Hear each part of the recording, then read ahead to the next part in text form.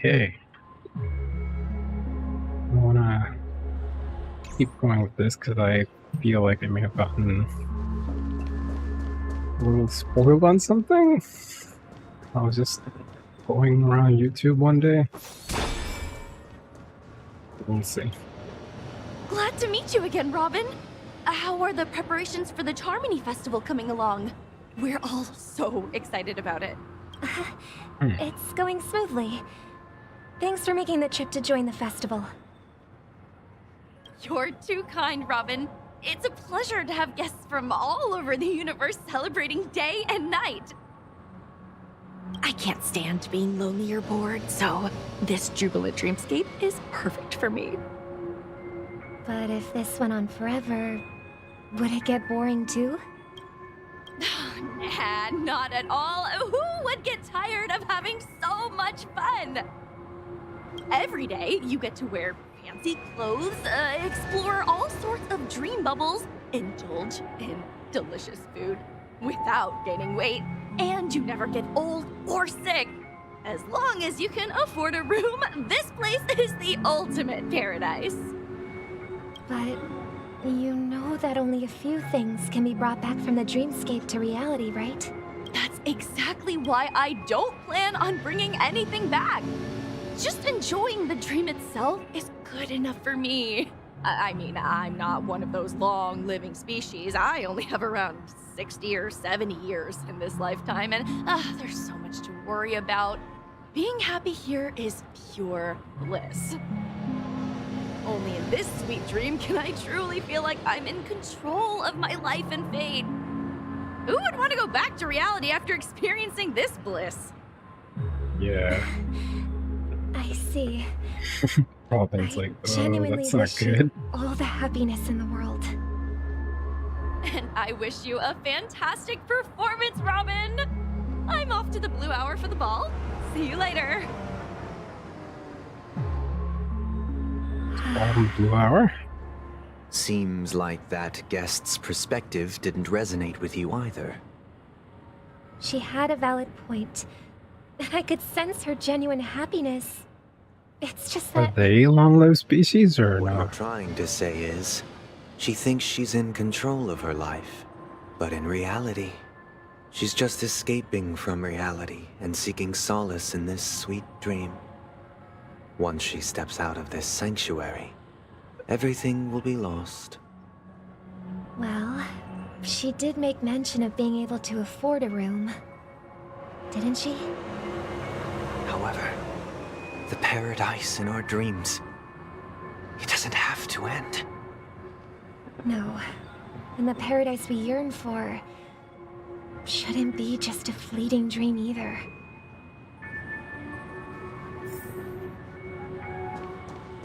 Yeah.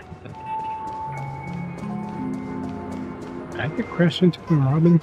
Yep.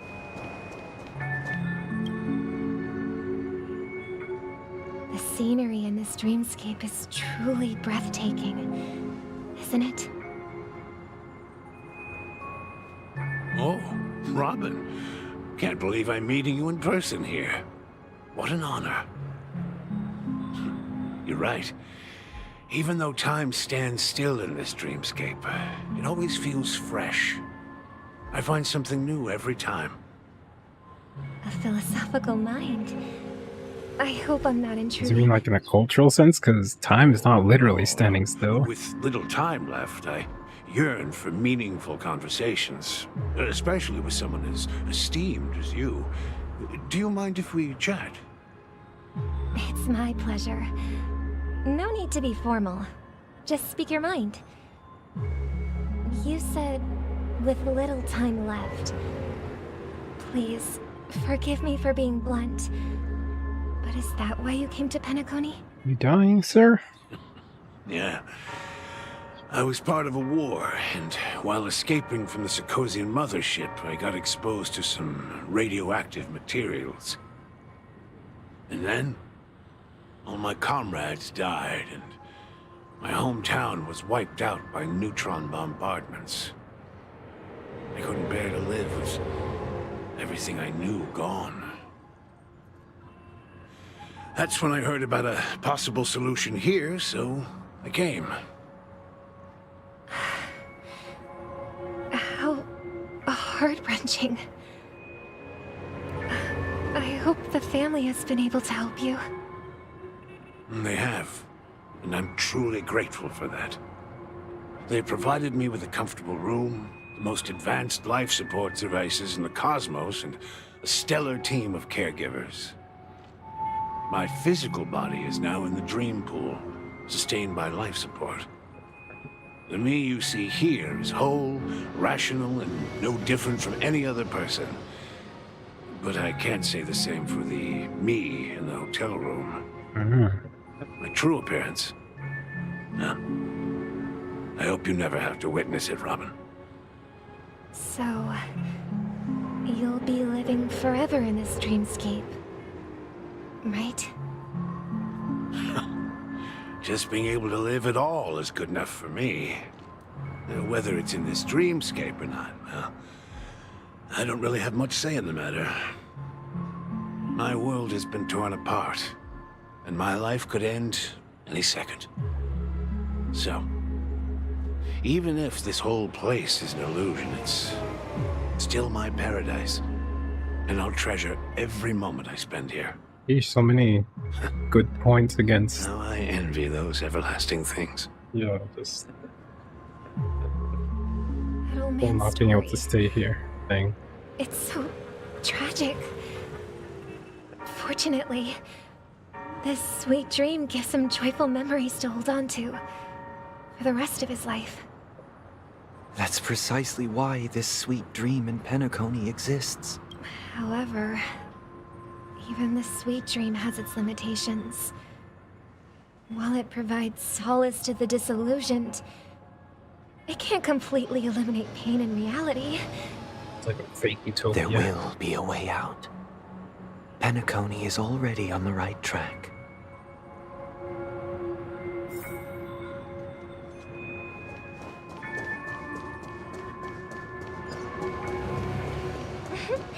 Look what we have here. A lovely young lady. Oh, Wait, Sparkle. is that me? Sad. Brother, what a surprise to see you again. Show yourself. Your trick won't work on us. I've heard that a skilled masked fool received an invitation too.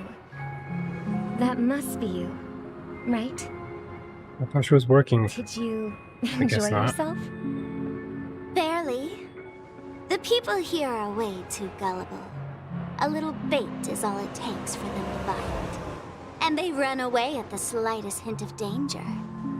In other words, they're naive and cowardly. Now that you've had your fill, it'd be wise to leave before it's Fun, too not late. Phil. The music of the harmony doesn't tolerate discord. What?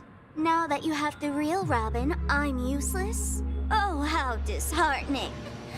I've done so much for the family. You should be thanking me, because if it weren't for me cleaning up this mess, Penacony would still be in shambles. Don't you think? Oh, she was like the That was a stand-in. personal request from the head of the Iris family, Ah, and it has nothing to do with us. Step aside and stop causing trouble for the Charmony Festival. The Charmony Festival? You think you can scare me? You think I've no idea what you're planning? I don't care what you're thinking, Chicken Wing Boy.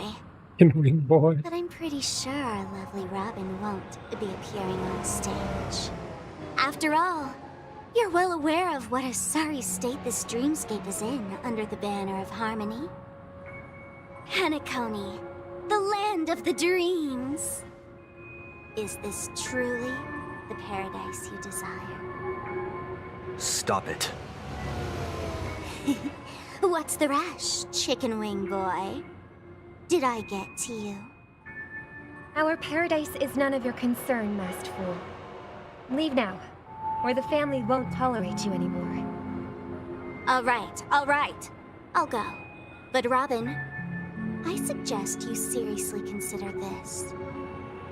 Do you really believe those living in dreams can escape pain and find true happiness? She's dropping, Well, I've done that my being her part, concerns. and now I'm simply waiting for the fireworks to begin. Literal fireworks. The last 2 gifts for both of you. She giving them And buttons don't too? lose them.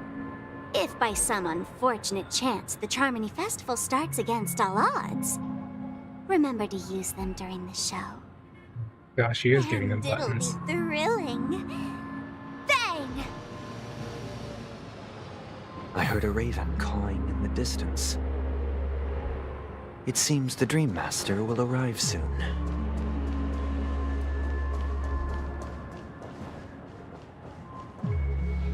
Let's wait here for the Dream Master to arrive.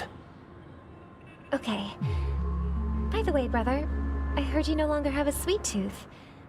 Back when we were kids, you used to steal my desserts. Seems like a lot has changed during my absence.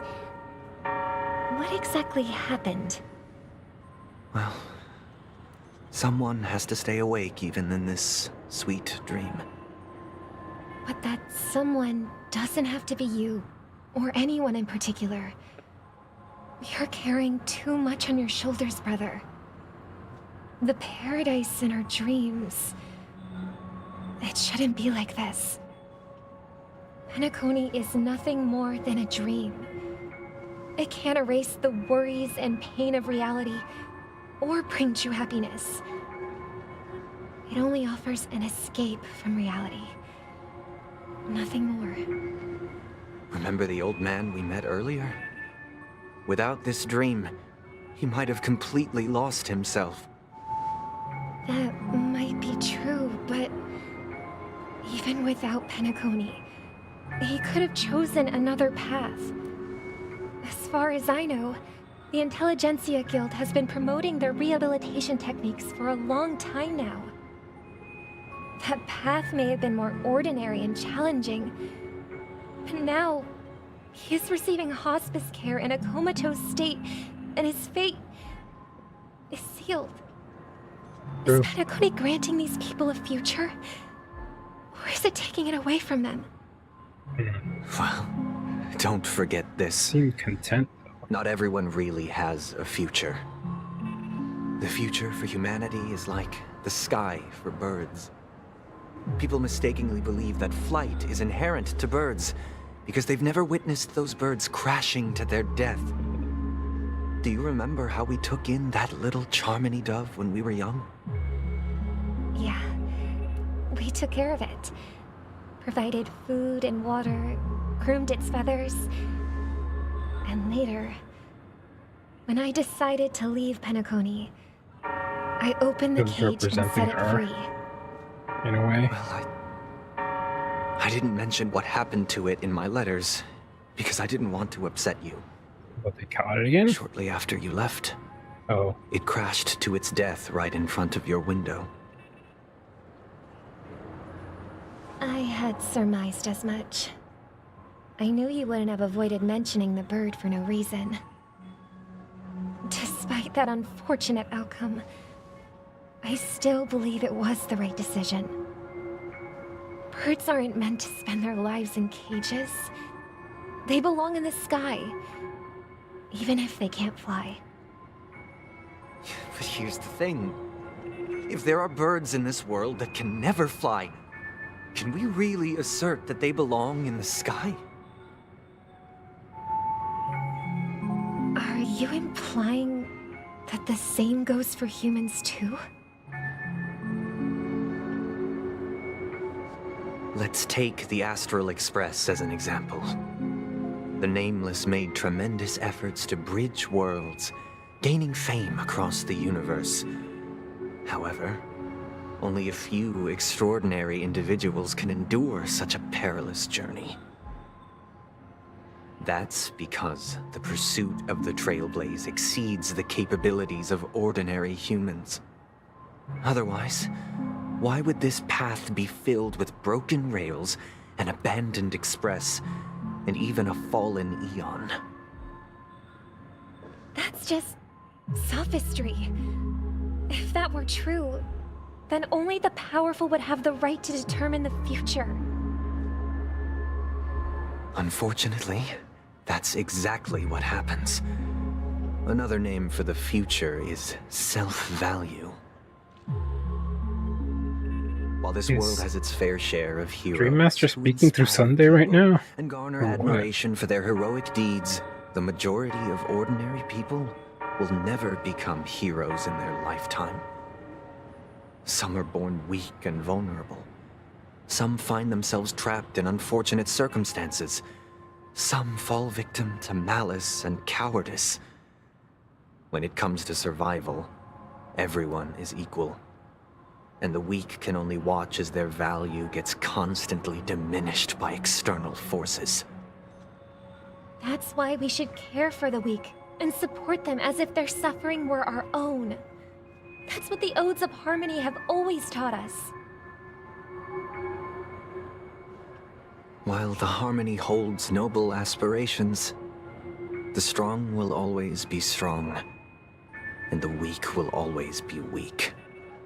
Even in this carefree dream, human nature contains greatness, but it also harbors inherent weaknesses that can't be eradicated. In the end, if people can't even secure their own survival, That they whole won't thing's care still about the around? illusory future of equality.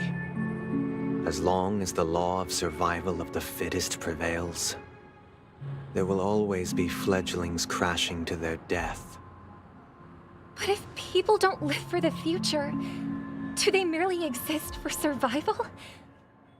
If even you, my brother, don't believe that the Harmony will save the weak, then which eon can make our dreams come true?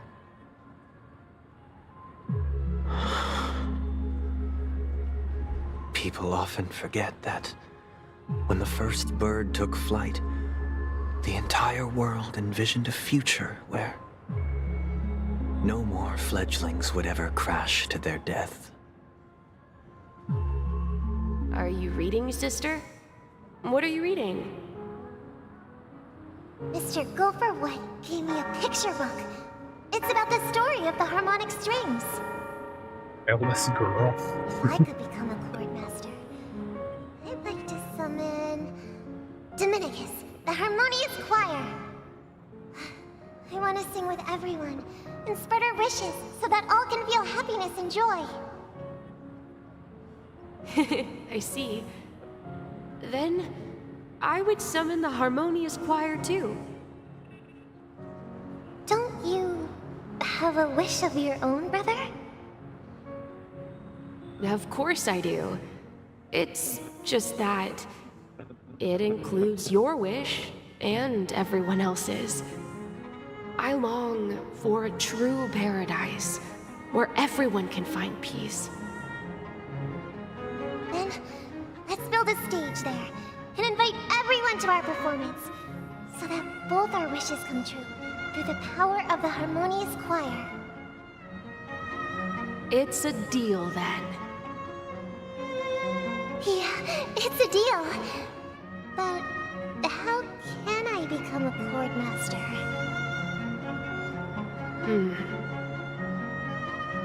Maybe you'll have to become a star first. What does that even mean? You're back sooner than I thought. Any results? Yes. And now, it's up to us to forge ahead. Since he's already carried out his last wish, my final mission is complete. But pardon me if I sound curt. It's good to have determination. The path Mikhail left for you is not an easy one to tread. Why else would he have chosen to sleep in solitude, staking everything on some nameless in the future? But you have the numbers, and in numbers comes strength. So that might just delay your inevitable a little more. Got any more encouraging words? As I see it, Relying on Welt's negotiations alone is far from enough. Regardless of whether the other party will be compliant, negotiating simply allows us to meet them as equals and won't grant us an upper hand. Penacony is our rival's home turf, and we already have very few chips left to play with. Rather than idly sit around while the family's got us blocked off, an offensive approach might be a wiser course of action. We're more familiar with the Stellaron's properties than most, and since it's the key to stabilizing the sweet dream, it's vital to the family's interests. By attacking their core interests, they're bound to retaliate hastily. And as the saying goes, haste makes waste. Like intentionally destabilize the dream. As long as we pose a threat to the Stellaron, either with words or otherwise, we have a chance at gaining the upper hand. So just threaten the But the problem Stellaron, which is is, what we were gonna On the do eve of the anyway. Charmony Festival opening, how exactly are we going to get close to the theater? Family security will be airtight, and if we brute force it, even if we succeed, it's too risky. So, no one's gonna say anything? Then I'll raise my hand. I know the answer to this question. Oh. You of all people? Of course you do. It's like we have one more ace up our sleeve. Time for the master stroke. What is with this? They keep popping up master stroke references. What's that supposed to mean? You'd better believe it. So, I heard that before the Charmony Festival begins, there'll be a pageant to kick off the festival. It's called the Soul Glad TM Festivity Auditions, or something. And don't have it's to going read to be held that in part. the moment of scorched sand. As long as we clinch the top spot, we'll be able to attain the title of Festive Superstar, and be able to personally bask in the graces of Miss Robin. Not that that's important. What's crucial is that we can enter the theater before the audience arrives. So, how do we go about participating in these festivity auditions? I've already procured special invite tickets from Miss Robin's fan club. Well, did you join that fan club? To tell you the truth, I had been preparing to join the auditions all along. But now it looks like even if I scrape through, I probably still won't have the chance to shake Miss Robin's hand. So they're still running this thing, huh? It was originally just a publicity stunt, set up by Mikhail to drum up attention. But it looks like it might be worth a shot. We'll follow Marge's plan. Mr. Gallagher, will you be joining us? I'm afraid I won't have the time. As a virtual character, I've already completed my final mission. Whether Penacony can awaken from this dream is all down to you. Should we ever cross paths again? I'd love for you to visit the Express. All right. I'll have to add to that data bank of yours you've got on the Express. And Miss Firefly, we thank you for all your support. We're faced with a formidable enemy. As long as the Astral Express and Stellaron Hunter's objectives are aligned, we're willing to cooperate with you. We've already come this far together. I'd like to join you for the rest of your journey on Penacony. I'm pleased that we can finally fight shoulder to shoulder. I couldn't ask for a better ending. It's like a This is death also the plague to spirit the whole of the cooperation Trailblazers. thing. Now, everyone, let's prepare to move out.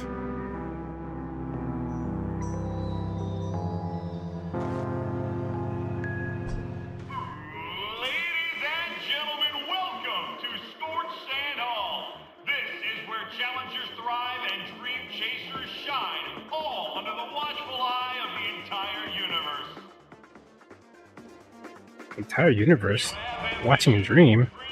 And the drive, dear friend, the next superstar of Penacony's Charmony Festival could be you. Oh, wow! They've really outdone themselves! Oh, I'm does this even entail? Here come 4 friends with spirit high and full of steel. Are you aspiring to be the superstars of the festival?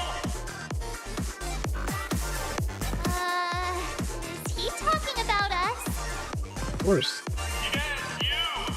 There's no doubt about it. I see you have all the potential of a superstar in you. Excuse me, you four. What are you hoping to get out of all this? As the last group of contestants, how confident are you in overcoming all of the challenges? Barely made it. Would you be open to a brief exclusive interview with us? It'll be quick. Underperforming journalist. Your journey is long and fraught with The peril, Hunt's yet under a journalist. sky blanketed by banners, you vie for the crown.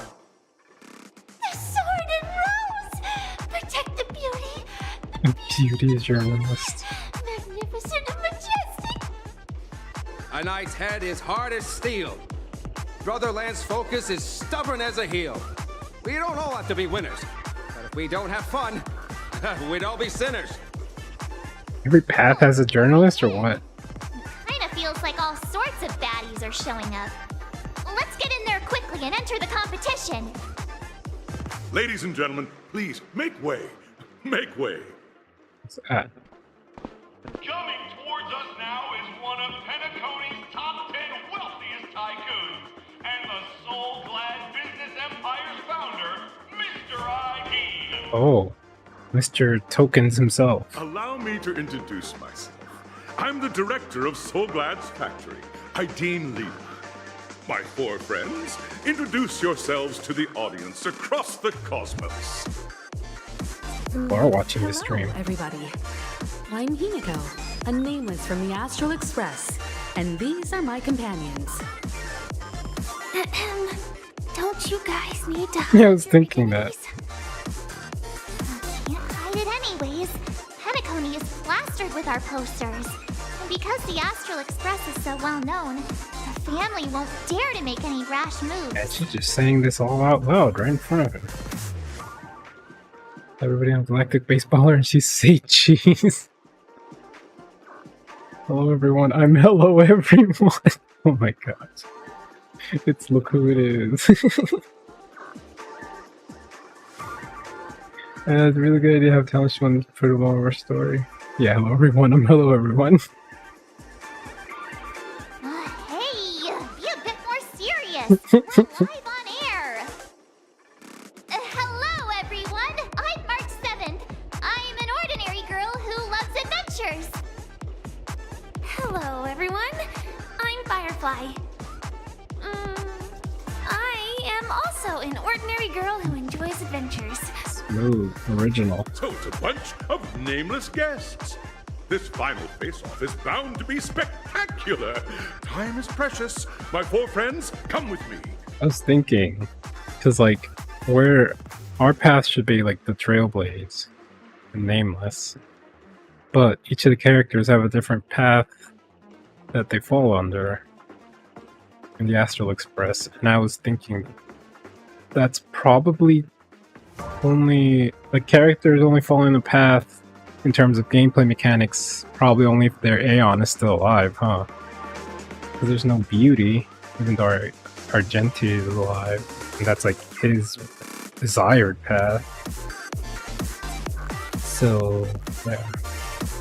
That's probably more in line with it. It's like, especially since the path changes, the Trailblazers happened after being glanced at by the 2 Aeons. So yeah, that's probably, they have to be alive to align, I guess.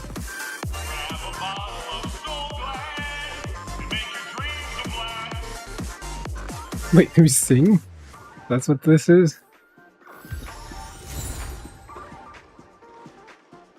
What in Bass? Here? What? I don't know how to read German. Ooh, bird.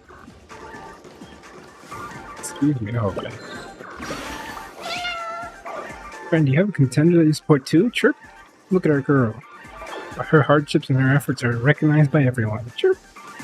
Each time I recall her arduous hardships, only to falter just before the finishing line. After all that she's been through, my tears flow like Soulglad. Chirp.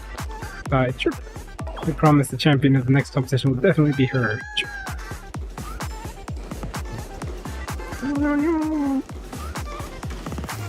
Aha. This is hardly enough for a seat at the table. Is this its own map? It is. So glad Squirt Sand audition venue. Which probably means probably gonna run into monsters here. Oh, another bird. Pink. Pink. Pink. Sorry, was I bothering you? Chirp, chirp. It's really noisy here. So even if you hide in here to sing, all the birdies can hear you chirp. But it's really too loud. I can't even hear myself singing. Chirp. That's okay. You could hear it? I'm so embarrassed. Chirp. Don't look at me. I just want to find a hole and hide in. Chirp. Silly.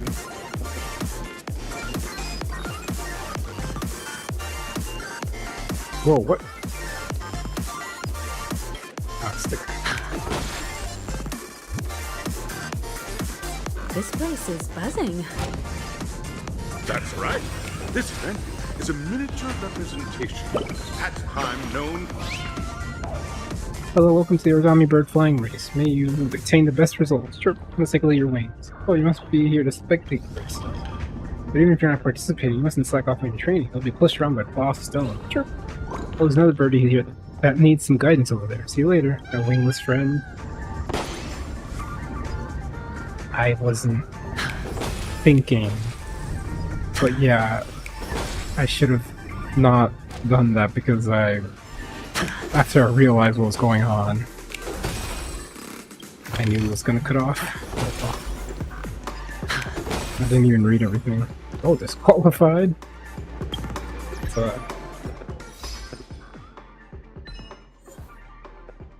Break all Boston balloons in the audition plaza.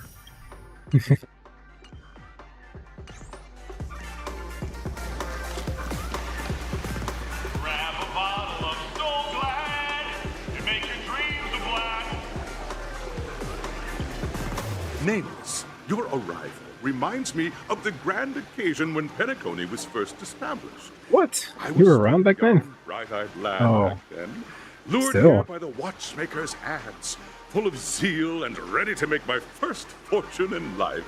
Oh. Once, during a particularly grueling day, I passed out and was resuscitated by a drink from Mr. Sousa. Its sweet taste has since been etched in my mind, and that was what drove me to create the Soul Glad that we all know and love today. The dream-chasing era was truly a wondrous time. Oh, I miss those days, and the watchmaker. Scorched Sand Hall is my homage to that time of boundless possibilities. Oh. I wholeheartedly hope you make it to the finish and emerge as the next superstars of Penacony. Now then, is there... Okay. No, we'd win.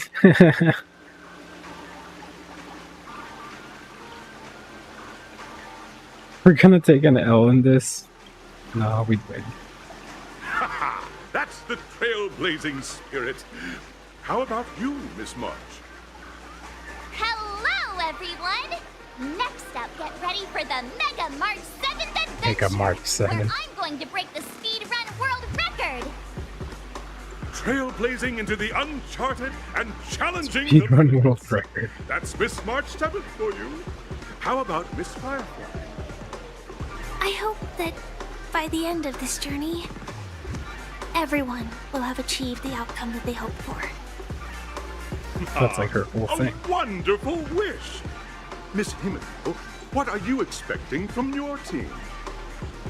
Safety first, everyone. Simple words, but full of warmth. Waiting for you are 3 stages, each connected to that era. The first 2 stages offer 2 distinct paths to choose from, with unique challenges on each route. Okay. And in the last stage, you will face off against a champion who has defended the title to this very day. A beloved contender whose noble virtues are unrivaled. those are the rules. Simple. Everyone clear? Now, I hereby announce that the 33rd Scorched Sand Festival of the 20th season, sponsored by Soul Glad Enterprises, has started. March, you didn't say to you. Everyone, as the Charmony Festival is drawing closer, we must reach the end as quickly as possible. Factoring in efficiency and safety, splitting up into 2 groups is the best choice. I go with Firefly. March and I haven't known Miss Firefly for too long and aren't overly familiar with her. Say what now? I get to pair up with Firefly and there's no catch? Maybe just don't look me around. Hold up, does any of you even bother to ask me for my consent in this? We'll split into the assigned groups then. Let's not waste time.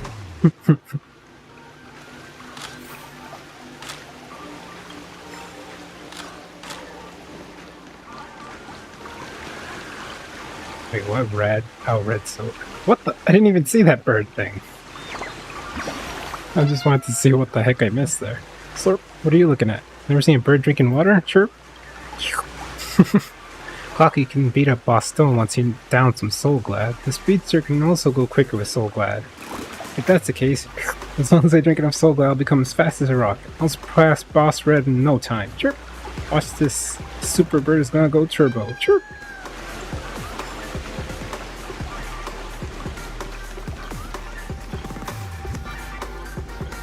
Alright, what is this? Welcome to the first stage of Soul Glad Enterprises' 33rd Scorched Sand Festival of the 20th season, Dream Play Fantasia! In this stage, you can choose between 2 challenges, the School of Acting or School of Action. In the School of Acting challenge, you have to complete 3 performances from 3 scripts and move the panel judges. In the School of Action challenge, you have to defeat 3 groups of enemies convincingly. Convincingly? What does that mean? Now, make your choice.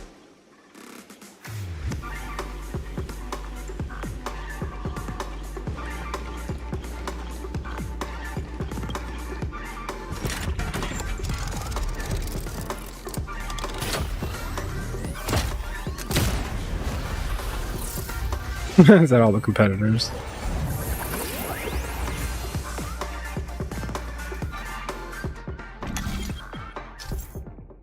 Select the challenge arena. Click the button on the tracks and select the challenge arena to go to. What's what?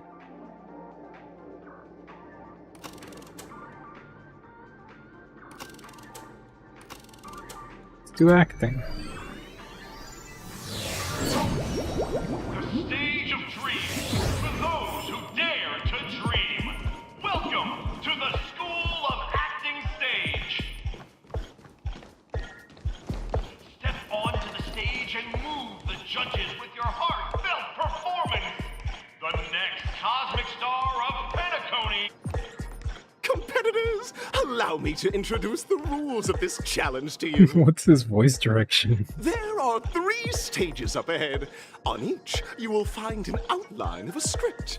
These 3 scripts were written by the legendary filmmaker, The Watchmaker, and depict various stories. Filmmaker, The Watchmaker. Of pioneering. Why was that not in the text script? Your task is to bring those moments to life, find the right words, and act convincingly to make the judges feel the script's intended emotions. Oh, I wish you a successful performance. Also, a bit of trivia. The record score for this stage is held by a participant with fiery red hair. His exceptional performance brought even the strictest judge to tears. Looks like he wasn't even acting at all. We are running out of time, so let's get this over with quickly.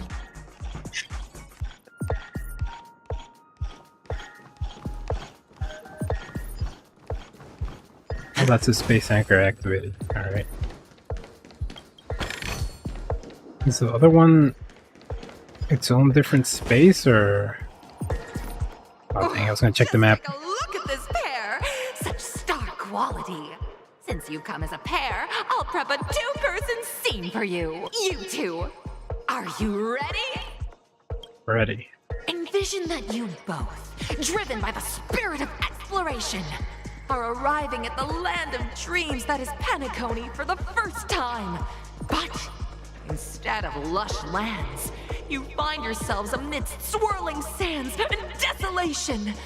Far from the paradise the watchmaker described. You're driving an old clunker through the wilderness of the dreamscape.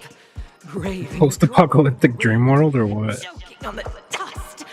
And suddenly, a fierce memory zone meme blocks your path. Now, Mr. Greyhair. Mr. What Greyhair. line would you deliver to express your disappointment in Penacony? I love living on the wild side. What incarnation is this? What the heck?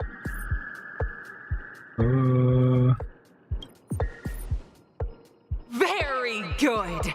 Now, though you're disappointed, your screen partner is conversely very enthusiastic.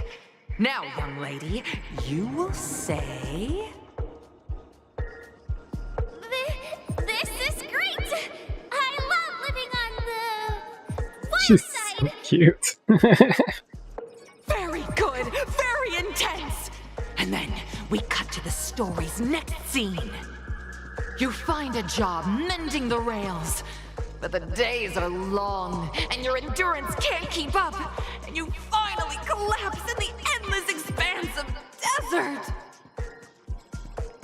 Suddenly, sweet rain falls from the sky, wetting your lips and rousing your spirits. Now, Mr. Greyhair, what line Mr. will best Greyhair. express your surprise at this moment? Surprise, okay. Wow, wait, Penacony, my Penacony, you truly bound with opportunities. Just let me die of thirst instead. Perhaps we were never meant to succeed. But at this moment, your partner yet gazes into the sky, both her eyes closed. The raindrops fall, blurring her vision, and she tragically says... Perhaps we were never meant to succeed. Right? She's so nervous. Fantastic! Both of you have an incredibly solid foundation in Me dialogue. too, Firefly is so However, minds aren't everything nervous. in a performance. Please continue this story on the second stage. Ah, Up next, you'll be challenged with a body language test. what does that mean? I hope these tests won't take too long. Her voice is being echoed in the microphone. Right, I was gonna say, does the action stage have its own map, or do they both happen here? I'm not sure.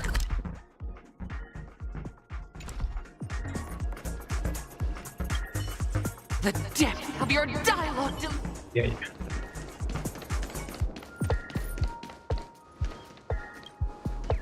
Oh, bird. Chirp, chirp. Did I fall again? Fall asleep again? How many times was this? Chirp. Thanks for waking me up, or I won't be able to complete my work again. Chirp. Rest more. But I don't want to become a baddie birdie or give anyone trouble. Chirp. Boss Red often tells me to rest too, but I've never seen him slack off. Chirp. Unless there's a hack to get into the zone. Chirp. I have to get him to teach me. Chirp.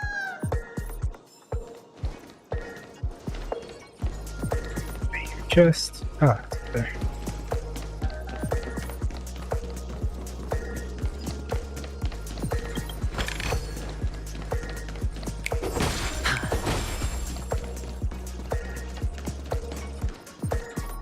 Here, you two are required to skillfully utilize body language to portray the story context I've laid out for you. That's not Picking what up you from said, where but we left alright. off, a heavy downpour saves you both stranded in the desert. This rain quenches the anger in your heart. You look to your companion, now completely devoid of fighting spirit, wanting to comfort her. At this moment, what should you do to make her laugh?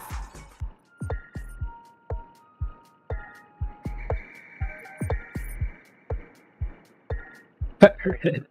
You seriously think that would make someone laugh? Fine. The test now is about body language. Alright. Forgot. Completely distracted by her.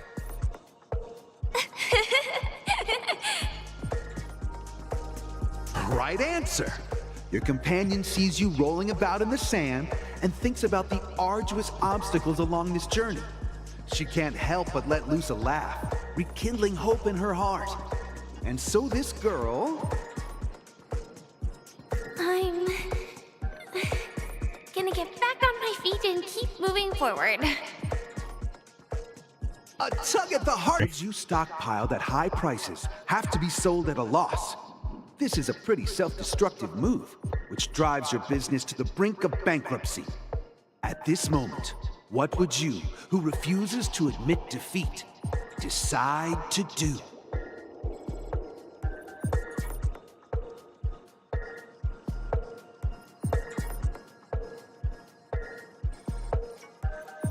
Could you stockpile high prices sold at a loss?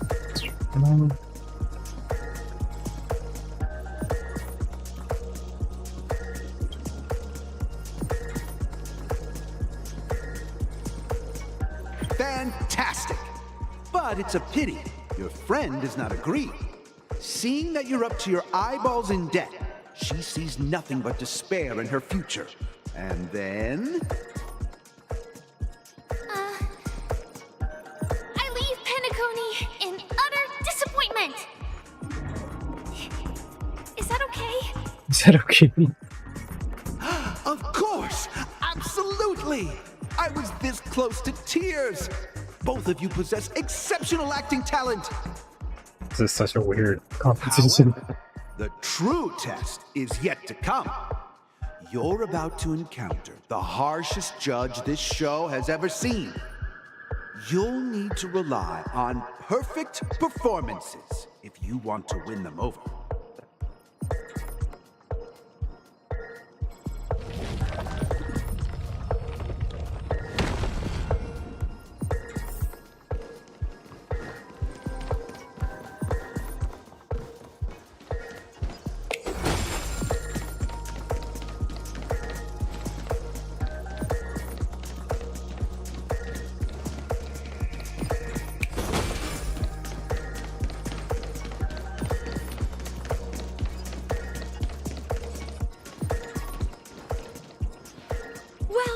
There's a bug flying around me, distracting me. Actually, all the scenarios that you previously encountered were all from the film Once Upon a Time in Dreams. So, were they judging us on based on what if we did the same thing that happened in the movie or what? But a dream. Their desire for achievement is met with continuous setbacks. Ultimately, one continues on, despite spiraling into debt, while the other concedes defeat and leaves. Many years later, their paths cross once more in the thriving Penacony. Yet, they refuse to acknowledge each other because...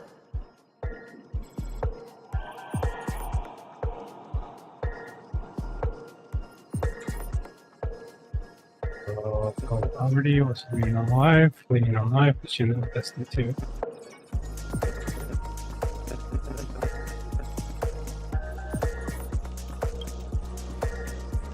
Against the backdrop of a revitalized Penacony, the joy of reunion mixes with the sorrow of past separation, the awkwardness of being strangers, and the shyness of a long-awaited encounter, all converging at this very moment. Give it a shot. Try and convey this bittersweet scene to me. Bring it to life with precise and emotive acting. This is never Oh, going to Firefly. Oh wait, she's acting. Why don't you try that clockwork thing you used before? Oh no, she is freaking out. What does she want? Your performance is far.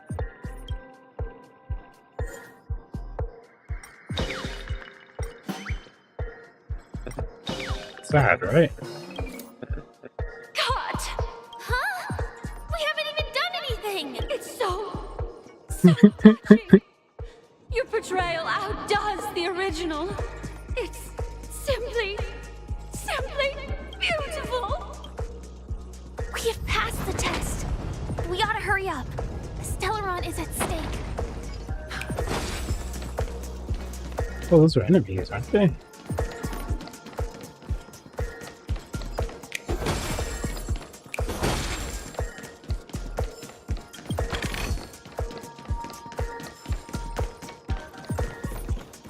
And that's a thing.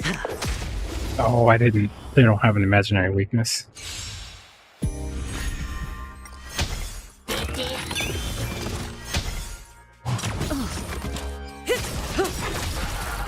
Time to say bye. Boom. Beneath the waters lies an endless abyss. Oh.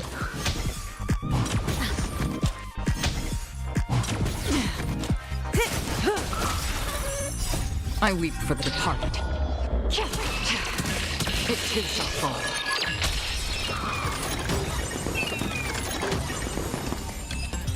Ow. 2 top prizes. As if victory were ever in doubt.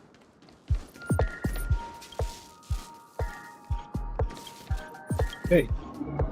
TikTok. My pretty, you wish to speak with me? Oh, I have mesmerized many a poor flock, but I didn't expect I would have charm over humans as well. I'm so sinful. My pretty, you're interesting. I can leave a slot open for you on that person's dial of mine, but you mustn't be naughty. Don't let me down. What the heck are you talking about? Let's see.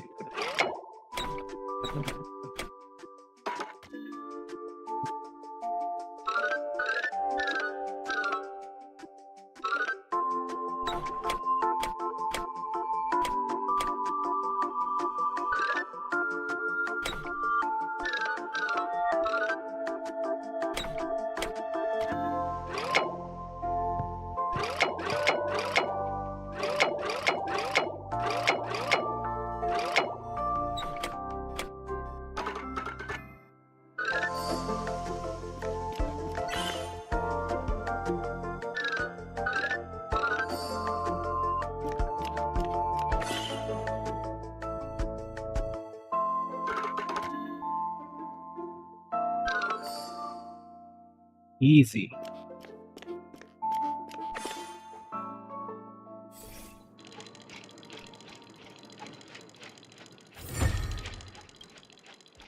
TikTok, I thought I'd be more popular if I spoke like this, but it just doesn't seem right.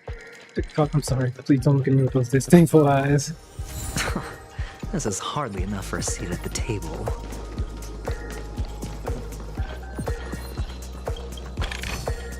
A reward with no risk. I'll take Music just there on the floor. That's a new one. Okay, now we're going to Route 3. Both of you for clearing the stage, but more importantly, are you having fun? Fun is more important than success. Not today. Look at the time. Not for us. You finished much faster than that red-haired contestant did. That red-haired contestant. Who is that exactly? You'll find out eventually, but only if you clear the next test first. Welcome to the second stage of the 33rd Scorched Sand Festival in So it the might be 20th someone else. season, sponsored by Soul Glad Enterprises. Gunfire time! You have the option to choose gunfire and undergo Brother Hanu's trial, or time, where you'll face Clucky's trial. And now, make your What does that mean? choice.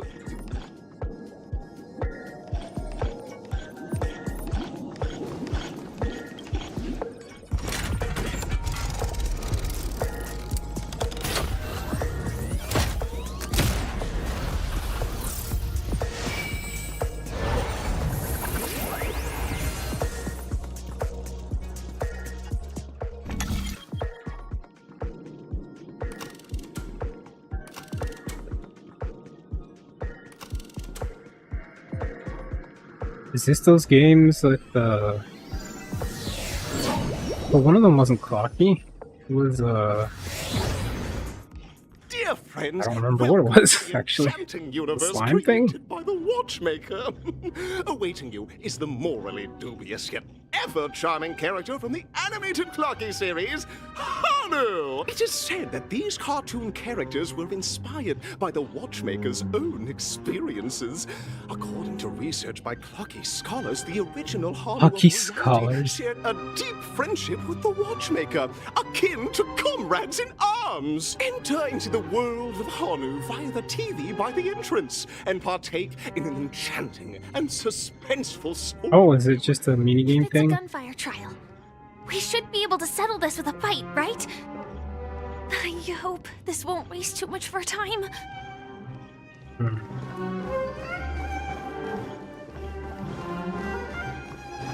Oh, I thought that was a chest, but it was just a bouncing spoon.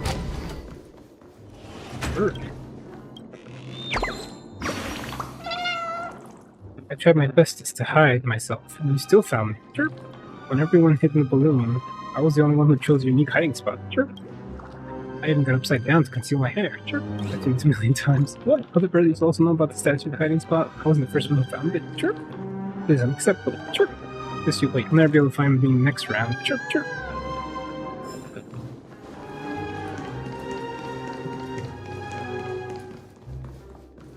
Ready? 1, 2, 3.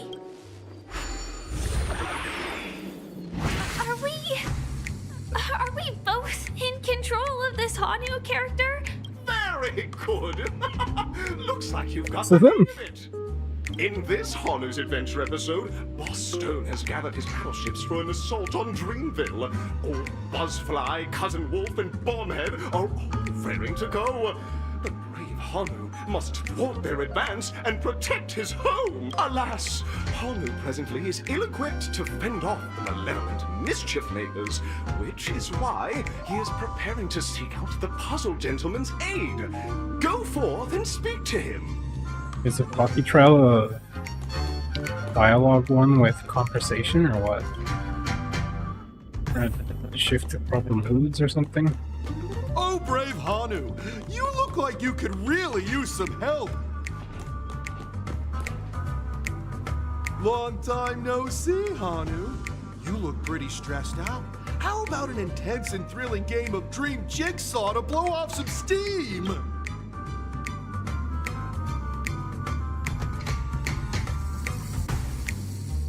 A really cool sounding move. Oh my!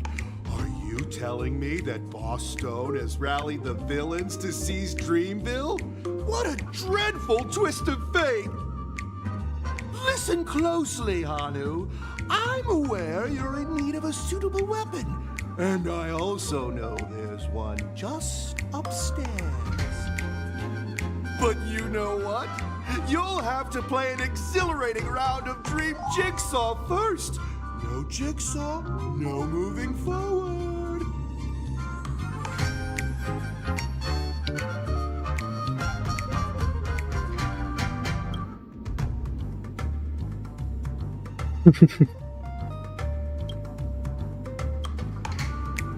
Now scurry along, Hanu, but tread carefully. Two ne'er-do-wells are also eyeing those jigsaw pieces. Either outsmart them with a quick knockout, or ensure they don't catch you in the act. Quick knockout I what? can't wait to see you finish the dream jigsaw. Let's stay alert and make sure those monsters don't spot us. It appears we can't climb the stairs in our current state. I wasn't trying too far, but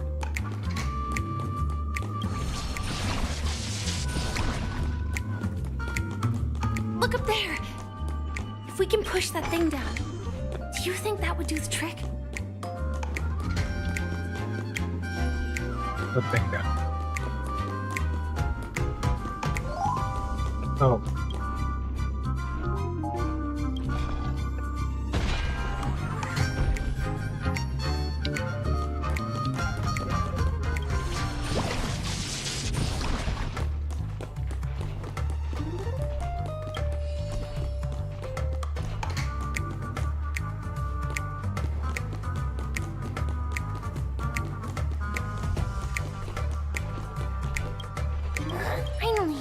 jigsaw pieces. Let's hurry back.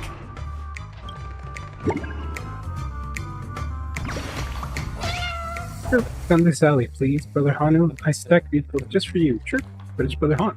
Why is there a need to stack books for such a low step? Sure. Hurry up, sure. Any more indecision on this matter and Boss Stone's like, will catch up, sure. Fly out of here and distract me. You take the chance to run, sure. It's just the bird's getting into it. They're immersed.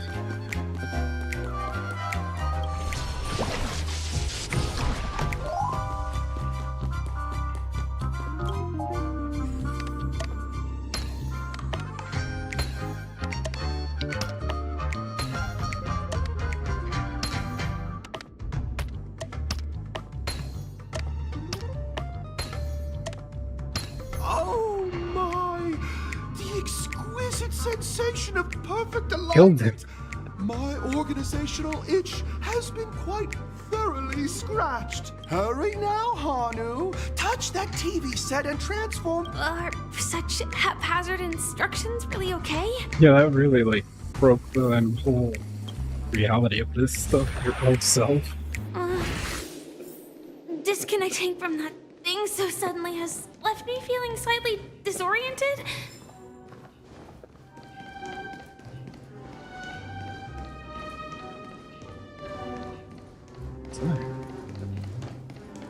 Shut up.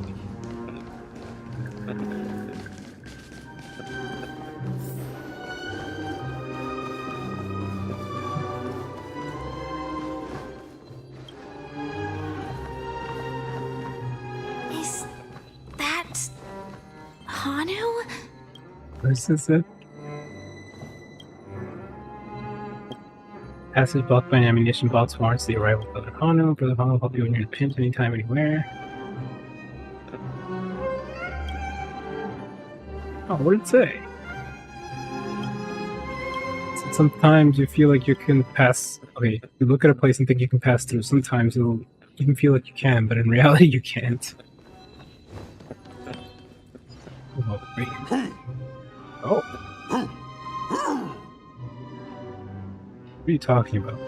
Is staying character this much really necessary? Aha, I know the answer for this one.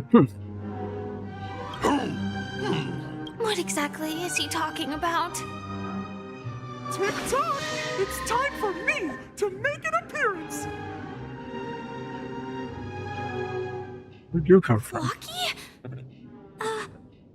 I can also see him. Is this character part of the show? In Dreamville, Clocky is everywhere and can do anything! Like right now! Oh, is that your Be excuse? your translator! Tick-tock!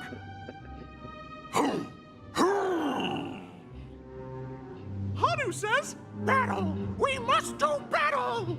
What?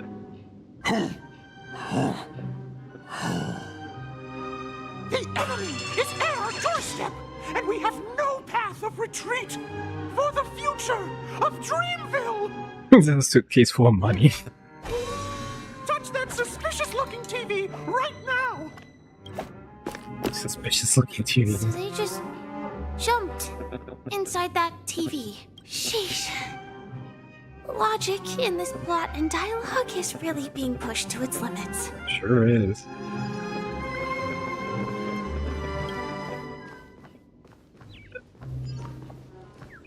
Oh. I didn't even notice that. Sure. What's the hurry? Boss Stone's coming at you again. Sure. Such a huge ruckus. I reckon not even old Buzzfly and Bombhead can sit still. Chirp. Run them out of town. Don't panic, friend. We're nothing like those baddies who scream and shout. Because by the moment the words running baddies out of town come into mind, Brother Hanu's friends, the deed is done. Chirp. Goodbye. It's also time for me to deploy. Glory will be with me. Chirp.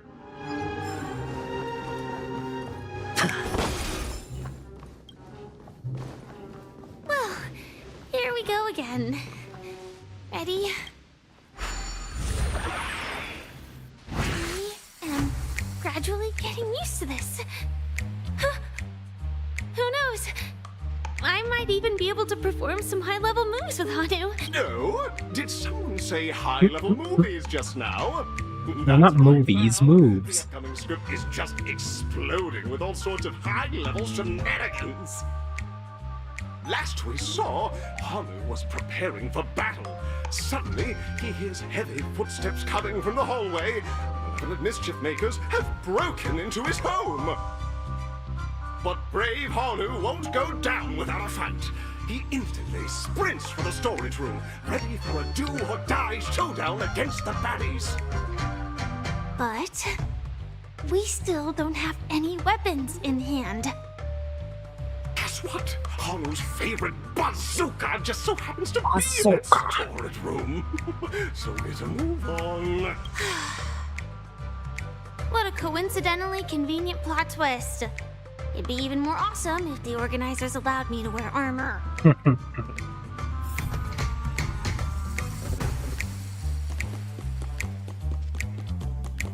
Wait, was this human or big? Was it? What the? Storage room.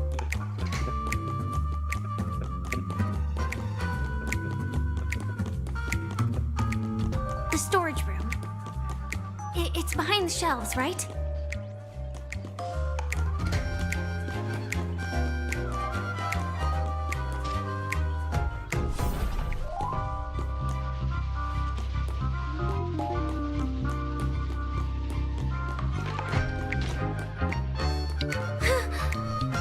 He wasn't lying.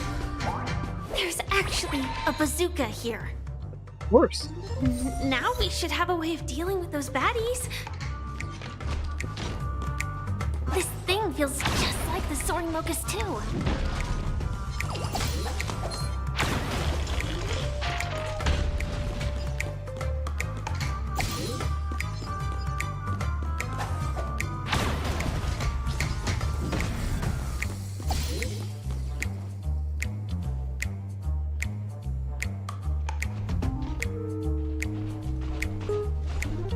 Careful. It looks like we've got more company. Get ready to fire!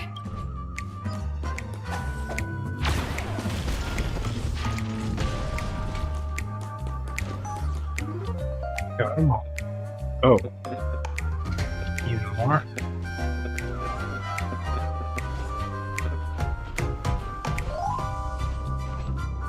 Here we go again. But no big deal. We're pretty handy with this bazooka now.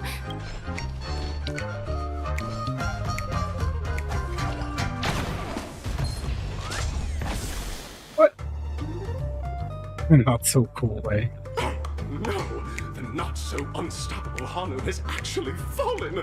Quickly, return to the battlefield and seek revenge against the bad guys. Here we go again. But no big... Oh my! Everyone, please proceed with caution.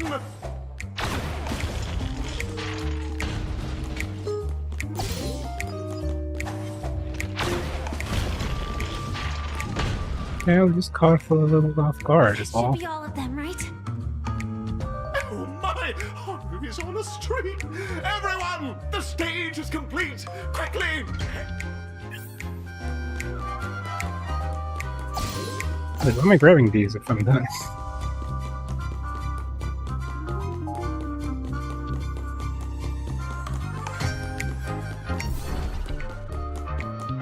Take balls anywhere?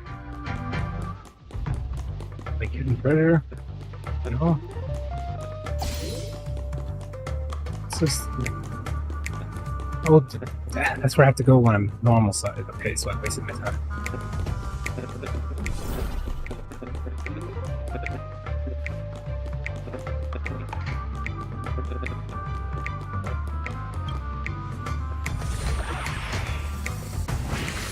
Fucking hungry. That's that. But it is gonna be hard to let go of this bazooka. You're enjoying it. Never mind. Let's hurry over to the next stage.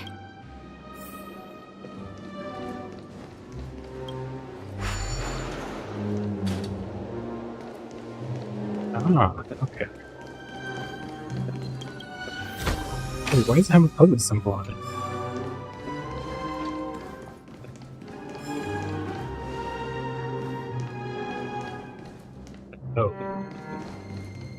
There, not down here.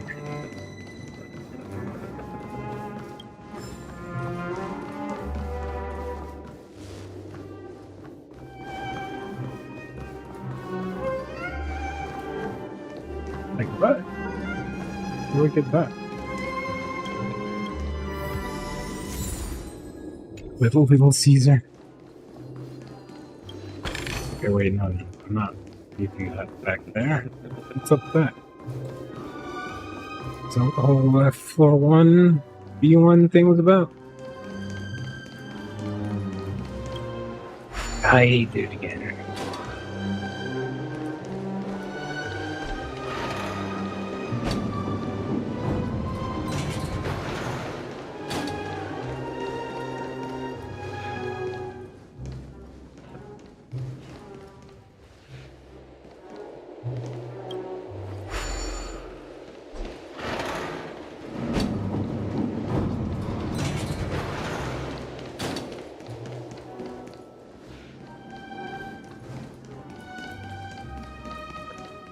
What, is there a pocket to teleport up there now or something?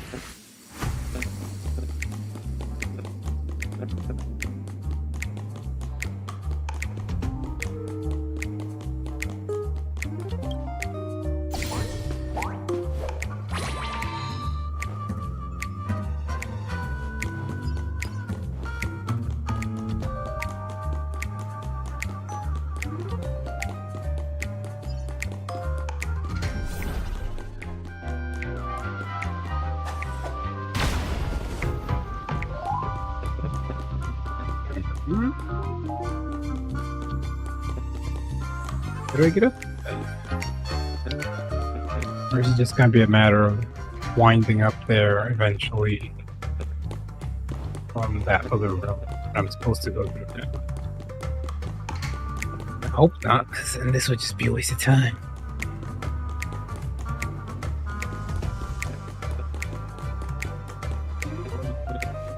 It's looking like it might be that though.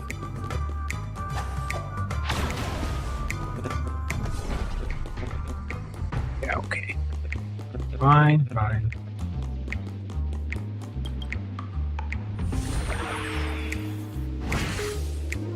Let's just go.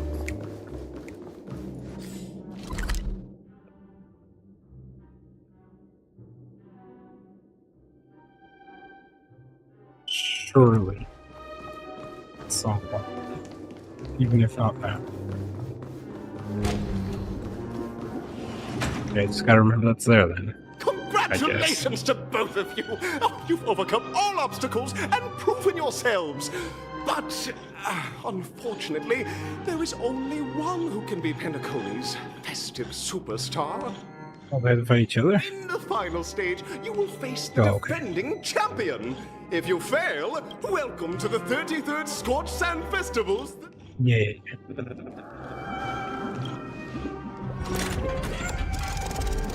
So what, is it everyone who made it to past those stages against the last one, or what? What's up with that?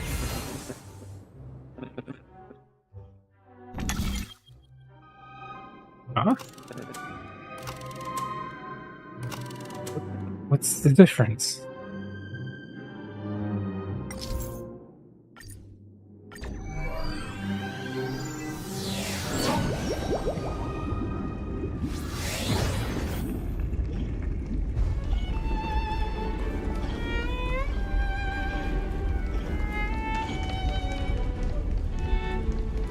No way, I think I just saw someone. Someone extraordinary. What was our chance?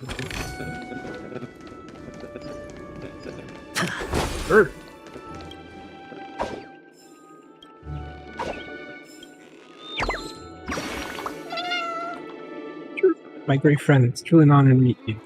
Not even the stars in the sky can match your heroic valor. I was sent together to defend Dreamville stones and branches.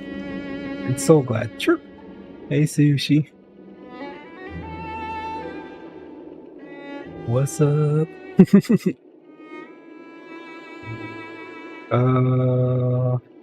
In the same color. Oh, the night among birdies. the mighty championship contender. Sure. It has that vibe of like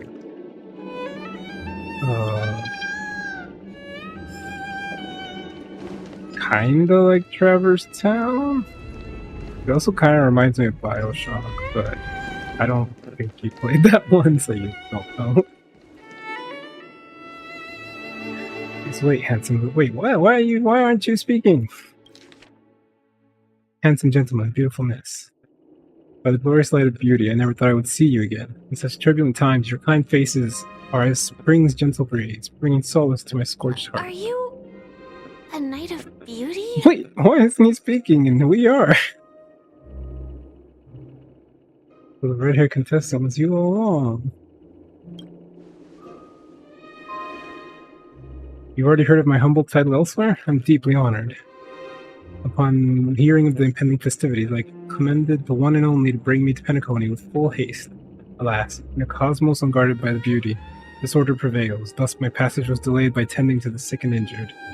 Fortunately, the Mini Rabbit Mech Pilot, Stray Cat Duelist, Galactic Ninja, and Quad Drive Intellatron, along with 32 other souls in distress, all emerged from the predicament safe and sound. I didn't let them all here to revel in harmony with countless other splendid beings. It's the beauty it stands on.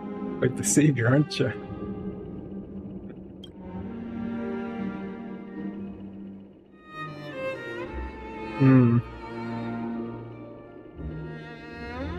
It could be Hollow Bastion? Traverse Town? I don't know. I can't think of any other places right now for some reason. I do not deserve such praise. Unfortunately, the dashing IPC ambassador, whose radiance matches that of the beautiful peacock, remains in a woeful state. I wish he too could partake in this splendid occasion. Okay, let's get back to business. Since fate has brought us together, it stands to reason that you both seek the accolade of the audition's victor, correct?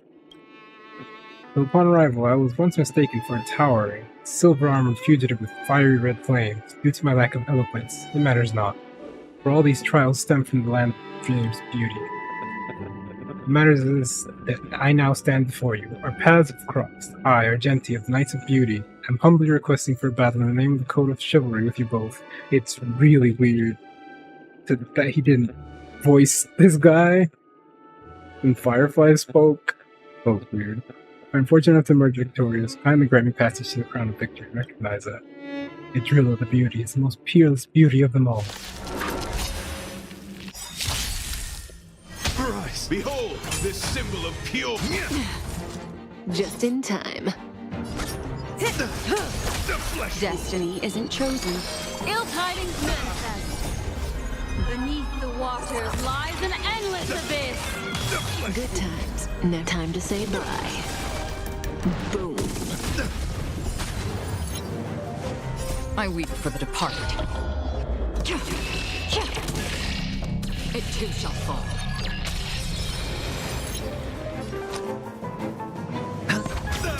Stand still. The dice have bust. Or maybe I'll take it all. Free will, or was it fate? The flesh cleanse thy loyalty. All in. Put forth all your might. Again, may as well kill them all. Rise to the challenge. What do you want to know? Rise to the challenge. Watch your head. Oh my gosh. Sure, I'll play along. It's on me. He's piling on. Bear witness to let the duel commence. Still waters of oblivion.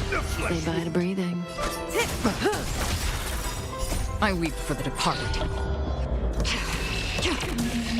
It too shall fall.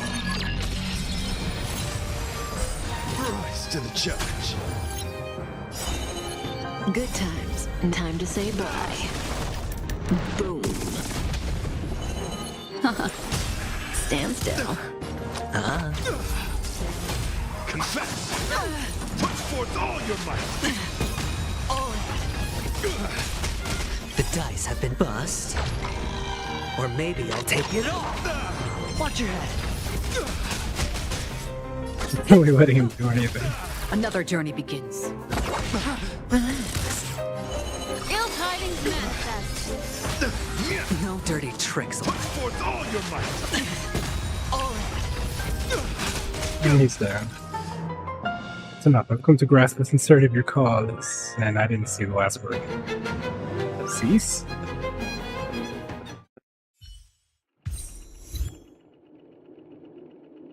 Beautiful, beautiful. Truly a captivating contest. It is through you that I realized to uphold the honor of Adrila, I must further hone my skills. What a beautiful lesson indeed.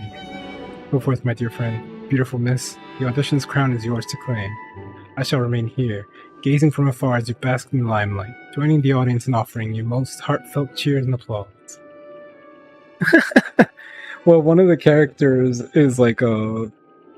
They deal with money in a government, and they deal with a lot of it, so yeah, that's his thing, the first We one. don't have much time. And he likes gambling May a fate lot. allow us to meet again, Night of Beauty. In that case, let's make our way to the end. Penacony's really thronging with talent. I hope we make it in time. Like his normal attack is with big dice. And money. Yeah. Yeah, he has so much money, he just doesn't see it as very important.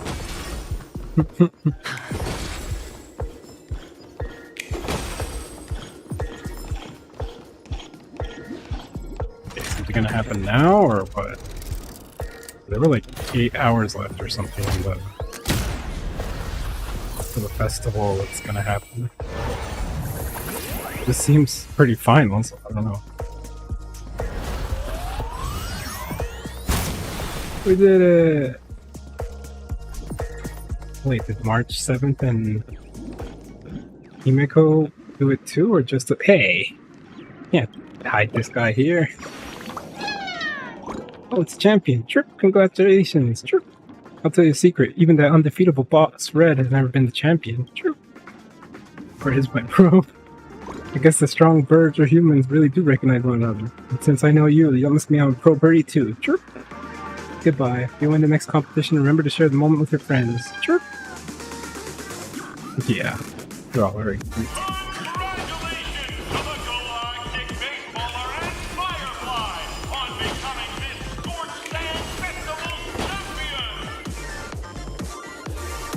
I didn't call myself the Galactic Baseball though.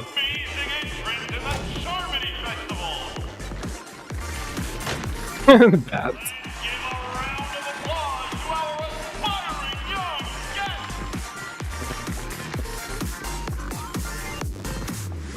Alright, what's gonna happen? Alright, Himeko and March 7th here. To the both of you on becoming the festive superstars of this year's Charmony Festival. Before entering the Grand Theater, I, on behalf of the organizers, extend my sincere congratulations. What do you want? Wishing you joy under their radiance.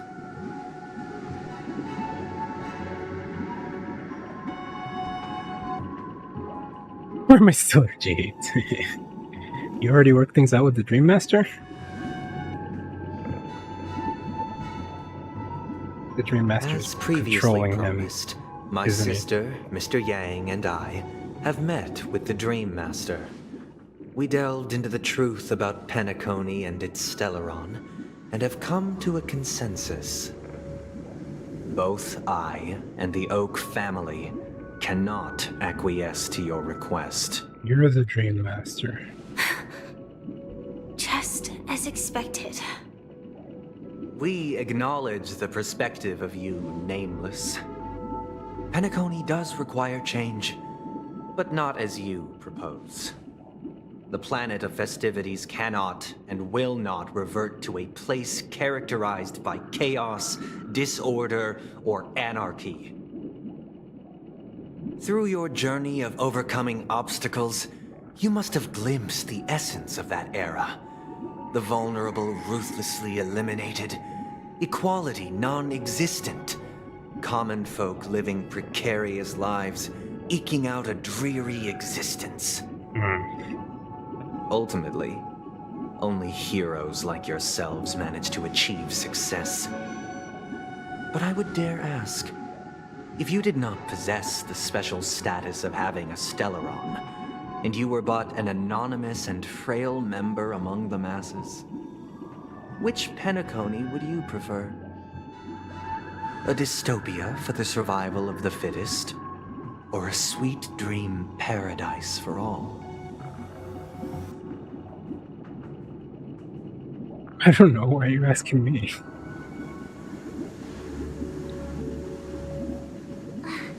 That's not the point! Don't let him mislead you!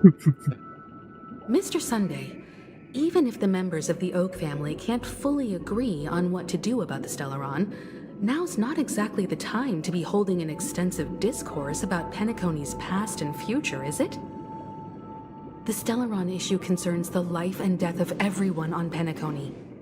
If anyone has a better suggestion, the crew is more than willing to listen.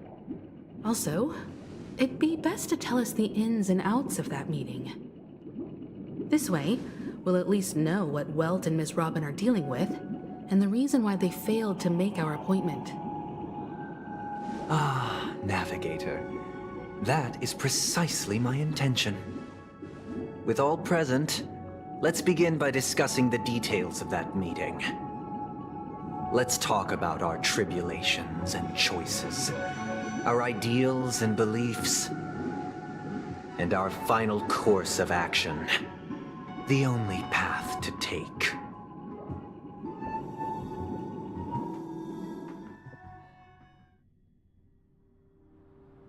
A while ago. You mean to say that for the longest time, there have been scoundrels who would use the Charmony Festival that I have bequeathed to the masses as a tool to realize their ambition? Indeed, Dream Master. Once the Charmony Festival begins, the Stellaron's powers, along with the song, will be broadcast across the entire planet of Penacony. And then everyone in their dreams will be unable to awaken. Wait, is that what's gonna happen? When did we find that out? The dreamscape is maintained by the collective effort of the 5 families. If someone were to use the Charmony Festival to recklessly disseminate the power of the Stellaron, this individual must hold a position of great authority. Do you have any suspects? I'd like to ask, did you really not know of the Stellaron's existence? I would have never thought that this nameless would point the spear at me. Quite astonishing indeed. If I have offended, the Astral Express extends its sincere apologies. But the current circumstances are dire and leave no room for meticulous inquiry. We're doing this out of concern for the Dreamscape's safety. Okay. I think I went offline for a sec. We'll be back.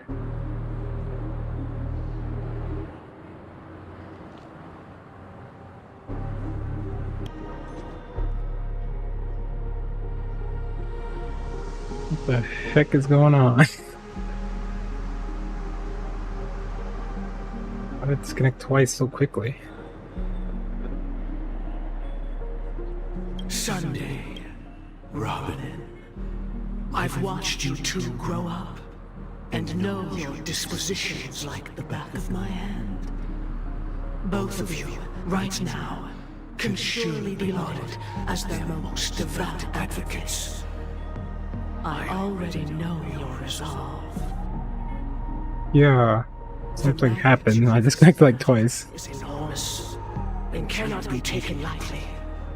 Since Mr. Yang has asked with such earnestness, I will personally respond in kind.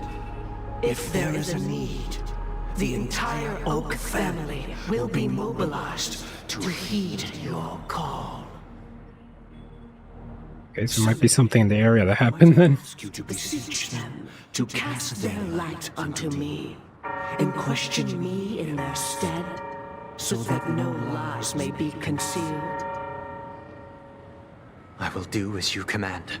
So it's Sunday then. Who's controlling the Stellaron? To be present as a witness, to document the truth, and to proclaim my innocence, so that all slander may be utterly dispelled. I will do as you command. May thy will be carried out on earth, just as it is in the heavens. Oh, triple-faced soul, please sear his tongue and palms with a hot iron, so that he will not be able to fabricate lies and make false vows. Let us begin. There is nothing else to prepare. Understood. So the Green Master can't lie right now. Have you devoted your life to your god, never worshipping other gods? Naturally. Do you love your god as you do yourself, always heeding their admonishments? Naturally. Have you strayed from the path expected by your god, betraying their name? Never. Have you ever been inordinate with your asks of your god, coveting more than the foundation of the creation itself? Never. Then, a final question. Do you swear to fulfill all vows, past, present, and future? Mm-hmm. With the Eon as my witness, if I do not deliver on my words, or if I renege on my vows, may I be cursed in accordance with divine law. They have seen your faith, and have endorsed your faith. With this, it can be evidenced... Just a moment. What is it, Mr. Yang? I have another question I hope to have answered. To my understanding, the family's harmony and prosperity have never relied on so-called divine laws. The god you both mentioned, are they truly Shipe? Mm-hmm. Mr. Yang should know that those belonging to the family toil together as if they were kin, embracing solidarity and unity under their light. All duplicity is laid bare before the harmony. Such a delicate and complex symphony. Which other god could perfectly harmonize this, if not for the Great One, Shipe? Perfectly harmonize. Therein lies the problem. It isn't an outsider lurking in the shadows who changed the harmony, but a dissonance that has surreptitiously emerged from within this very symphony itself. In the distant past, there existed an Eon. With one flick of the wrist, they crafted the laws of the cosmos. Their followers formed the Beyond the Sky Choir, spreading solemn and reverent hymns throughout the universe. That's Shipe? Later, they fell. The route traversed by this Eon clashed with the harmony, ultimately being absorbed and fused into it. The chorus that once reverberated across worlds fell silent, and when it echoed anew, it was transformed into the hymn of harmony. Are they still alive? Though an Eon may perish, paths with no masters still linger. In the all-forgiving harmony, echoes of bygone dissonance may subtly arise. Mr. Yang, being overly astute can be a detriment. Especially when you find yourself alone and without allies. What the heck? So it's true. So this is how it is. For the sake of our grand cause Sunday, please afford these two an opportunity to rest. What?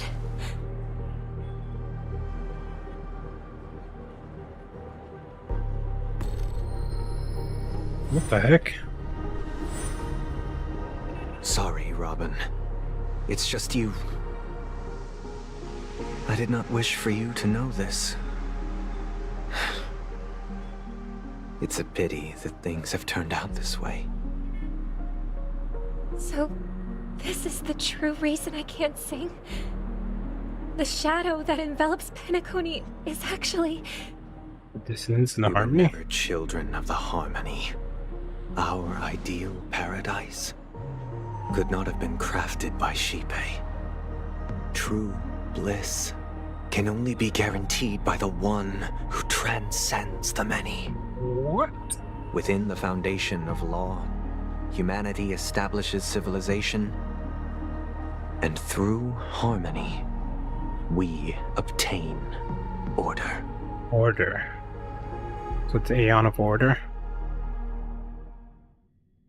Unbelievable. To think that there would be remnants of the Order on Penacony. What have you done with Mr. Yang and Miss Robin? Don't worry. I just gave them some time alone to ponder their fates. You should know that these actions make you an enemy of the Astral Express. Should we need to stand against the Nameless, it would only be myself and the Oak family involved. But we haven't reached that point yet, have we? Your efforts for the justice of Penacony are evident to everyone, and have been widely observed.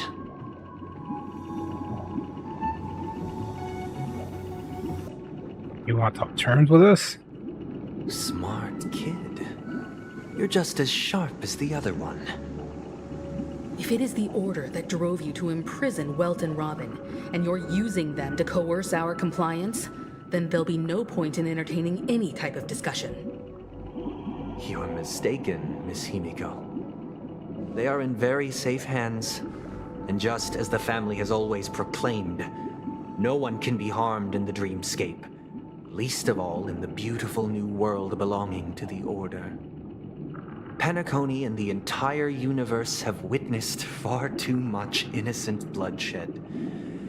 The strong wield their blades against the weak, and the victors push the vanquished to the brink of life. Natural selection. The world abides by this principle, establishing the well-being of humanity atop the corpses of the downtrodden. Only we, or rather, I, Astrators of possess Order. the power to put an end to this farce. So you've decided to resurrect a dead Eon? What? No one's ever done such a thing. Can they? If Miss Himiko is interested, let's draw back the veil and speak candidly. We're gonna like sacrifice the harmony That people can understand one another through somehow peaceful to bring back order. I'm willing to divulge the unembellished truth as to the intentions of the Order's Pathstriders, so that you will make better judgment for the Astral Express, for Penacony, and for this stretch of the universe. Words can hardly do justice to the beauty of that ideal. So, come with me, everyone. Let us retrace our steps and see once again where this road leads. Huh? Where'd he go? Welcome. This isn't any location in Penacony's dreamscape. It's my inner world. What, he just pulled us in all of a The sudden? reason the scenery before you remains unchanged is because your consciousness has drawn on similar concepts to fill in the gaps. Also, it will be easier to do this in the game if you don't have to change places. When the right mind would expose their inner self like this. That means... Did you do the same to Welt? It's a tuning process, stronger in effect and more draining on the mind. The gray-haired guest has experienced it before, so he should understand what it entails. Tuning allows you to intuitively grasp my feelings, which also means that I cannot hide anything from you. Now, everyone, please look at the huge screen. The road we once took begins here. From this point on, you will witness the numerous decisions I've faced. I've selected a portion of these to share with you. I believe after going through similar predicaments, you'll be able to better understand my thoughts. Let's begin. The first decision. A story about a baby bird. This story happened when Robin and I were very young. We were victims of the Stellaron disaster, and the family's Mr. Gopher Wood, who would later become the Dream Master of Penacony, saw that we siblings had no one to turn to and took us in.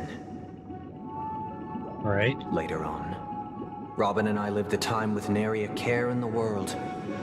One day, after dinner, while my younger sister and I were lounging about in Mr. Gopher Wood's yard, we spotted a fledgling Charmony dove all on its own. That baby bird was tiny. It didn't even have all of its feathers, and it couldn't sing. When we found it, it was already on its last breath, having fallen into a shrub, probably abandoned by its parents.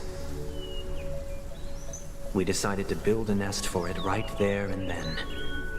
However, thinking back, that winter was unusually cold, with fierce winds at night in the yard, not to mention the many poisonous bugs and wild beasts in the vicinity.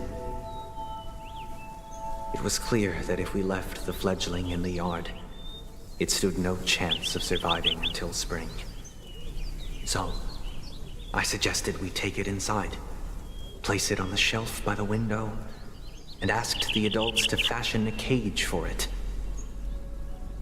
We decided that when it regained its strength enough to spread its wings, we would release it back into the wild. The tragic part, something that we'd never considered, was that this bird's fate had already been determined long before this moment. Its destiny was determined by our momentary whim. Now, I pass the power of choice to you all. Faced with this situation, what choice would you make? Stick to the original plan, and build a nest with soft net where the Charmony dove fell. What is this? Or build a cage for it, and feed it, giving it the utmost care from within the warmth of a home. I eagerly await your answer.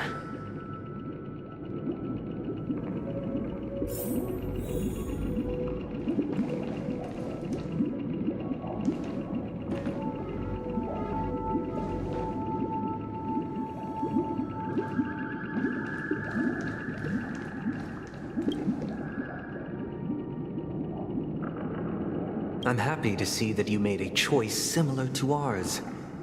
If your mind is made up, let me reveal the outcome of this choice. We passionately nursed it back to health, preparing only the best food for it every day. We even preened its feathers. Later, on the day that Robin left Penacony, we opened the cage door and let it fly back into the sky. I watched it for a long while by the window, probably about 3 or so days. In those 3 long days, the little Charmony dove tried again and again to spread its wings to fly into the sky, but fell to the ground, only to keep trying. Finally, on the 137th attempt, it succeeded. But its attempt did not go perfectly. After flying unsteadily for a while, it fell to the ground, unable to grasp the direction of the air currents. The fall shattered its wings. It writhed helplessly in my embrace. But it was all for naught, finally succumbing to a painful demise. And in that instant, our tender care, our given love and hopes, they all became the inevitable push that sent it to its death. I deeply regret the choices we made. Next, let us head to the second decision. This time, it's the story of a dream chaser. This story happened when I was appointed as Bronze Melodia, a position exclusive to the Oak family, charged with listening to the problems and vexations of dreamscape residents and providing them with the relevant guidance. It was during that period that I had the opportunity to hear voices from all corners of the dreamscape. Joy, sorrow, arrogance, regret. The complex tapestry of human nature that formed the world. And I was fortunate to catch a glimpse of it. He was a dream chaser and an illegal stowaway. Just like the rest of them, he came to Penacony in search of a better life. Except that, to most people, the price he paid, I suppose you could say it was everything. He told me I sold everything I could at home. The house, the land, even his 2 children. He said he could not afford to raise them, and that at least they could eat if they lived as slaves. He had a plan in place. He would buy back his children once he had made his fortune, and enjoy Penacony's beautiful dream with them. Alas, his plan to smuggle himself was somewhat clumsy, and he was sniffed out by those pig-headed hounds. After hearing the Dream Chaser's story, I immediately appealed to the Bloodhound family to cease their pursuit. That way, at least he could live peacefully. But I was still too naive to the ways of the world. I did not anticipate that what I thought was a kind gesture would later lead to dire consequences. I'll tell you the outcome soon. For now, I'd like you all to make a choice. Will you do as I did and try to convince the Bloodhound family to stop their pursuit so that the Dream Chaser may live peacefully and realize his wishes?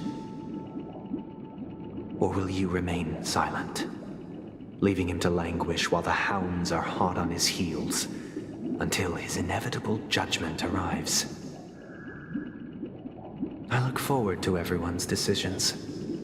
Who knows? Perhaps they might even alter the outcome of this tragedy.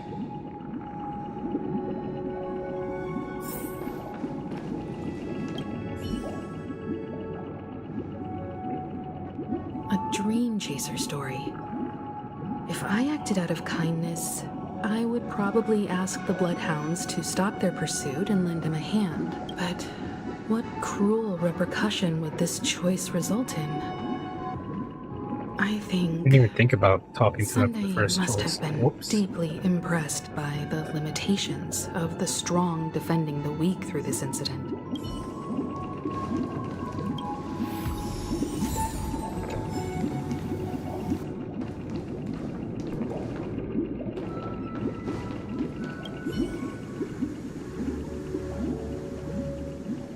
It seems illegal stowaways are really quite common on Penacony.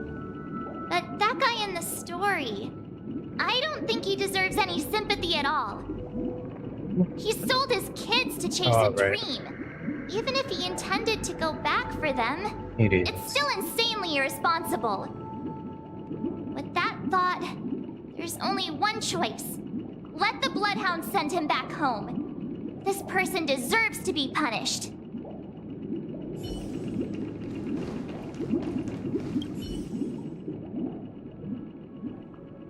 This question... Surely it has some connection to the baby bird story. And this connection is precisely the breakthrough Sunday aims to use to persuade us. I'd probably choose to ask the Bloodhounds to cease their pursuit.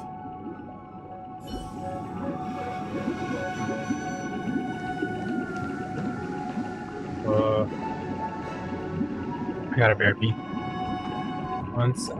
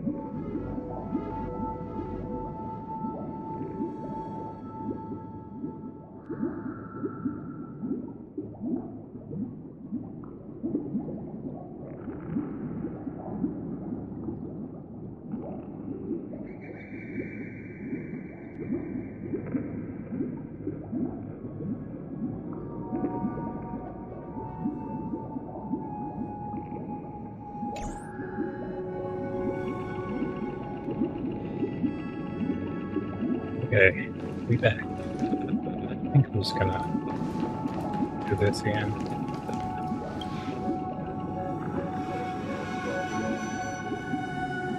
I'm honored to witness you arriving at the same decision. Out of respect, I'll share with you the dire consequences that my choice back then brought about. First, the outcome. He attained major success. After avoiding capture, he ran a business for a few years, very quickly making a name for himself, elevating his status. He might not have become a tycoon like old Audie, but he was considered a character of excellent repute. Now then, did he realize the wish he set out to achieve? No. The last time I saw him was in the real world, where the hounds were going to permanently exile him, and I was the accompanying bronze Melodia. The mission was simple. Listen to the criminal's repentance. He told me the reason he was in this predicament was because he conspired to usurp the head of the Alfalfa family. When I asked him about his 2 children, he instead responded with a question. What children? In the end, my heart aligned with the harmony, and the good deed I dared to undertake held no value, turning instead into a wrongdoing. It created a lamentable oppressor and countless oppressed individuals. As to your choice, I once again offer my heartfelt apologies. Next comes the third and final decision. And the story this time is my own. This story happened the day I was appointed the Oak family head. At that time, Mr. Gopherwood was the current Dream Master, and as per his wish, we had a private conversation. What surprised me was that the Dream Master had only come to deliver a letter to me. He let me read its contents, and it was a letter from my sister. The letter contained the usual pleasantries, anecdotes from her travels, nothing out of the ordinary. Just as I started wondering how this letter related to our discussion, the Dream Master began to speak. Do you know who wrote this letter? My sister, of course. But why would you personally visit me to hand me a letter from my sister containing mere trivialities? To help you grasp the full scope of this issue. Do you know where Robin is at this moment? From what the letter indicates, she must be in Caspelina 8, correct? She's touring there right now. Correct. Has she mentioned anything about a stray bullet? A stray bullet? What? A war has broken out on that planet. What? It is because of this very reason that Robin chose this destination. To spread the word of the harmony. And to save the lives of that planet. She personally made for the front lines. She hoped to ease the people's suffering with song, and was willing to brave mortal danger to deliver the IPC's medical supplies. Unfortunately, stray bullets show no such compassion. Is she all right? If the operation was successful, she should probably be recovering in the field hospital.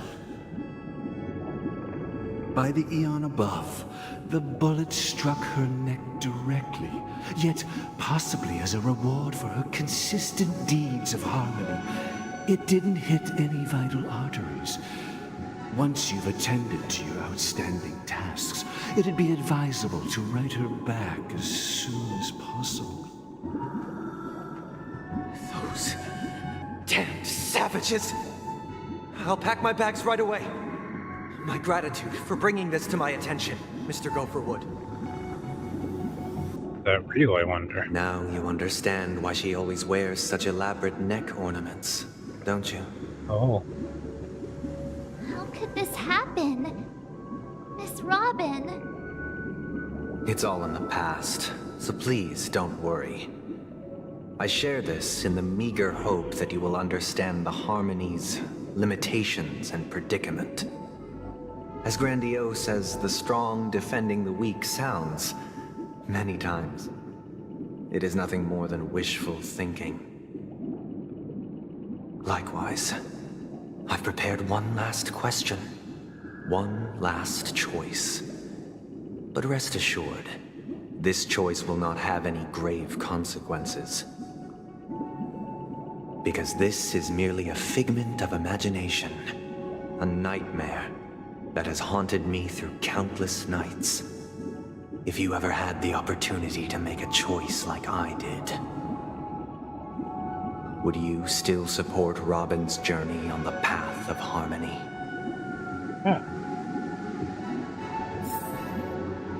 why he wouldn't though.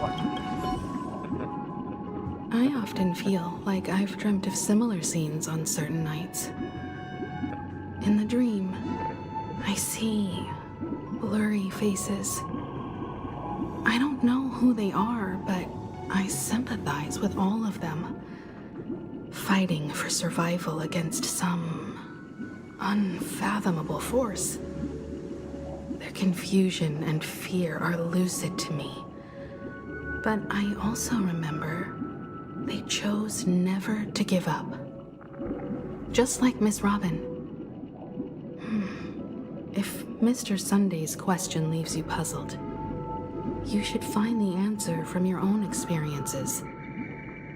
With each trailblaze, dangers and tribulations will surely follow. But would you ever back away? Would you stop March and Don Hung from reaching their next destination? I believe you have an answer of your own in your heart.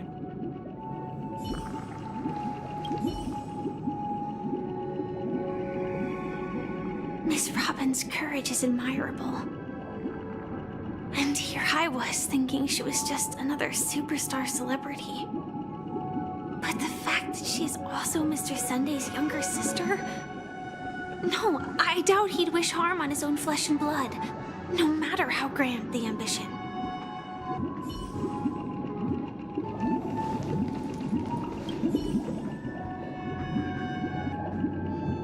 Can't believe that happened to Miss Robin. The strong defending the weak is a great mantra, but if I had to pay such a price, I don't know what I'd do.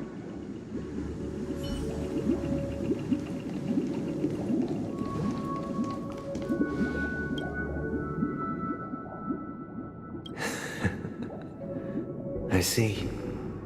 Yep. I am now aware of everyone's stances.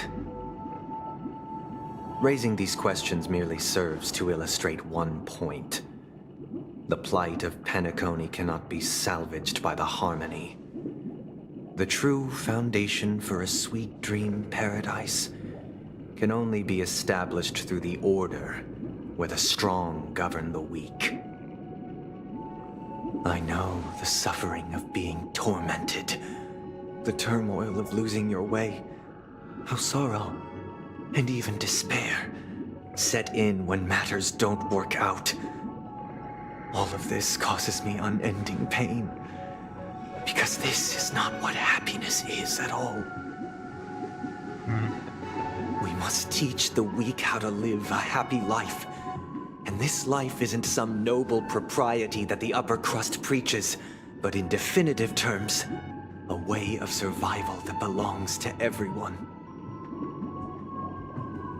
So what is your definition of living a happy life? Good question. Human consciousness is fundamentally an illusion, a cage known as self-worth. People lured in by this illusion make mistakes, yet still ask that external influences bear the burden. When one mistake after the next permeates the masses, they become impossible to trace. Thus, the amassing of these individual cages culminate to form a prison, a place dictated only by the rule of survival of the fittest. Nature is always accompanied by predation and sacrifice. Its antithesis is known as order. That is what I want to do. Unite people's happiness under the banner of order. They won't need to make bitter choices any longer, nor face the weaknesses of humanity. They can cast aside their primal instincts to build a haven for mankind. Simply describing thoughts is far too abstract, so allow me to provide a simple example. As you all may know, there are societal norms like weekends and long weekends that exist on some worlds.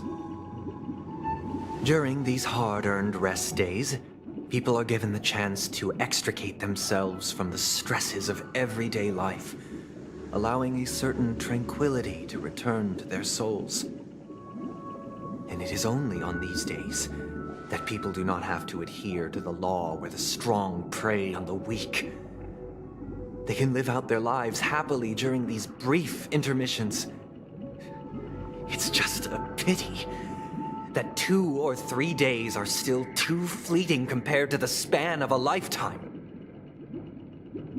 From where I stand, society's ideal system should be 7 rest days. Following Sunday, there should ensue a second, a third, and indeed an infinite procession of Sundays. This should be the face of the new world. Idyllic, eternal, peaceful days.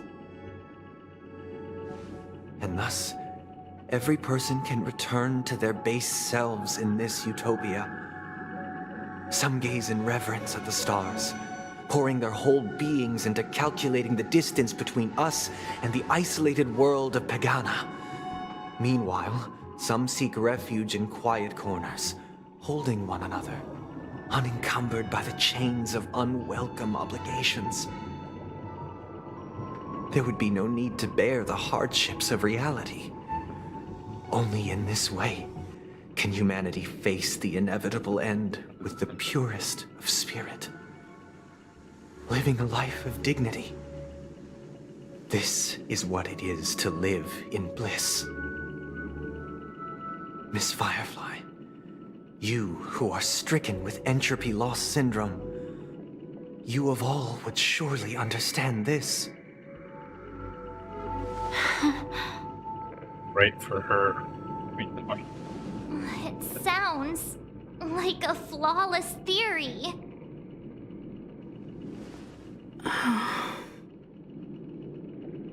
But what is the price to attain all this?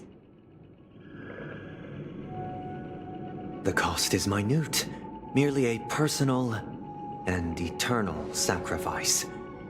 If this paradise is to be maintained for everyone, someone must remain trapped in solitary awakening until the end of the cosmos. Awakening. Which means that this so-called paradise is still a dream. Stepping into this paradise means forsaking reality, correct? It is not forsaking, but transcending. Flesh, blood, sorrow, weakness. If the physical is the root of spiritual suffering, it is only logical that we defeat it. But in this supposed bliss, people won't have defeated their demons. The chance to overcome their tribulations would be forever lost to them. Yeah. In other words, it is an escape. That's another way of understanding it. But there is no shame in escape. On the contrary, the seeds of escape exist in everyone's hearts. Don't you agree, Miss Firefly?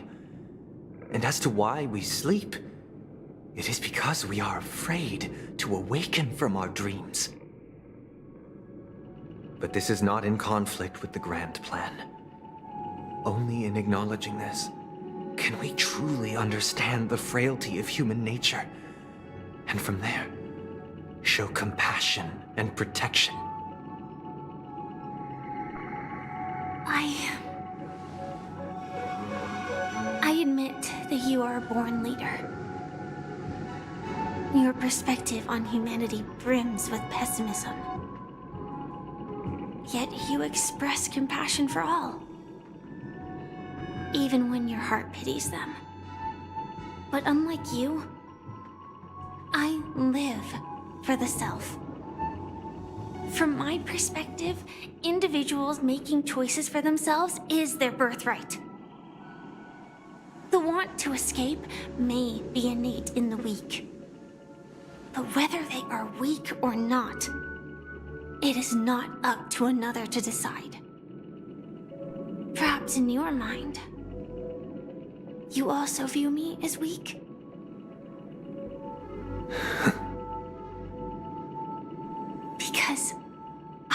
don't think so.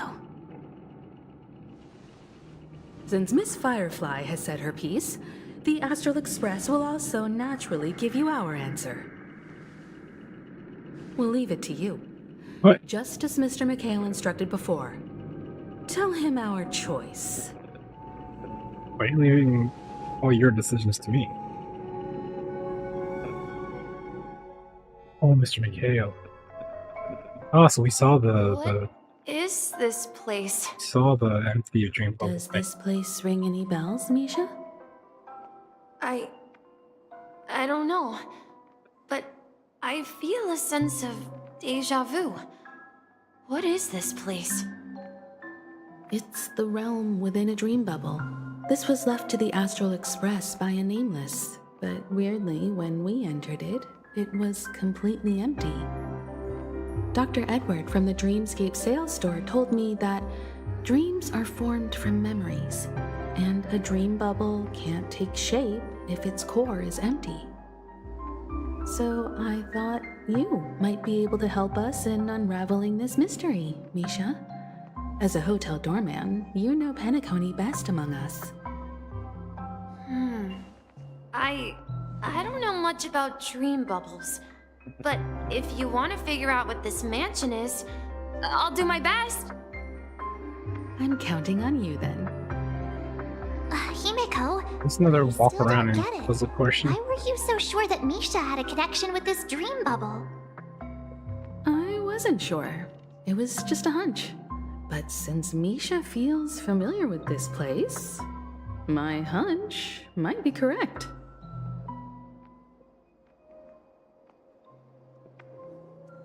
Places of the familiar first feels a bit of stuff. Exactly. This is where you and Firefly encountered death, which we now know as dormancy. Considering its connection to dream So sleepy was just Misha's nickname for it. surprising it appeared here. The question now is, who brought you here? Based on the clues we have so far, it's unlikely to be that masked fool.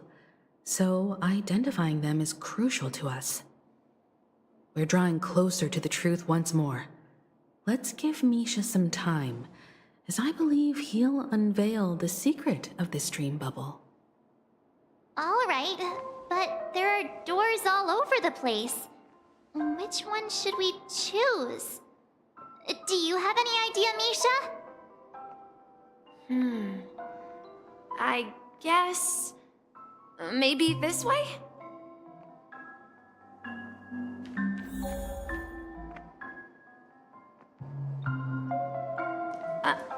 I'm not entirely sure, but let's give it a try.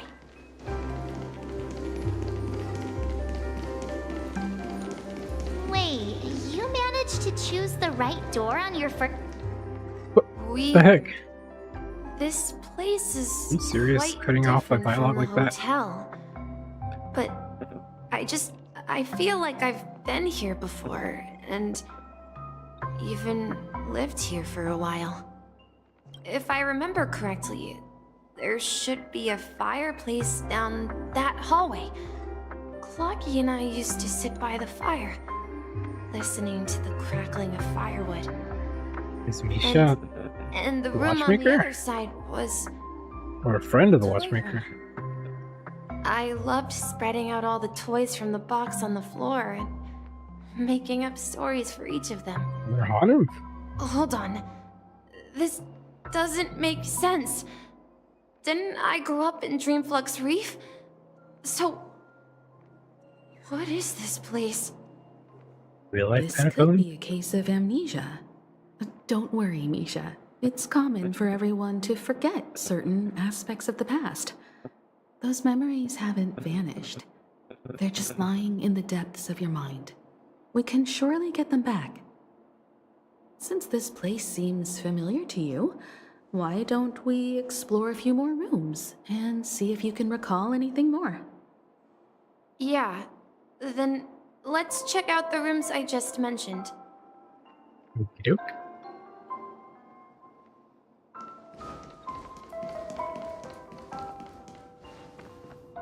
Mikhail, that's the name. Now we all know him as the Watchmaker.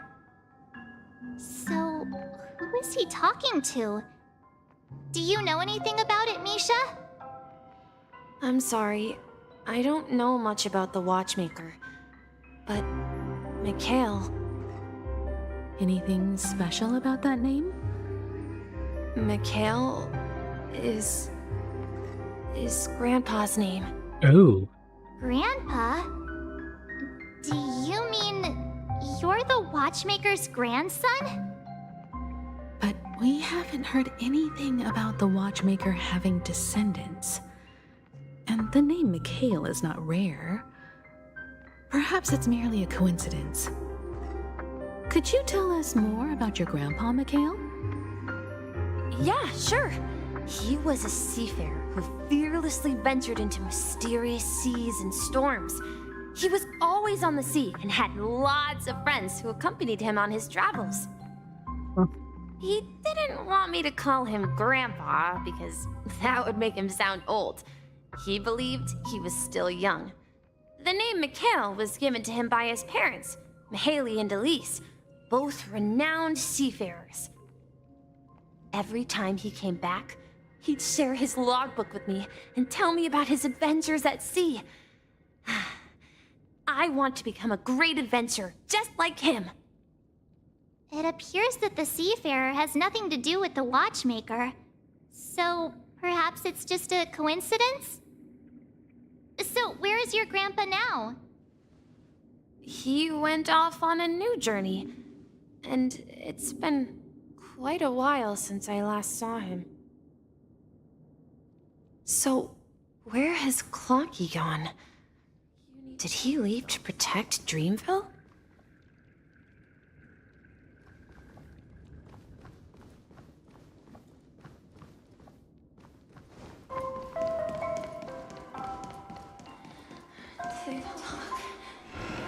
Tick-tock. Something very important. Talk.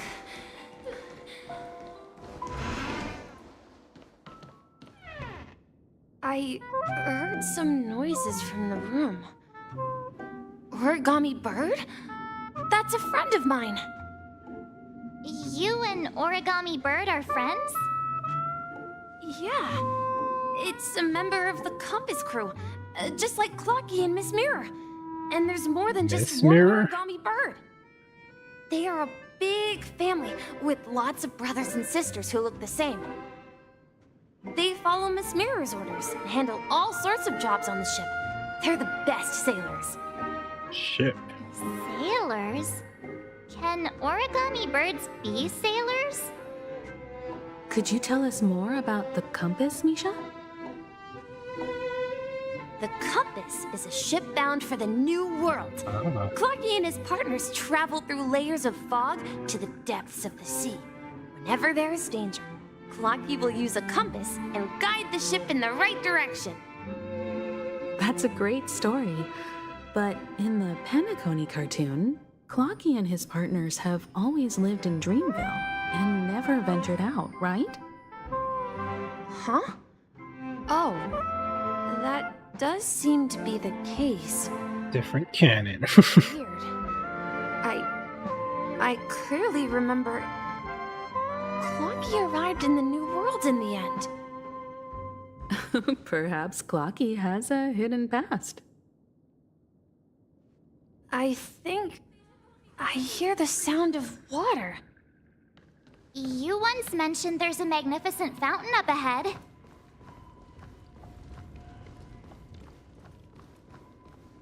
Why'd you say it like it was some old thing he said a long time ago?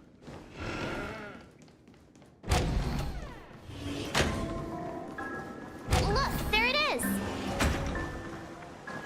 The water resembles a precious jewel embedded in the dreams of all seafarers. Every time I gaze at the shimmering lights beneath the waves, it feels as though I'm back in this place, standing by your side. Have you recalled anything, Misha? Yeah, I saw these sentences in Grandpa's logbook. He used to say that despite the perils of the sea, whenever he stood on the deck in the afternoon, overlooking the sparkling waves, he would think of this fountain in front of his house. He often said that those moments felt like returning to his family's side, and the difficulties at sea didn't seem quite as challenging. You know, I quite understand such sentiments. Oh, so I start getting gray hair. You're talking like an elder. Hey, don't tease! I was just being a bit sentimental. Perhaps every adventurer far from home carries a fountain within their soul. Even though the other side of the sea remains shrouded in the unknown, the fountain in front of his house serves as a compass, leading him back to his cherished ones. Yeah, while Grandpa was at home, we would stand by the fountain and place the compass, a toy boat that I made, into the pool. Back then, I would ask him when I could go on adventures like him, and he would always laugh and say I was still too young. How long ago was that? It seems this Mikhail is truly a seafarer and has nothing to do with the watchmaker. Yeah. Based on Misha's recollections, the scenes in the dream bubble appear to be his childhood memories. But this raises more questions. According to Misha, he was clearly born on an oceanic planet and led an ordinary life, with no connection to Penacony at all. Could this be some sort of metaphor? Perhaps the sea refers to the memory zone. I'm sorry. I don't know, but my memories keep pouring out uncontrollably, like water flowing from a fountain. Perhaps I'll remember more things if we go further. Maybe. Let's see. I wish to share your burden. We're going to the opposite side, right? No, we should turn left here. Uh-huh. Something feels different about this place. This is it. I remember this corridor. Up ahead is Grandpa's study. It was in that room that I saw him the last time. Then let's continue sailing. So many times.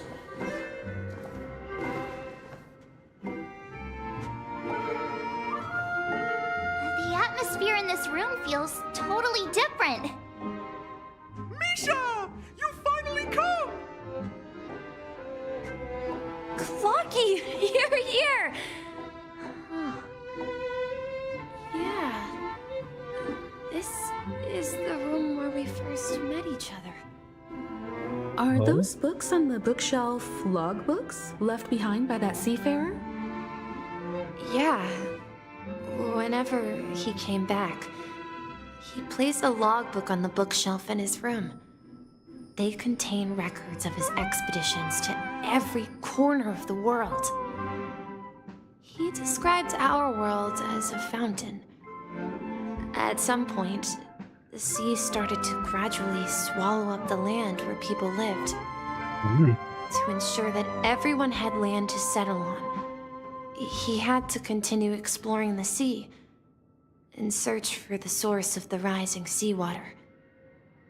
On that day, he called me to his study, telling me that he was embarking on another journey.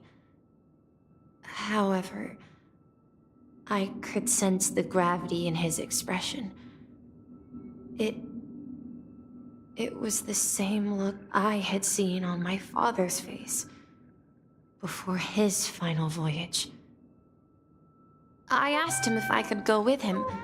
The sudden music coming back He like said that. that my adventure lay It's not elsewhere, expected. and told me to stay home and patiently await a certain sound at the door.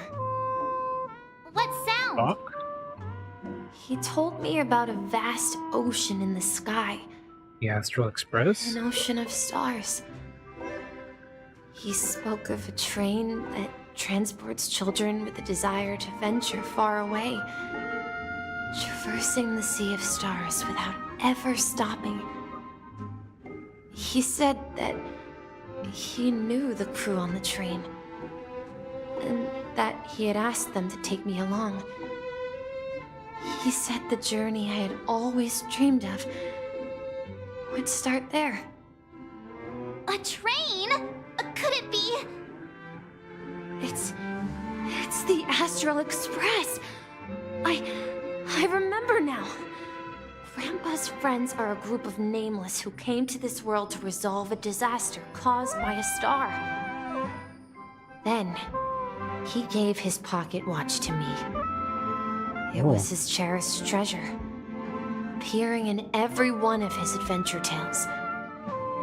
He explained that difficult times were ahead, but assured me that the watch would guide me. He said, as long as I kept moving forward, I'd eventually reach my desired destination. And then, it was as if I heard the distant sound of a train whistle, echoing throughout the room. Exactly, Misha! And then we followed that whistle, didn't we? Yeah. I think I can still find the way we took back then. What does that mean?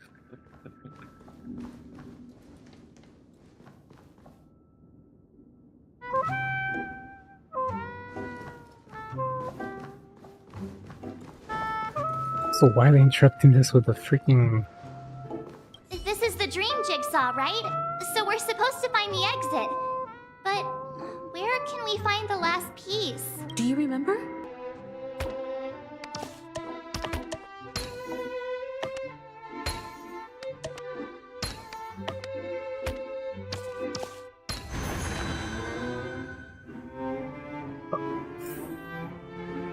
That's a...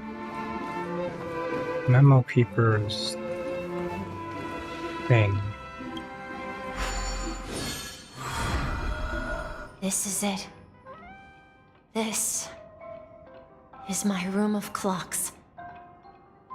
While I spent my time waiting for Grandpa to return from his voyage, Walter gave me this workshop. You're the watchmaker. It became my secret base. Here, I learned how to repair clockworking gears out of my fondness of precision mechanics. In my dreams, I was the captain of the compass, embarking on adventures with my companions, Clocky and Miss Mirror, in search of the world. I was born and raised here. How's it going? So this building in the dream bubble is your childhood I'm home? good. Yes, but not exactly. I'm not doing a very good job at it, but I'm trying to figure out what's gonna happen. But I'm just drinking in the scene, mostly. This dream bubble itself is my home. Looks like you've remembered everything now.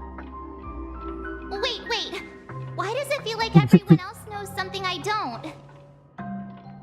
Yeah, you're the only one still in the dark. Too bad I don't know either. I'll be nice to her this time. March, do you remember when he mentioned a clocky that only he could see? Yeah, the little guy here, right? But we all saw him in Dreamflux Reef, right? And Mr. Yang even greeted him. So how are you tonight? Looks like everyone on the Astral Express has a childlike spirit. Is Misha's dream? The answer lies in the Astral Express. His experience shows that neither Firefly nor Acheron can see this clock. And when we were in Dreamflux Reef, you may have noticed that for some reason, nobody outside of the crew had ever talked with Clocky. Wait, really? Oh yeah, I did notice that, actually. A mimetic life that can only be seen by a select few. It's just like a hidden message, left by someone for the nameless. But Misha can see Clocky too, right? They even grew up together. But Misha So he's hasn't started nameless the way too, of the even Trailblaze yet. from That's before. the key to the mystery, March. Now, take a moment to recall. Have you ever seen anyone outside of the crew interact with Misha? Wait. No way! That's the answer, March 7th. This dream bubble is the place where I was born. And I'm a dweller in this dream. Just like a memory zone meme. I should have stayed here and waited for you. But when reality and memories merged, I unconsciously pushed open that door and left the bubble with Clocky. Huh. So it's not that the Watchmaker's dream bubble is empty, but rather the stuff inside ran away? And the whistle you heard was the sound of the express arriving at Penacony? Oh, that's why he was That's like one way around. to see it, but I believe there's a longer story behind all this. It's best for Misha himself to explain all the details. How about we start with your name? Okay. Now, should we call you Misha, or... Thank you all for helping me rediscover my true self. Now, please allow me to reintroduce myself. I was born on Lushaka, in the Presmere system. Adopted by seafarers Mikhail and Char. They gave me a treasure. A name that carried their hopes. Mikhail Char Legwork. Or simply, Misha. Legwork. If you prefer, you can call me by a more familiar name. The Watchmaker. Watchmaker, I knew it. So, you're the Watchmaker himself? Unfortunately, that legendary figure is no more. I'm only a reflection of his life. As for the child who has been with you, he's the innocent protagonist of Misha's childhood dream. Friend of Clocky, a young apprentice, and a future mechanic on the Express.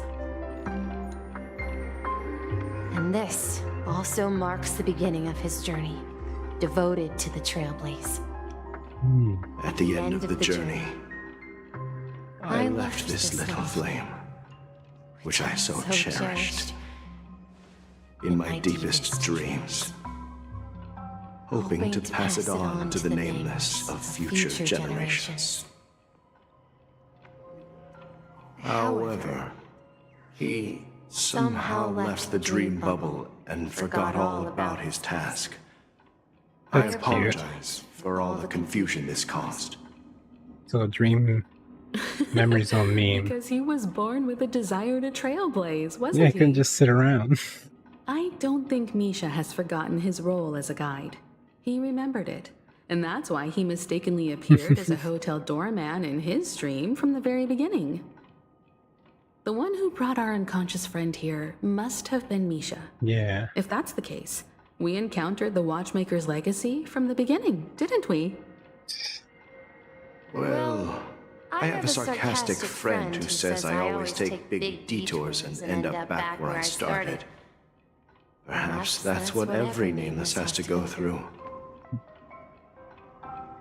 But in the end, you found me. Clocky's so serious right now. I'm sure you're all wondering what my legacy is. I believe my hound has mentioned the Stellaron and my wealth. If I may apologize, the Stellaron part is real. As for my wealth, however, it's nothing more than a baseless rumor. I left my homeland as a child, and embarked on the journey of Trailblaze. I traveled to various planets. Wait, how? Until finally Spaceships? reaching Asdana, where my friends and I built the original Penacony and fought for its future ever since.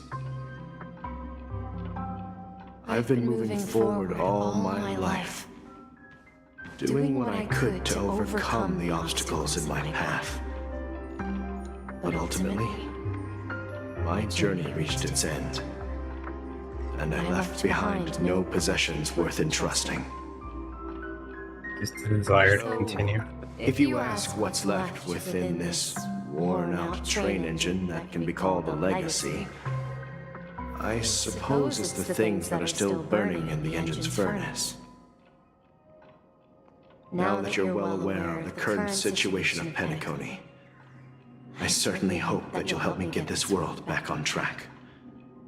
But I'll leave that decision to you, for the path of Trailblaze is never paved by others. All I have for you is a story and 2 gifts. I want to give you my pocket watch. It has accompanied me throughout my long journey, guiding that naive child forward, and has been blessed with the presence of so many great people up to this day. And my hat, too.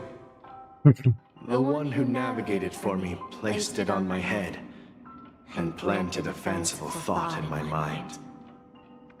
The trailblazing expedition will never end. That's cute.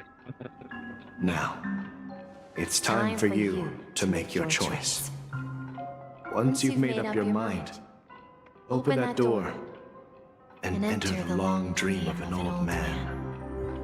Wait, there's more? I thought I was gonna cut back to the end of this corridor of time. I was gonna cut back to Sunday. All right, everyone, let's make a decision. Although I don't think anyone will have any objections. Choose the Trailblazer, one witness the legacy. I object. Of course. We've come this far. Surely there's no other option than moving forward. In that case, it's unanimous. Then let's proceed together to the end of this dream and tell Mikhail our decision. What's this gonna be?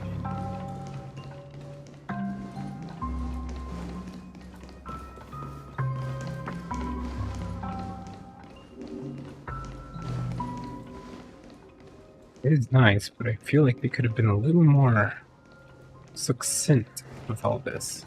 A little more brief.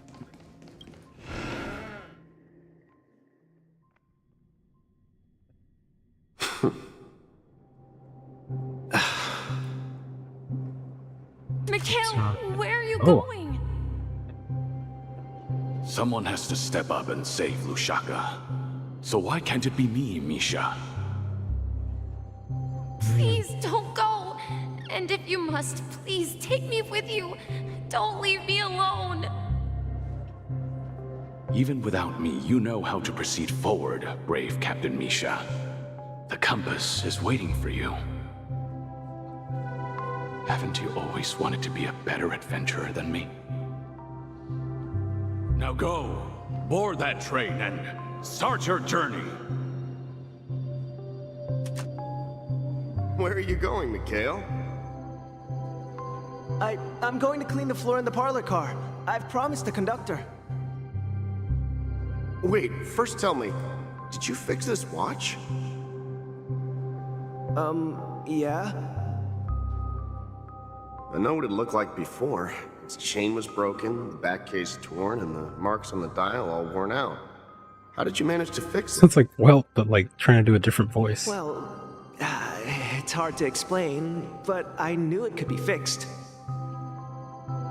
It's the hands, Mr. Amundsen.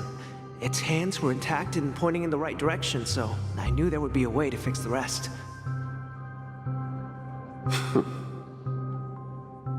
I see. You'll work with me from now on. Haven't you always wanted to tinker with this train? You're its mechanic now. As for the conductor, I'll do the talking. But I only know how to fix watches. Don't worry. You've got what it takes. I'll teach you what you need to know. You navigator and mechanic? Legwork? It's time to head to our next stop.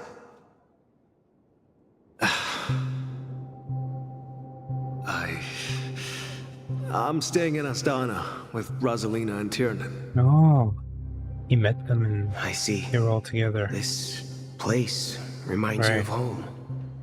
Trailblazers. The people Nameless. of Astana have only achieved a tiny victory and still have a long name. Bro, his name was Hanunu. Don't worry, not all journeys lead to the stars. Even if I leave the Express, our path of Trailblaze will continue. So he did get on the Express at some point. Yeah. I knew you wouldn't stay on the Express forever. Leave in peace, my friend. I see. And, take this with you. This is Mr. Amundsen's hat. But why? When he departed, he said he would leave it to his best student. Well, I suppose the time has come. Farewell, Legwork. Take care of Tiernan and Rosalina. And don't forget to... write. Yeah, it does. It's pretty neat. Stylized. Where are you going, Watchmaker? Don't worry, Micah. Just going on a little trip.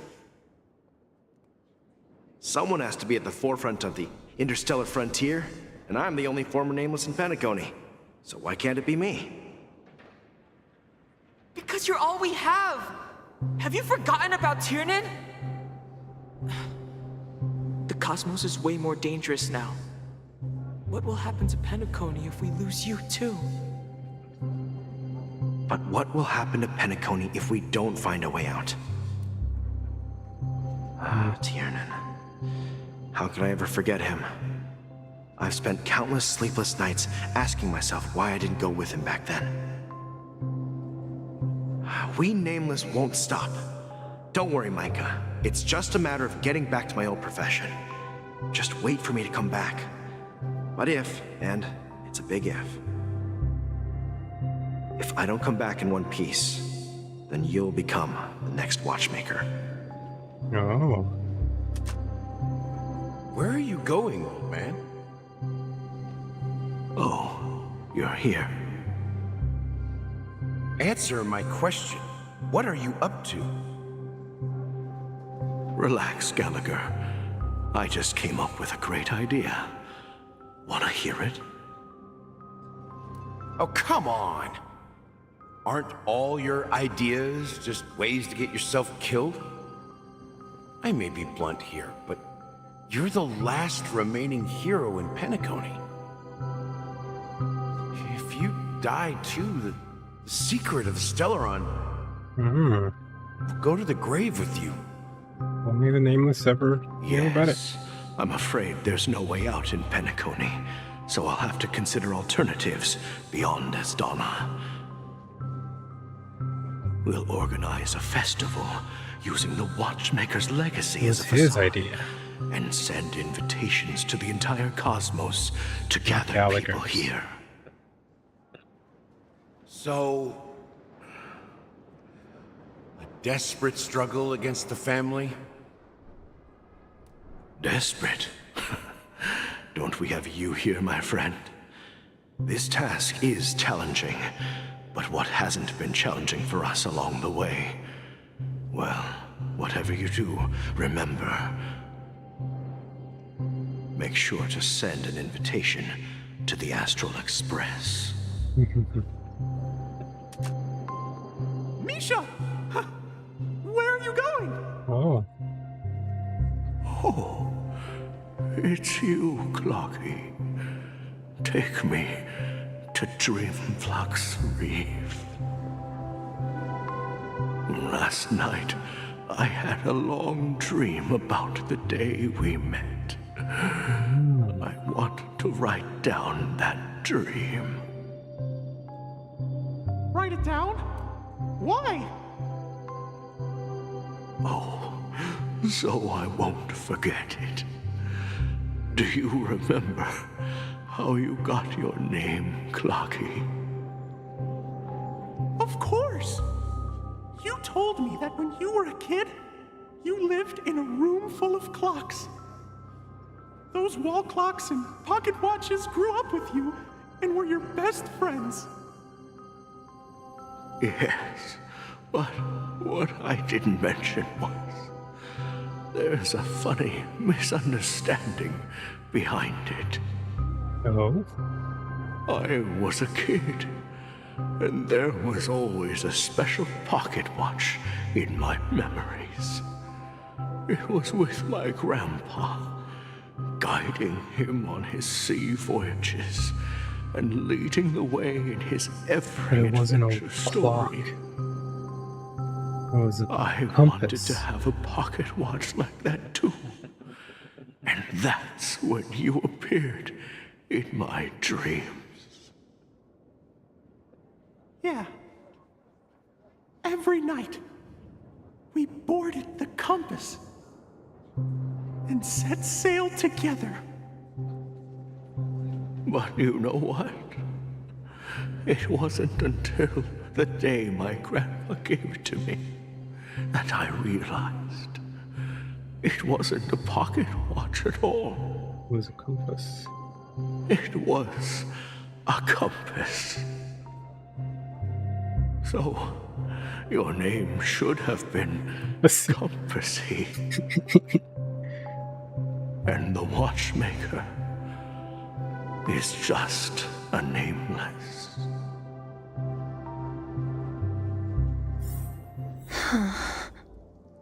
We've arrived at Dreamflux Reef. So, where to next? Oh, I can't run. You know, Clocky, I don't think I'll be going anywhere else.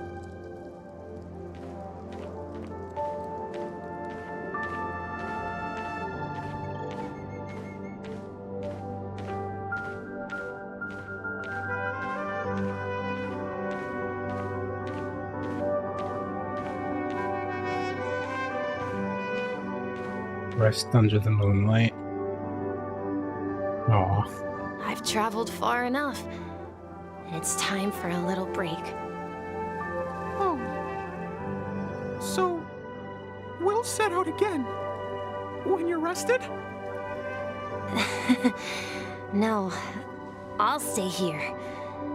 And then, this is where it ends. This is where it ends? What do you mean, Misha? You told me that the trailblazing expedition would never end. Yeah, that's what I said. So now, it's up to you to decide your next destination. My next destination? What's that supposed to be? I've been following you. Misha? You're acting weird today. If you're feeling down, we can just do what we usually do. With the clockwork. No, I'm not feeling down. As for clockwork, yeah, it resolves all problems in this dream. So, do you know what clockwork actually is? I'm not quite sure. Well, everyone gets lost at times. They may hesitate and doubt which way to go. That happens in this dreamscape and beyond. But don't worry. Everyone goes through moments of uncertainty and hesitation. Eventually, they gather the courage to make bold decisions.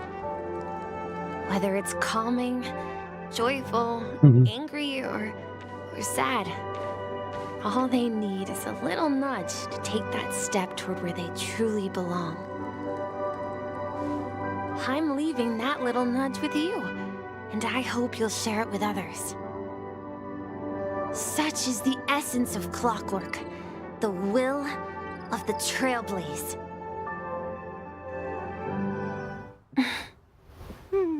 Clocky's hands spin around non-stop, indicating confusion, frustration, and weakness. But ultimately, people still need to move forward. Just like your hands, always pointing ahead.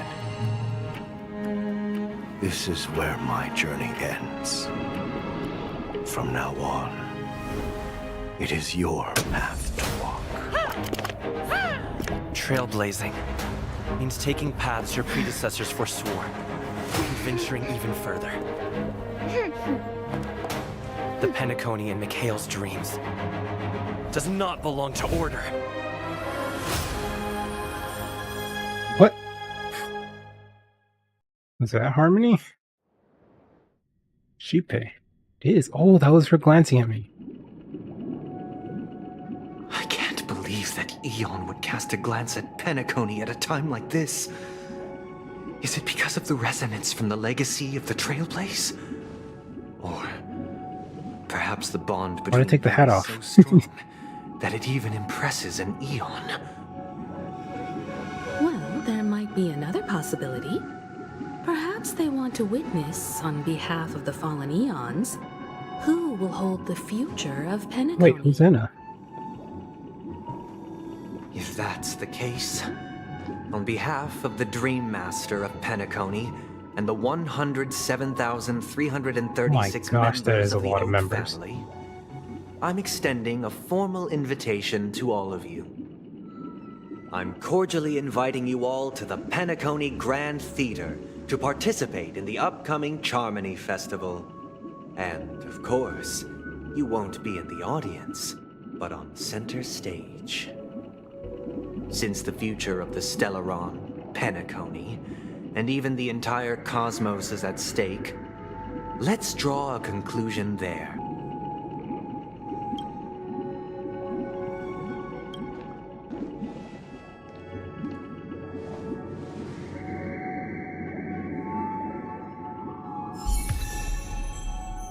Oh, just like that. Nice. Harmony. That's 3 now. Lesson 1. Yeah.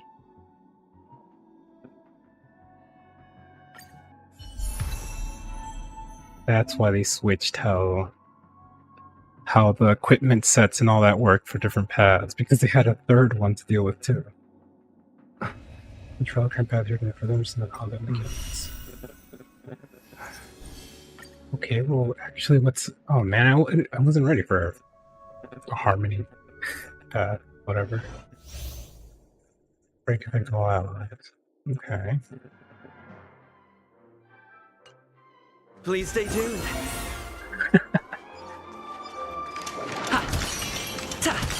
That's a hat. Nice.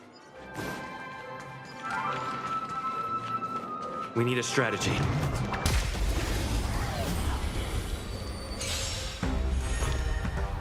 Okay, swing dance kit. Half time to make a rain. Deal minor damage. 5 bounces. Okay. Backup dancer effect. Super break damage. You attack enemy targets that are weakness broken. Oh! The Trailblazer regenerates energy when enemy's target weakness is broken. Non-ban. Start next battle, increases the allies break. Time to test our rapport. Dreams do come true. Commencing support. Do you admit this crime?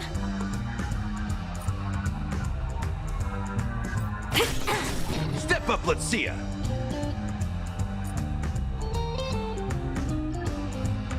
Oh. He's abundance. He's abundant? Really? good. You can't hurt me. Stay in step. Let's improvise. The mood is set just for. Let the show begin! That's so cute. Enemy data secure. Net markers activated. Time for a good old counterattack.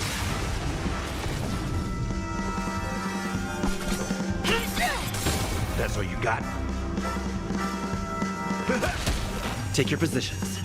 Dreams do come true. Enemy targets detected. Oh. That's strong. Ready for another? By the order of the Ten Lords, execute the Marastruck!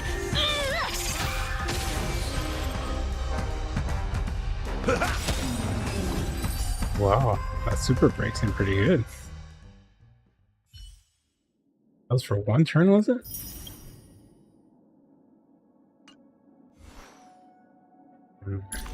But I need a light gun. What's this?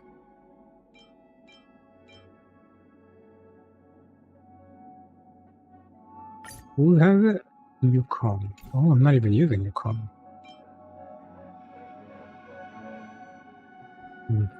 Energy regeneration every 10.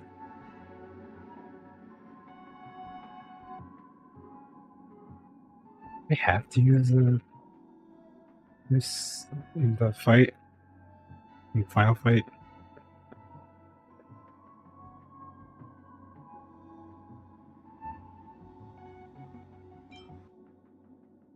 Oh, I have dance, dance, dance. Might just be better to have that than a not leveled thing. This is Ting Yun, right? But I'm not using Ting Yun. Relics.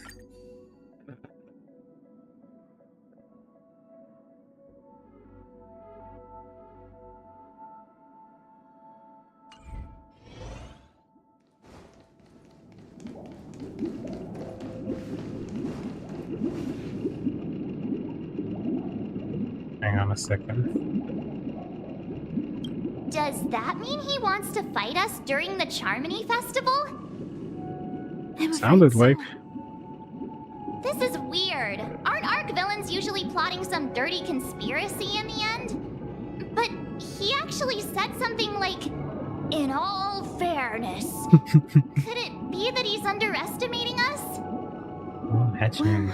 In my opinion, Sunday is deeply committed to his own philosophy and genuinely wants to prove that the Order is right. I sensed a strong conviction and a desire for dominance in him. Maybe he won't accept the outcome unless he wins fair and square. That's why he'll give it his all in the upcoming battle.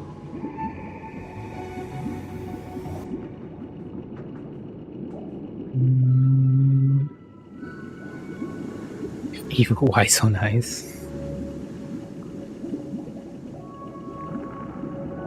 Won't back down either. Yeah, you're right. We've even dealt with a Lord Ravager of the Destruction, so a follower of the Order won't be a big deal. Anyway, we can't leave the Stellaron unchecked. This is about trailblazing a bright future for Penacony and fulfilling Mikhail's and his predecessors' long-cherished wishes. Now that we've taken up the mantle, we can't afford to fail them. However, the same applies to the Order. Their plan didn't materialize overnight, and they have the profound collective consciousness of the planet of festivities behind them. A desire to dream, to slumber and escape reality. All those hidden emotions have given birth to the sweet dream of the Order. They've harnessed the will of an entire planet to create an eon. This confrontation is far more complicated than a simple power struggle. To secure Penacony's future, fighting on the stage alone is not enough. What do you mean? Are you not coming with us?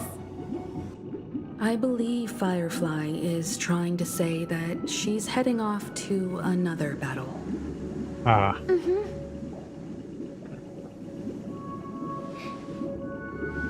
Before I left, the Destiny Slave told me that this journey would bring unforgettable rewards.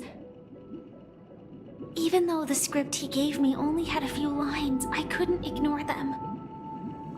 Because one of the lines said, "I'll experience death 3 times in the land of the dreams." Oh. 3 times? This can't be serious, right? The first time was a painful death when I was stabbed by the Blade of Dormancy, which led to all subsequent events. The script will always come true, but in a way that will only be revealed when that page is turned. So now I've understood the meaning of my second death. What about third? What does that mean?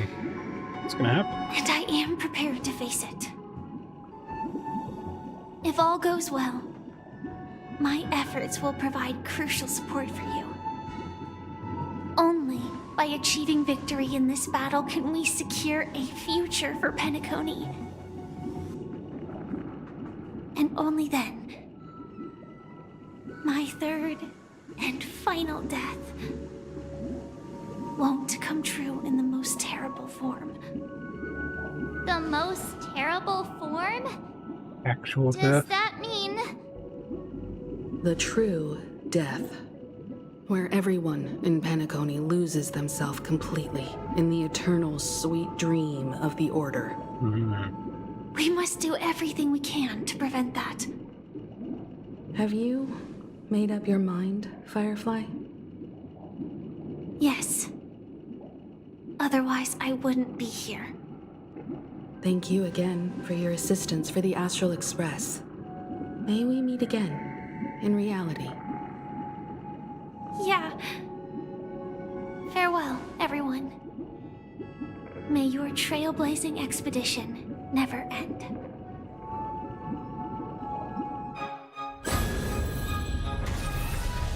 Oh, what?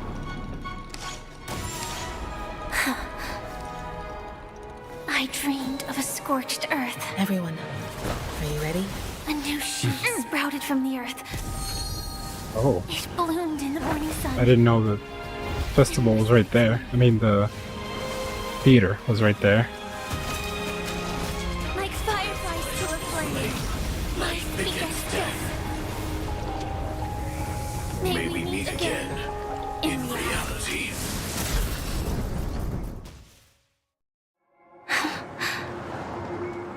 After today, Japella's name will disappear from cosmic history, and the Everflame Mansion will take its place. In the not-too-distant future, you'll receive an invitation. That's your next stop. Land of the dreams. Penacony. I hope you find whatever you seek there. Be it answers or salvation. You mean my 3 deaths? Silverwolf told me about it. It's such a shame that it's not part of my script. Well, I want to live. I'm never afraid of death. The opposite of death is eternal life, and that's something I'll never desire. People die, and I am no exception. Death is like a script, a fate that cannot be defied. But that's exactly why You wanna live? we have to choose where we want to rest forever. Do you exist just to perish? Are you not the same, Blade? The end you desire is not one dictated by others. If I were to die now, I I would only be a weapon. I believe I should die as a human. Though its definition escapes me, isn't this the answer that ordinary people look for their whole lives? A name that can be carved onto their tombstone. The tombstone that belongs to me once bore the inscription, Glamoth's Iron Cavalry. Then it changed to Stellaron Hunter. But one day, Be Firefly. it will bear the name Firefly. And all the brilliance she showed at the end of her life.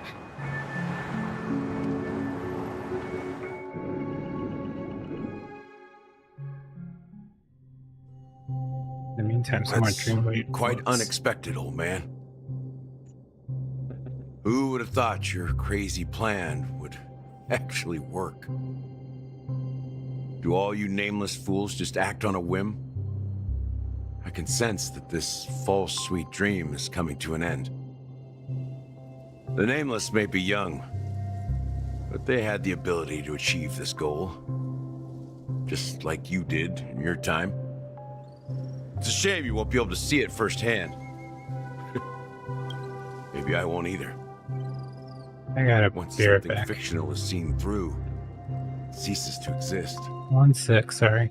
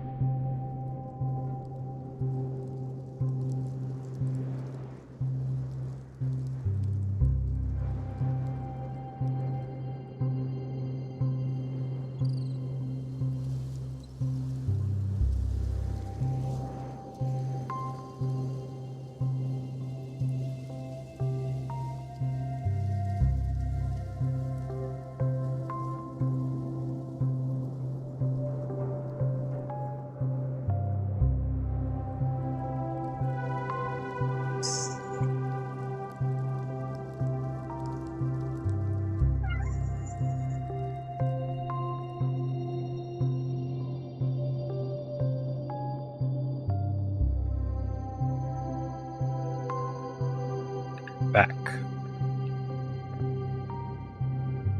I have my muting backwards.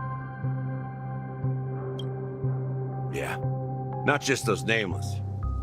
Even Mr. Wings is just like you. Stubborn, won't listen or give up, no matter what. Well, fate is unpredictable, I guess.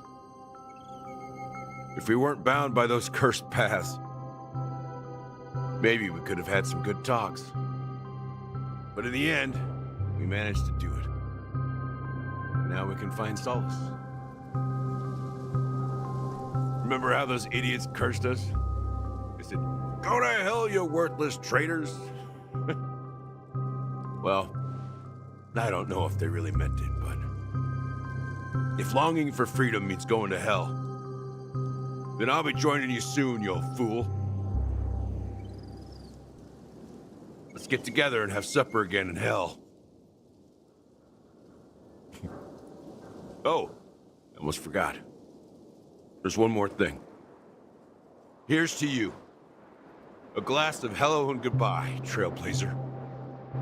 To the imperfect tomorrow.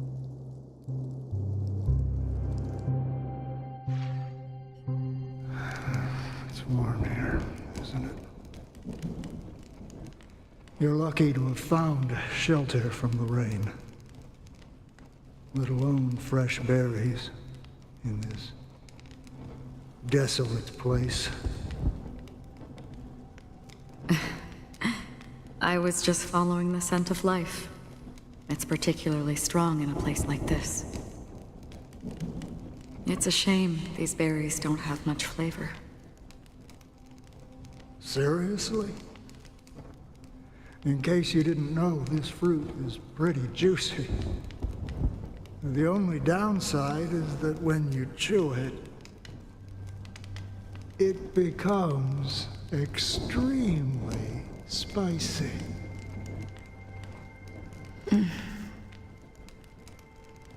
Have you lost your sense of taste?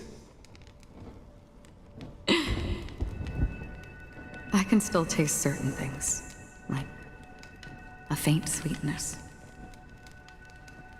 Before coming here, I stopped by a place called Orkron. It had barren cliffs and nights lit by bonfires. Burgundy snow would fall from the sky, and when it landed on my tongue, it tasted like raspberries. The flavor wasn't exactly sweet, but it left a lasting impression. When I think back on my past, I realize that what's tying everything together isn't the big events, but rather these small yet unforgettable moments. Don't worry about it. Losing oneself is a reality that every self-annihilator must face. At least I haven't completely lost my senses and memories yet. Well, congratulations on adding another footnote to your journey. By the way, are you always alone? No, I had a companion in Orkron. She's a short, nameless girl who aspired to explore IX. She always said she'd walk a path deeper and farther than Akavilis. Quite an ambition for such a small girl. So, what happened? She became stagnant water. Well, my condolences. Condolences. I don't need them. The girl left with a smile. She never regretted her choice and most definitely wanted me to say goodbye with a smile. So, that's what I did. That's proof that you're grieving for her. Or perhaps I'm just afraid. Afraid?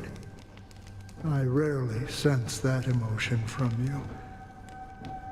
What do you fear? I'm afraid I'll forget the 30 days I spent with her, just like all the other days in my life. Most of them have already washed away with the rain, disappearing into an unseen realm. I fear that those vivid red memories will fade away too. There isn't much color left, and besides this faint, warm red, there's almost nothing. Hard to imagine. A ranger accustomed to bloodshed, destruction, and chaos finding warmth in the red color. Because I have experienced this warmth many times. Long ago, I promised someone that I'd bring it to more people. And that for every remaining moment of my life, I'd strive for a better ending for all. As long as this red color still lingers, I have a chance to fulfill that promise. It represents a burning fire, blooming flower, the berries in this cave, and life itself, fleeting yet still dazzling. In the end, it will lead me beyond the horizon of existence. And on the other side, I will cut off nihility. The one blessed by the sleeping and shapeless is considering how to kill them. That's truly pure nihility. But you're right about one thing. After spending so much time near this stagnant water, only when I look at this vibrant red fire do I realize that I'm still alive. When will this rain ever stop? Perhaps when the sorrows of the departed have finally quieted down, the sky will clear up.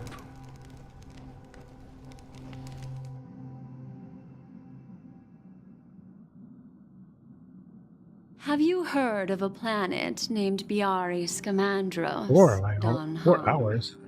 It's one of the Paradise Kingdoms under the influence of the Harmony. A sought-after wonderland for the inhabitants of the Dardanu Major and Minor systems. Half an Amber Era ago, the family held an unprecedented festival there.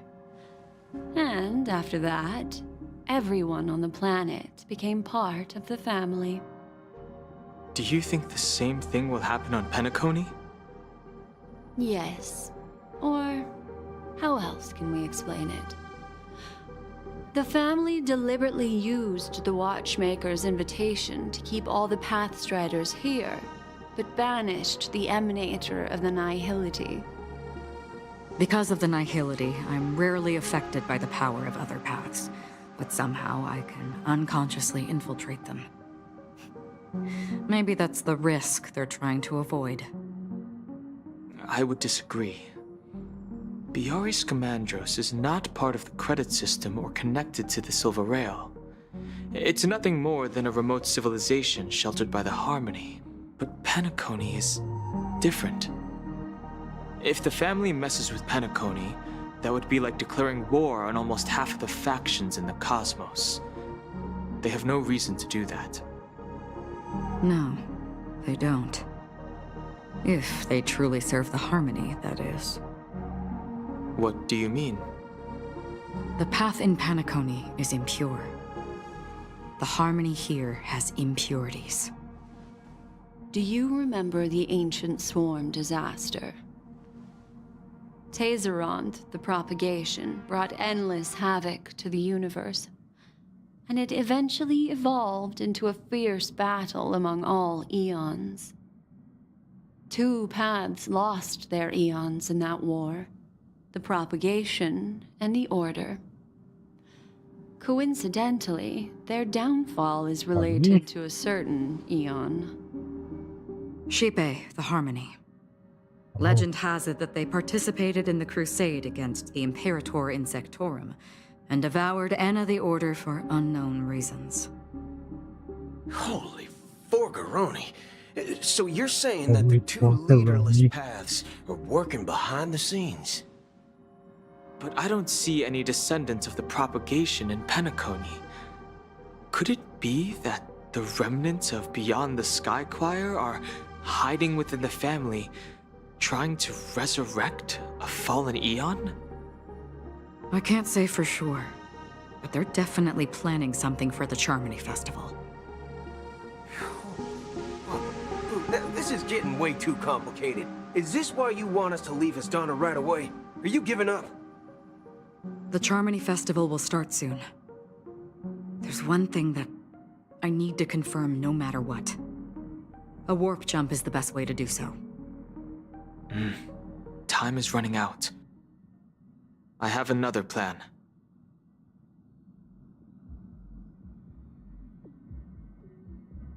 Hold on.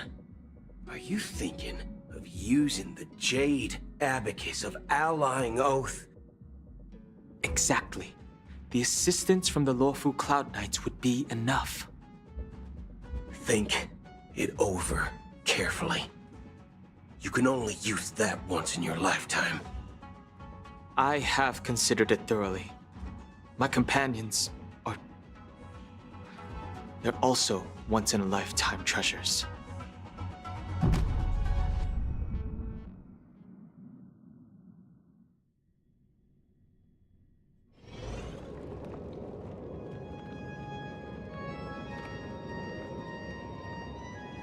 Are you the only one here, my child?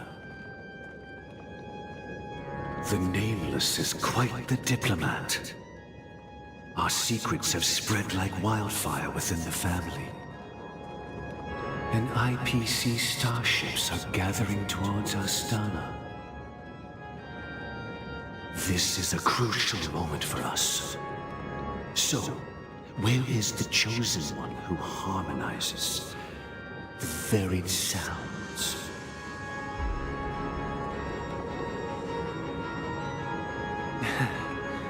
What do you mean, Master? I'm right here in front of you, aren't I? Oh. You know, she was supposed to be the star of the Charmony Festival in our plan. But the plan has changed. As her brother, I know she doesn't want to sing for the Order, so I'll take her place. You've always been wise beyond your years. I'm sure you understand the consequences of your choice.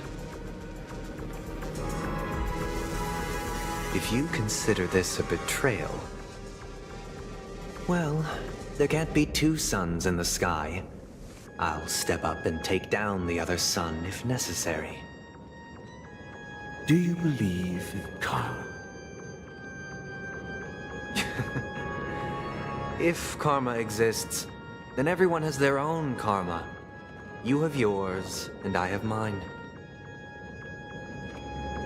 And my karma has nothing to do with you, Mr. Gopherwood.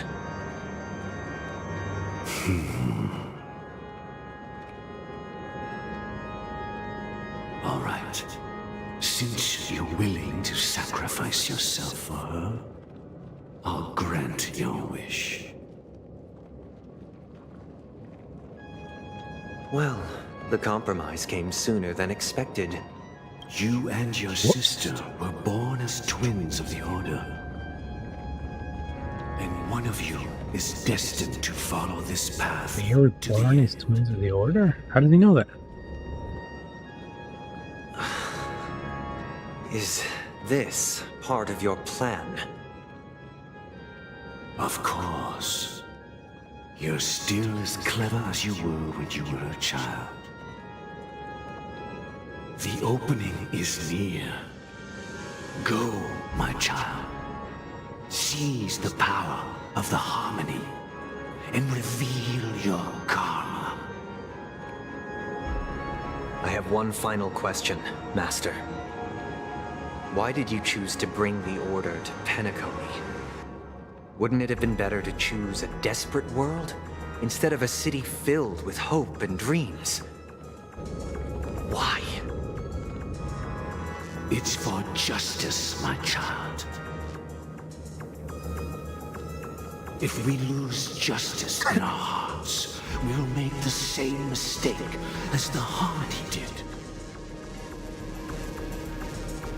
So, it's not you who manipulates the dreamscape with the Stellaron, but...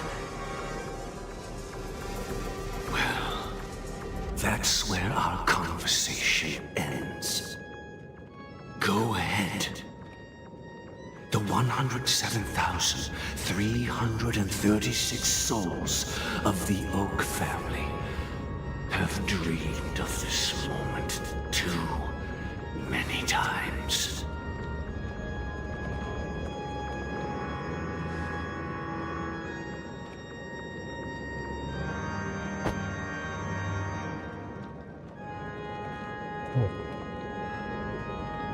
Bird died.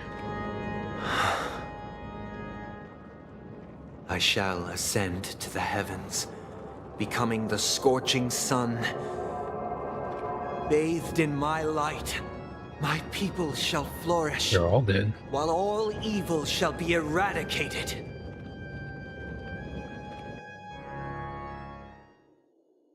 This is the interior of the Penacony Grand Theater. It's a dungeon, isn't it? It's quite exhilarating to be flushed into the air by Soulglad. But why is the venue still closed when the Charmony Festival is about to start? And not only that, the entire theater is eerily quiet. No audience, no staff, no one around.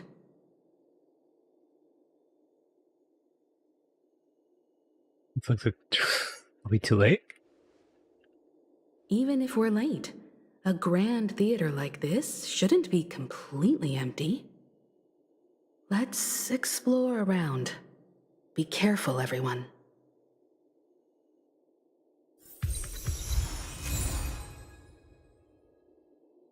Matchmakers have.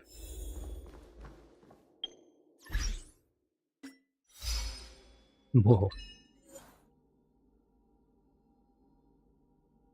The Dream Jewel Troops Fortune Seller produced jackpot once? Oh, when did I do that?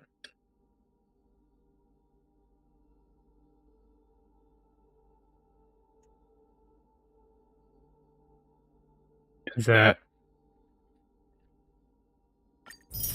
Harmony Trailblazer thing? Backup dancer effect. All out footlight parade to defeat an elite enemy. Inherit the Watchmaker's legacy. Defeat Penacony's custodian of justice.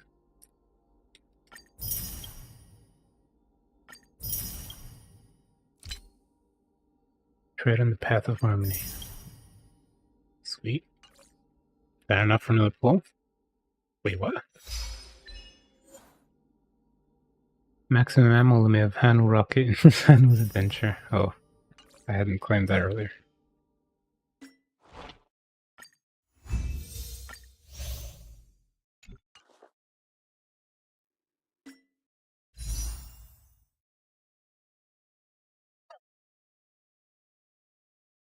Whoa. I have way more.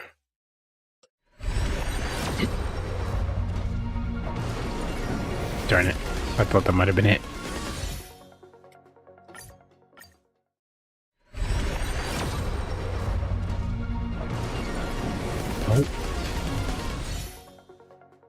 One more? One more. I think I'm getting close to soft pity.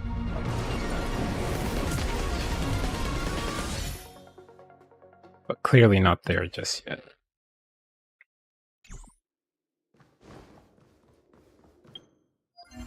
Oh. I didn't realize I hadn't finished today's dailies yet.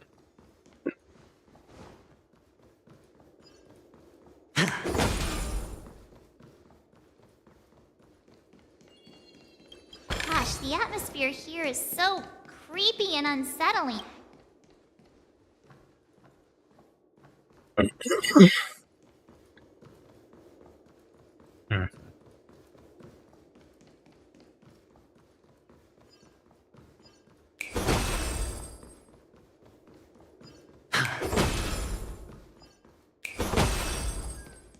Oh my gosh, a bird. Chirp, you be the judge. This puppet is just pushing us around. Chirp.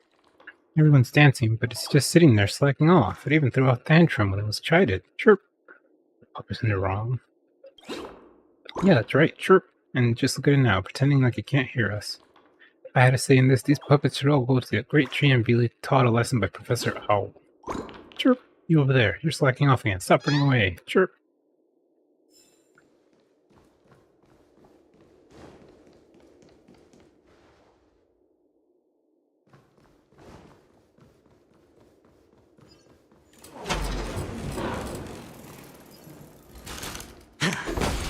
What is this? Yikes! They scared the life out of me! Oh. Actual Why are there puppets. so many puppets at the ticket office? They won't suddenly start moving, will they? March behind you.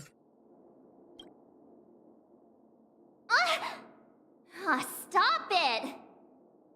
Are these puppets part of the stage setup? Even so, it's so eerie that the entire front hall is empty.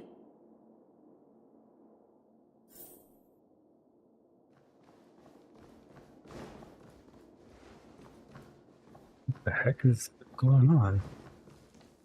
Oh, one of these. TikTok so lonely, I'm so lonely. Guess come have a chat with me, embrace me and dismantle my dial.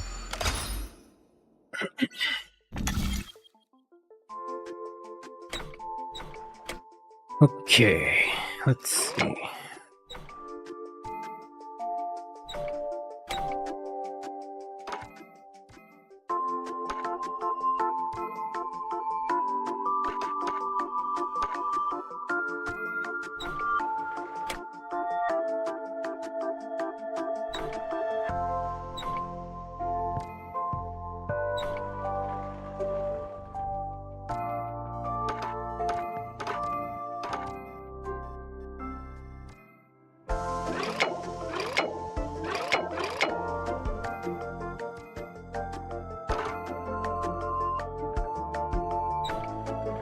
Oh, I see. I didn't even know there was a path over there. Hmm.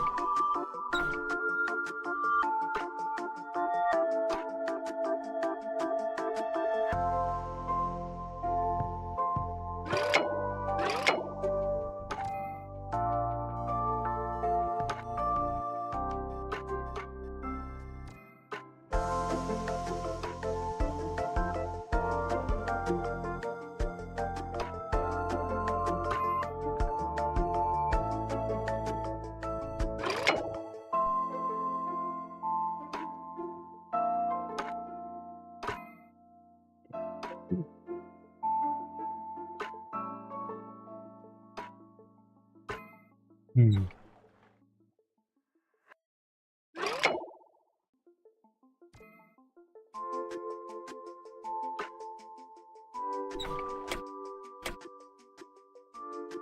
Oh, doesn't have to be back there.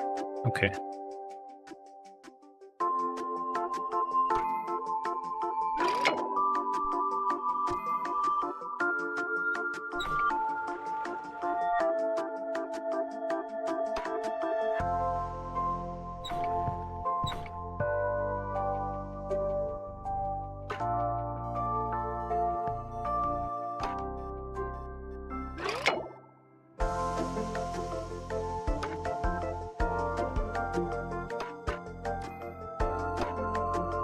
Why is this giving me so much trouble?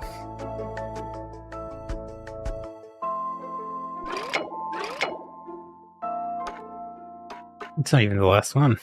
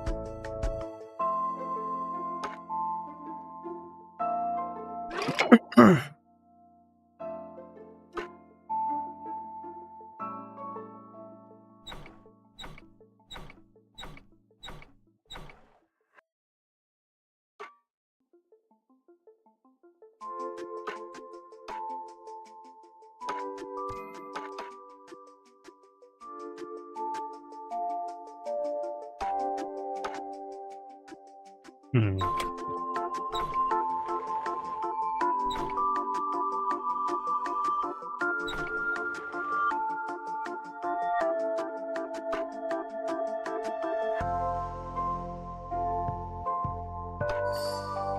There we go.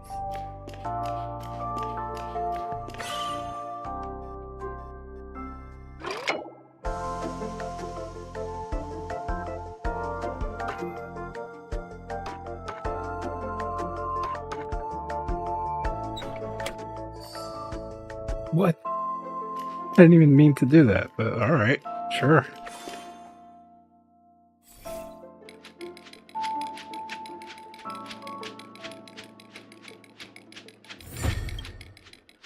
Tick-tock, maybe being alone isn't so bad after all. You get more time to turn gears of thought. When I become a more outstanding clock, I might have more friends too. Ooh, actually, how many jades did I have? Okay, I need 80 more? 75 more.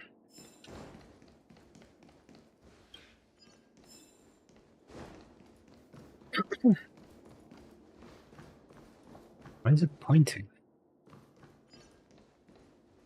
I'm seriously scared they might start moving. Let's just leave, please. Bird? No.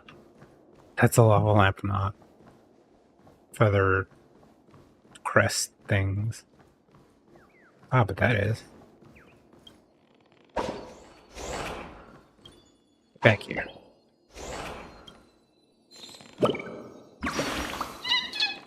Chirp. Did you realize I'm growing taller? I planted a birdie in the ground and the birdie grew really tall. Chirp. I keep watering myself. Will I grow so tall that I can't even fit into the theater? Chirp. That's kind of creepy. What's there to fear? I bet I can grow even taller than the great tree. Chirp. If only all birdies could get so tall. Even Boss Stone would have to hide from us. Chirp. What a brilliant idea. I'll get Lady Vermilion know to plant everyone in the soil. Okay. Weird. Weirdly ambitious. Did I get stickers to get more? No, I didn't. Missing 12 for the next hit. My goodness, there's so many. Almost 100 more. Yeesh. Wait, did these get you anything?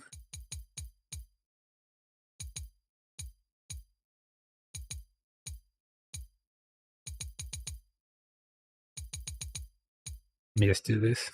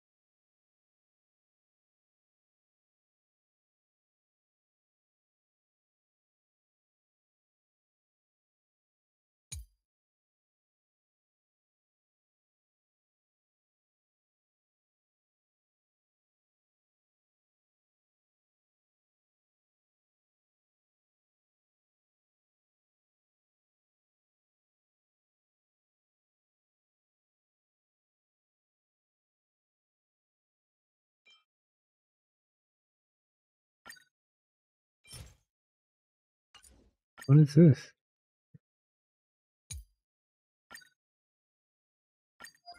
Oh, got it. Wait, does that mean I have a whole bunch here? Because I haven't placed any?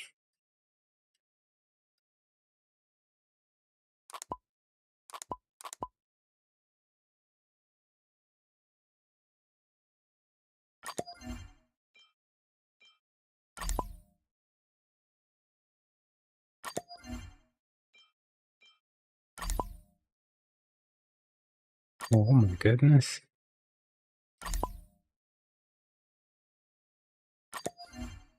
The one that's 10.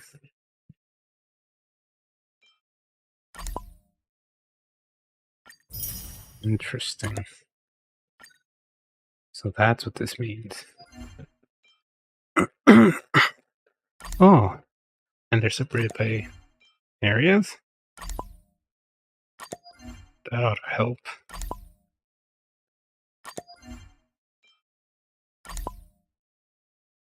Wait, what is it? Batch select, yeah.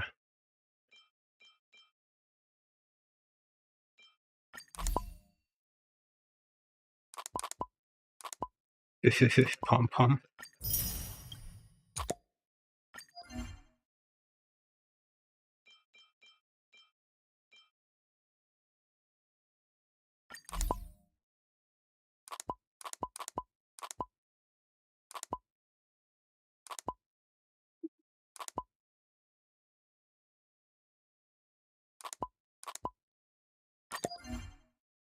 Hmm.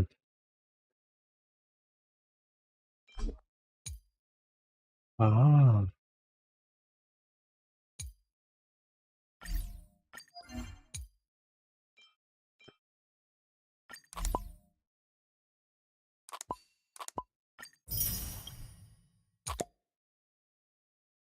There's way more than I'll ever actually even need.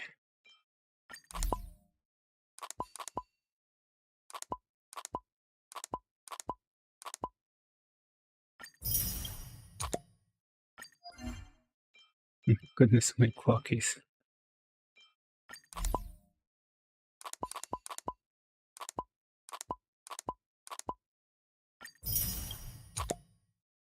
Okay, this makes more sense now. I never really got it before. I guess I do now.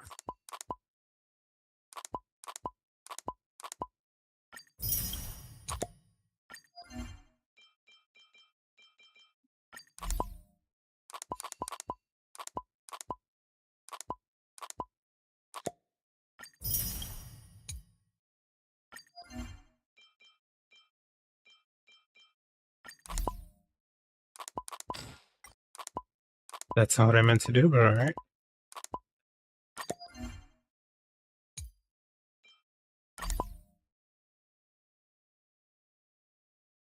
Welcome to experience the sensation of drowning.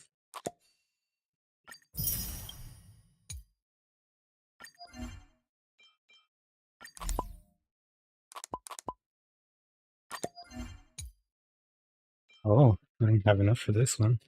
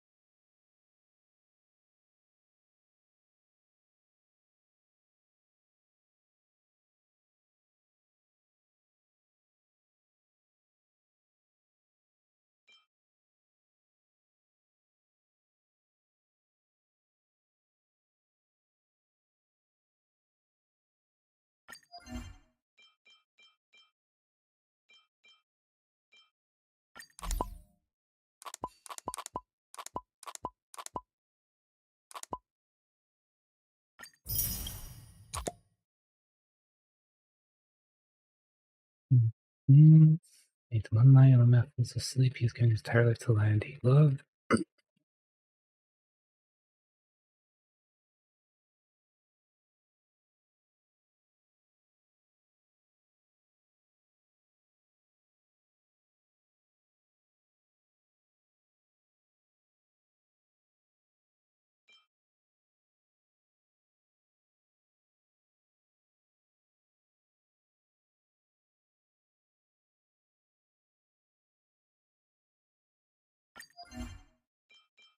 Birds of a feather. Cute.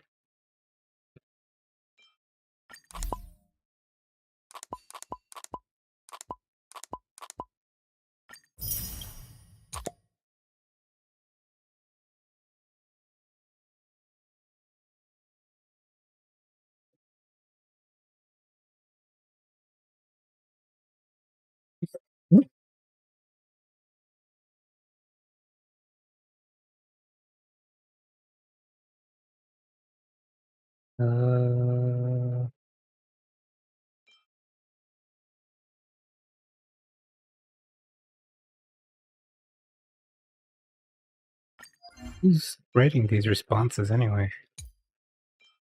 Oh.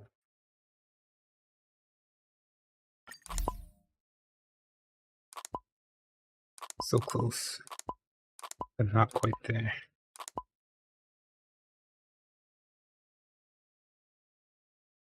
I'm allergic to Foxian fur.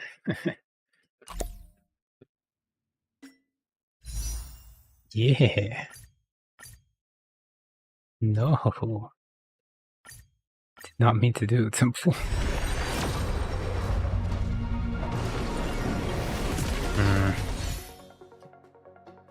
And I'm 10 away from another one. It's good though. That was a nice source that I didn't even know I hadn't tapped into.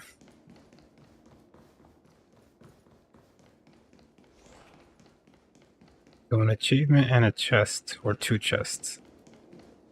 I'll be good.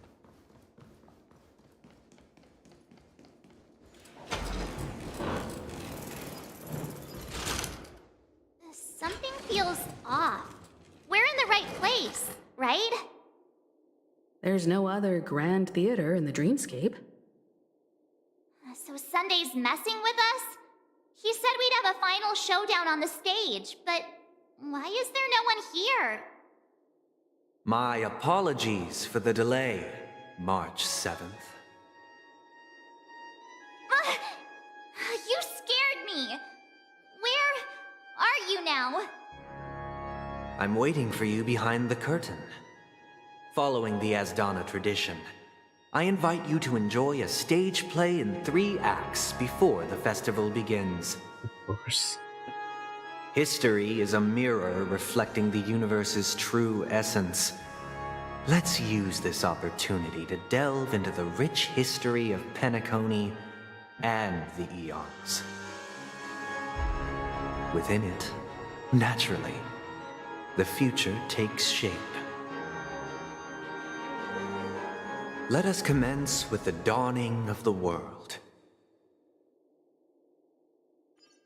After the Dusk Wars, darkness veiled the sky, and chaos consumed the earth. Enna the Order emerged, destined to restore all existence. That marked the first day.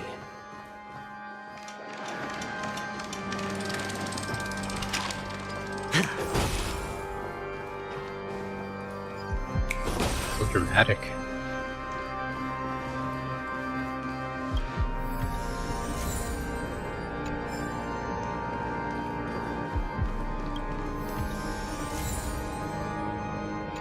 Huh? Why are these statues holding music?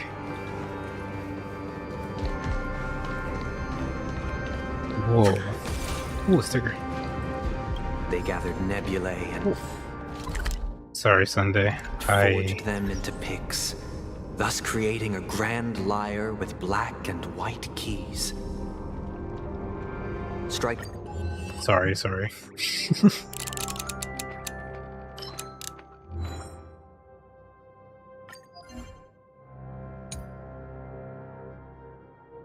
Huh? Where did I get this from then?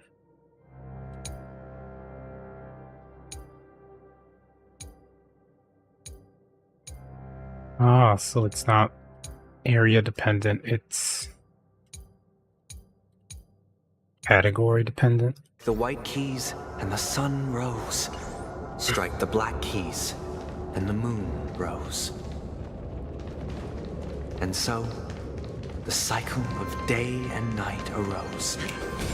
That marked the second day.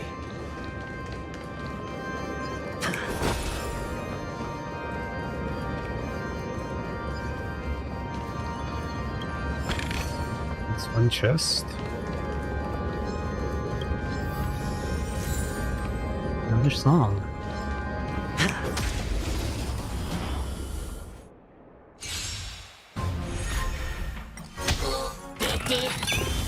Ill tidings manifest. Beneath the waters lies an endless abyss. On the still waters of oblivion, I weep for the departed. It too shall fall.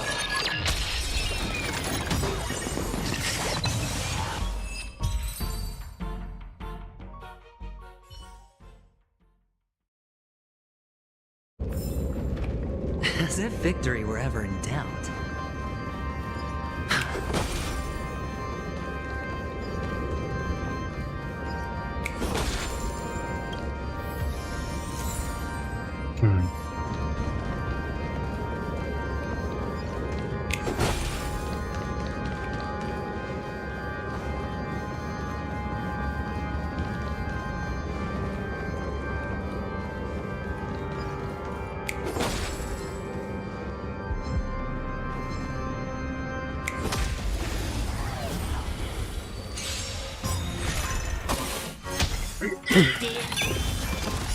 Time to say bye.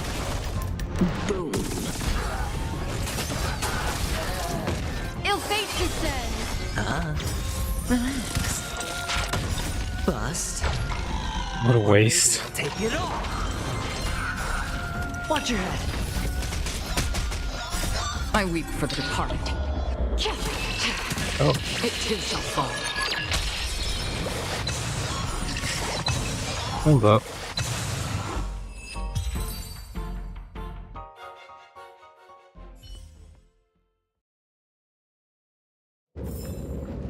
As if victory were ever in doubt. Interesting.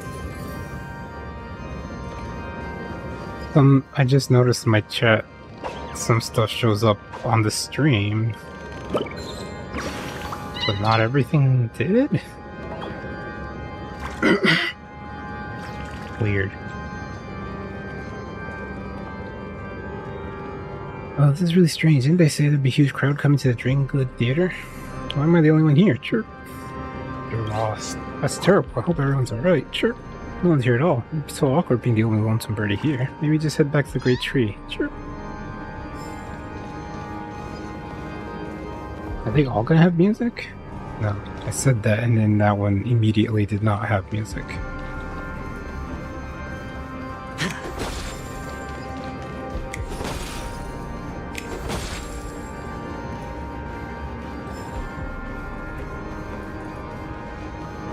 Why would they do this to me? It's not even... Oh, another pull.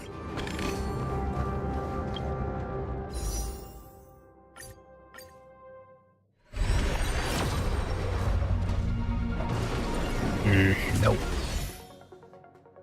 I'm like real close. Hope I don't have to go to hard pity. No dirty tricks, alright? Ill tidings manifest. Stand still. Time to say bye. Boom. I weep for the departed. It too shall fall. Nice.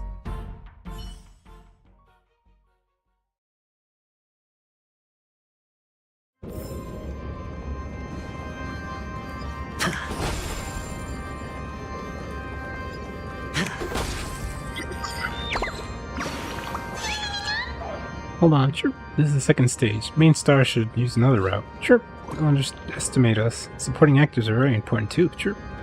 Thank you for the show. Don't mention it. Chirp. Every performer contributes to the show's success. Chirp. Goodbye. Chirp. I'm heading off to the next stage of life's spring success. I'm gonna play the lead role there. That's a lead role. What's with these sporadically spread out enemies?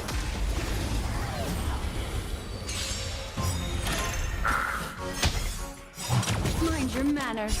Beneath the waters lies an endless abyss.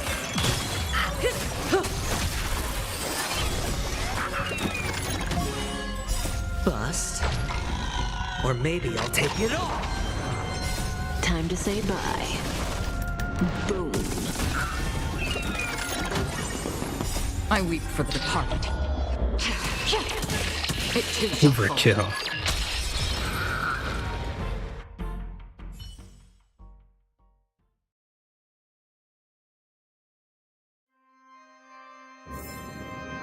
As if victory were ever in doubt. What are you doing, guest? Trying to fix you. I'm just trying to flirt with you. Fix? You think we're failed products that need fixing? Guess who defines what is normal, and who defines what is malfunction?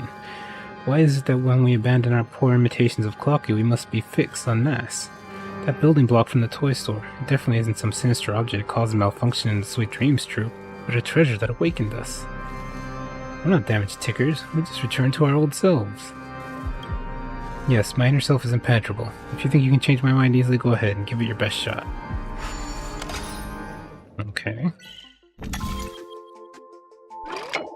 Oh my goodness. What a mess this one is.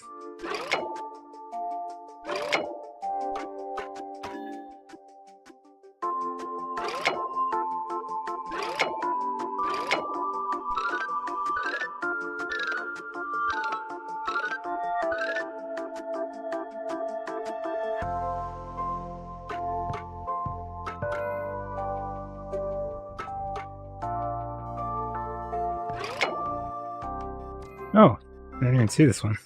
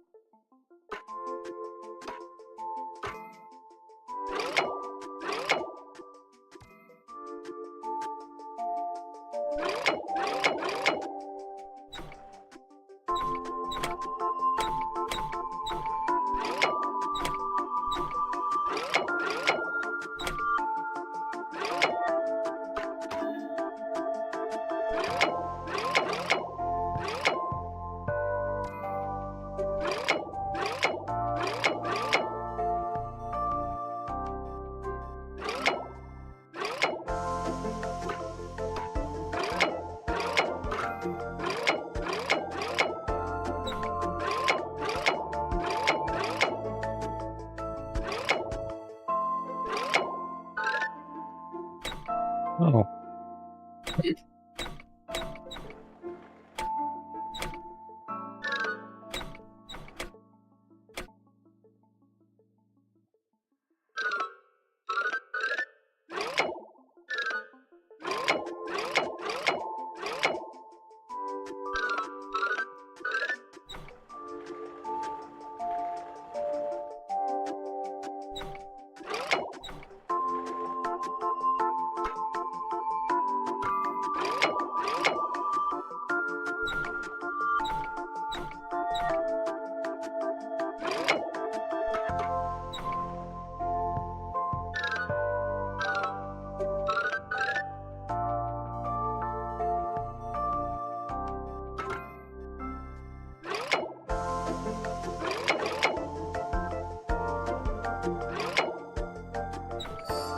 There we go.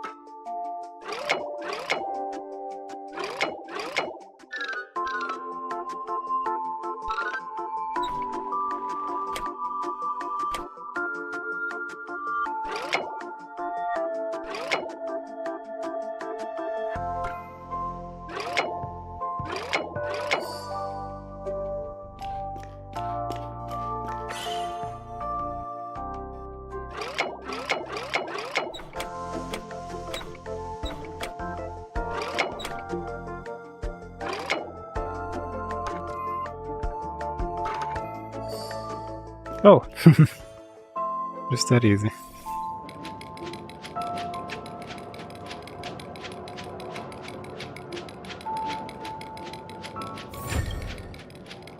Dang, you still succeeded in the end. Tick, tick. Hold on.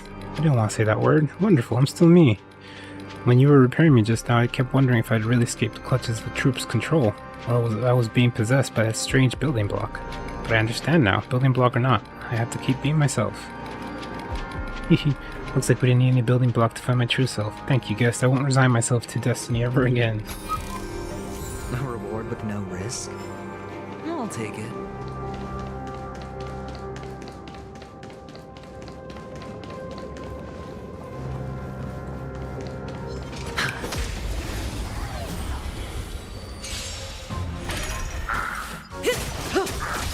Ill fate descend. Relax. I weep for the departed. It too shall fall.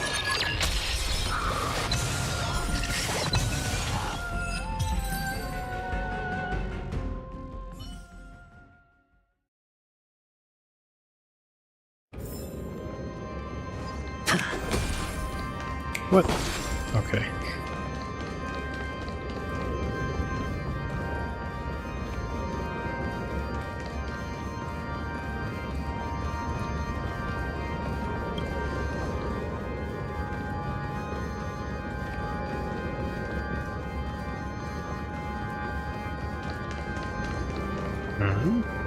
Oh.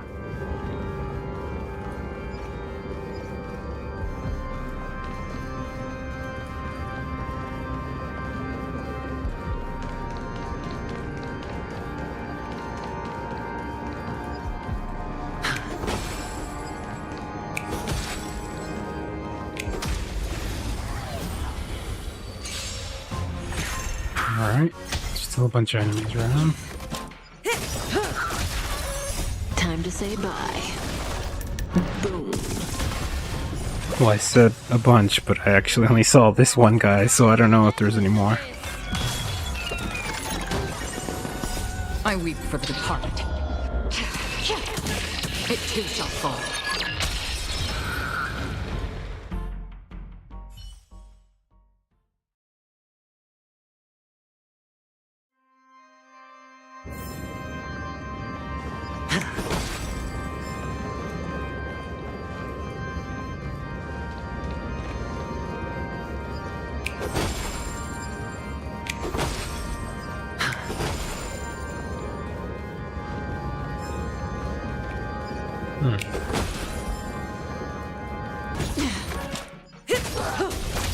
Ill fate descend.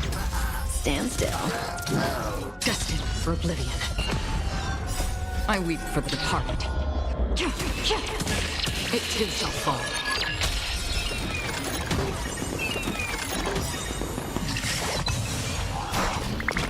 Bust. Or maybe I'll take it all. Watch your head. Beneath the waters lies an endless abyss. Time to say bye. Boom.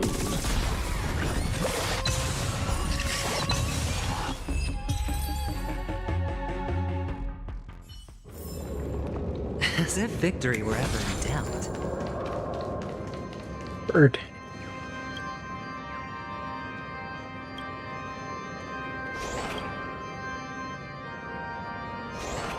Jump high. Hello, I saw a bird at the theater, and his voice was so mesmerizing. Chirp. Accompanied by a melodic surge of pipe organs. Even the puppets will start dancing too. Chirp. The birdie's song travels far and wide, just like the lightweight ivory feather. Chirp. That feather slowly floats toward the clouds. Can't hit that high note. Chirp. Today's show ends here. Thank you for coming, everyone. Chirp.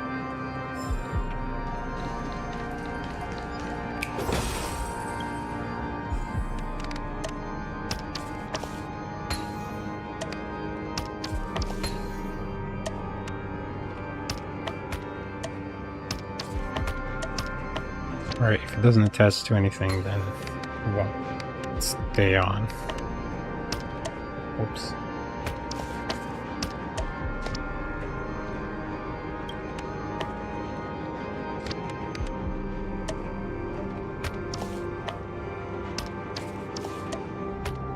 Oh, it's over here.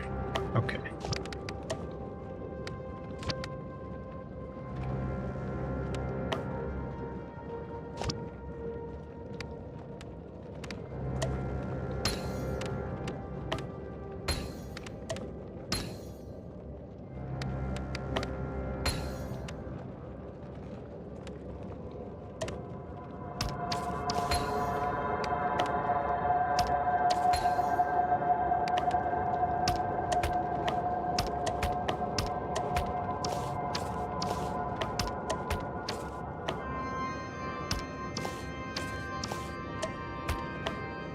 No?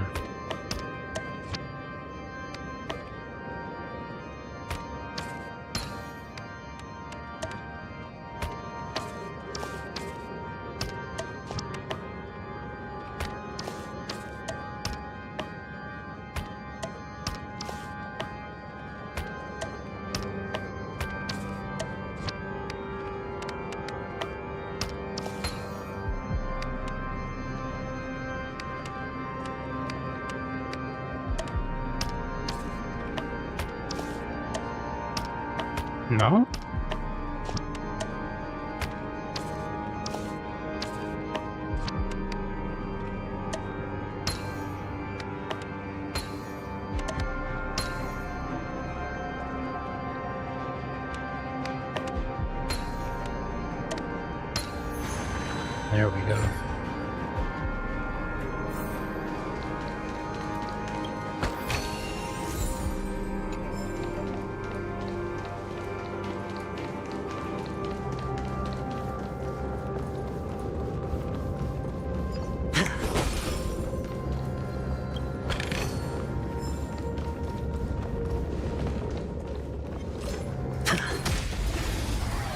Okay. No dirty tricks, alright? Ill tidings manifest. Relax. Time to say bye. Boom.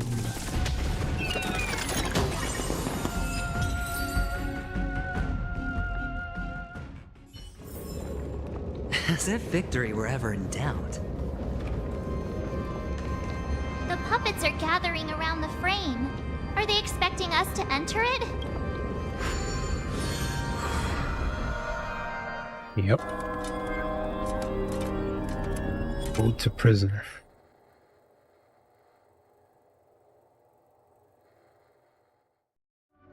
Where are we now? What the heck is this? The atmosphere here looks similar to Sunday's inner world. Perhaps this so-called stage play is created with his abilities. This act is named Ode to Prisoner. Given the atmosphere here, I believe it's about Penacony's past.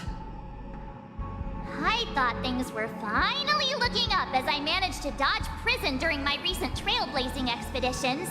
But now it looks like I'll be back behind bars again. Dad.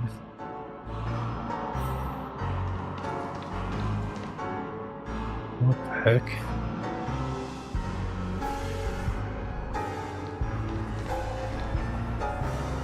Oh, criminals? Suffering? I genuinely wish to avoid a violent clash with my esteemed guests from afar. Therefore, I've arranged 3 acts before the situation becomes irreparable. Where shall we start our narrative? Well, let's start with the time when Penacony was still a frontier prison.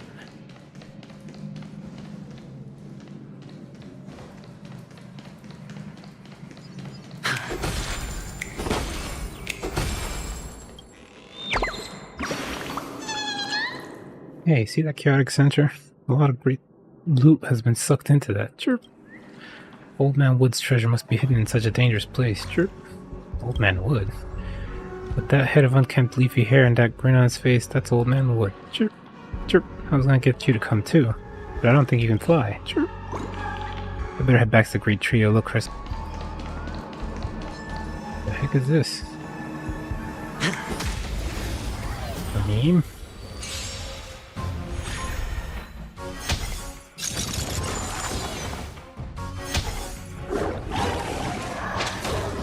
Oh, right. No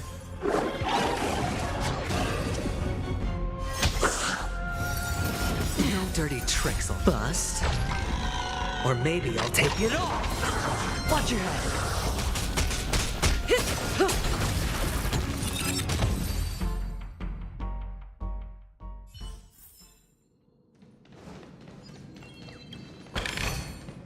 A reward with no risk? I'll take it. I hear a bird.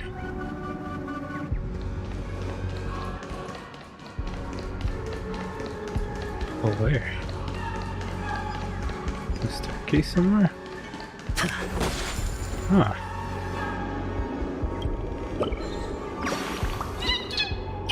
Let me a hand, friend. Someone's fighting over there.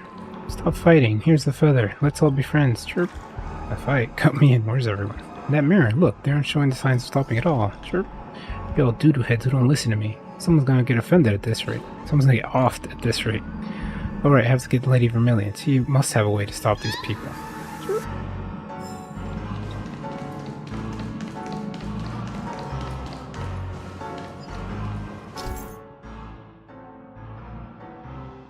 Scattered dream bubbles. Due to them being unconnected to passable platforms, the dream bubbles have formed bubble bridges.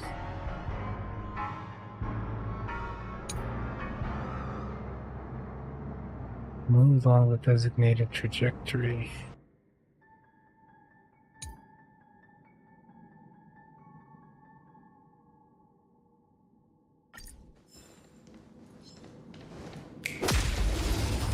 What a mess.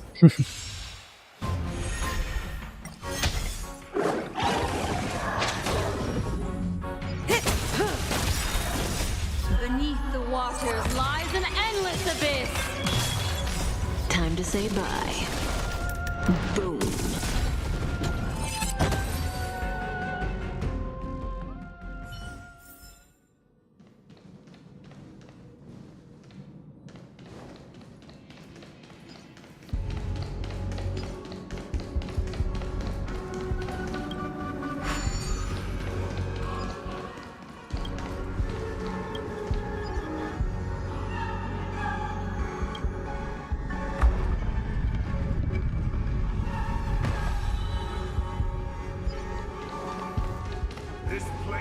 In 2147 AE, a prisoner named Hanunu ignited a struggle for liberty and emerged triumphant. IPC referred to it as the War of the Frontier, while the Asdanians dubbed it the War of Independence.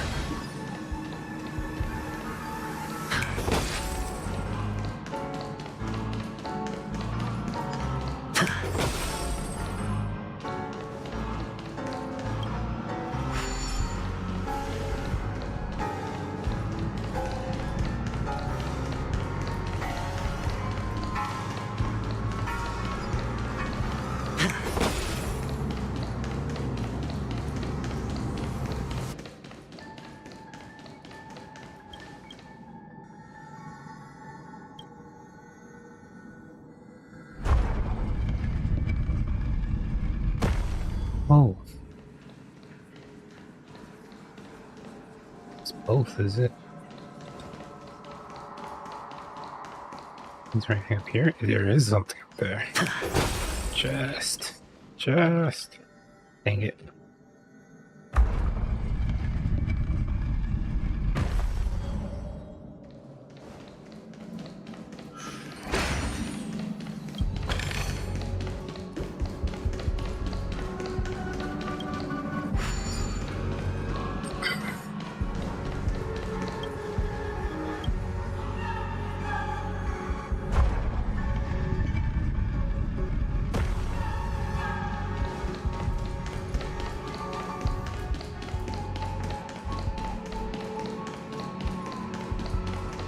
We've shattered the cages and expelled It's true that Hanunu was a legendary hero, but it must be acknowledged that while he bestowed freedom upon the prisoners, he didn't grant them true liberation.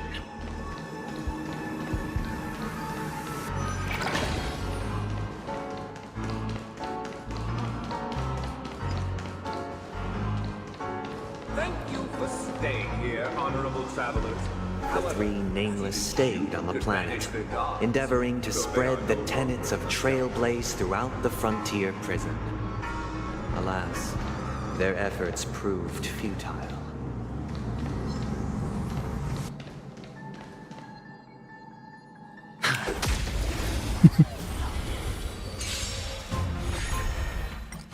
Oh, I could have used Acheron to just not enter this fight.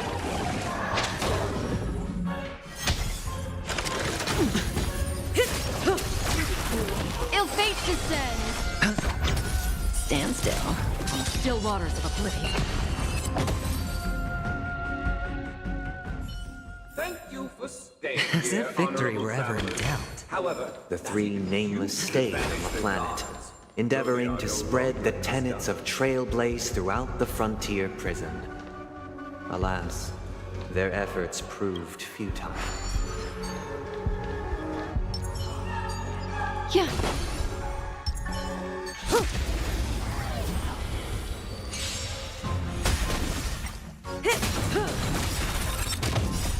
Time to say bye. Boom. Oh.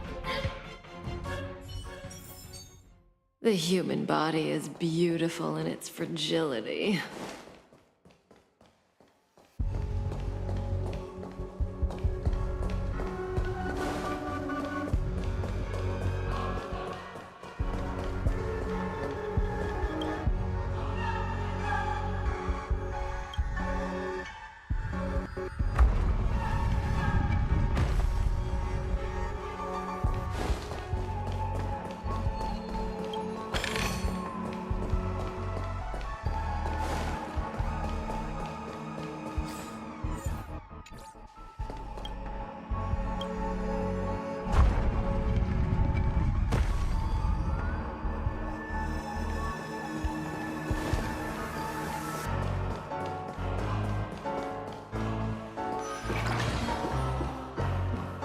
let's build another prison. Not Once again, as Donna was engulfed in war, this time the enemies originating from within. The prisoners remained prisoners for the rest of their lives, fighting for freedom rather than living for it.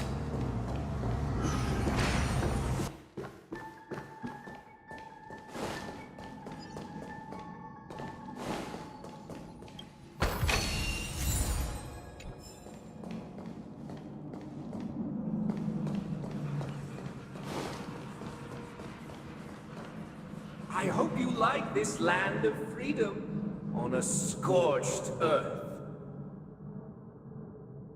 As you can see, their sentences have long ended, and the IPC guards have long been expelled. Yet, these prisoners remain enslaved, not by external forces, but by the confines of their own minds. Freedom permeates every corner, except fragile souls. It gives solace only to those who believe in its existence. Prisoners, this is my order. Learn the essence of freedom and teach your fellow prisoners to fight for their lives.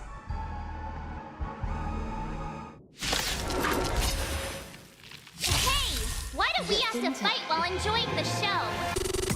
For I desire not only your enjoyment, but also your assistance in its completion. Still waters of oblivion. I weep for the departed. It too shall fall.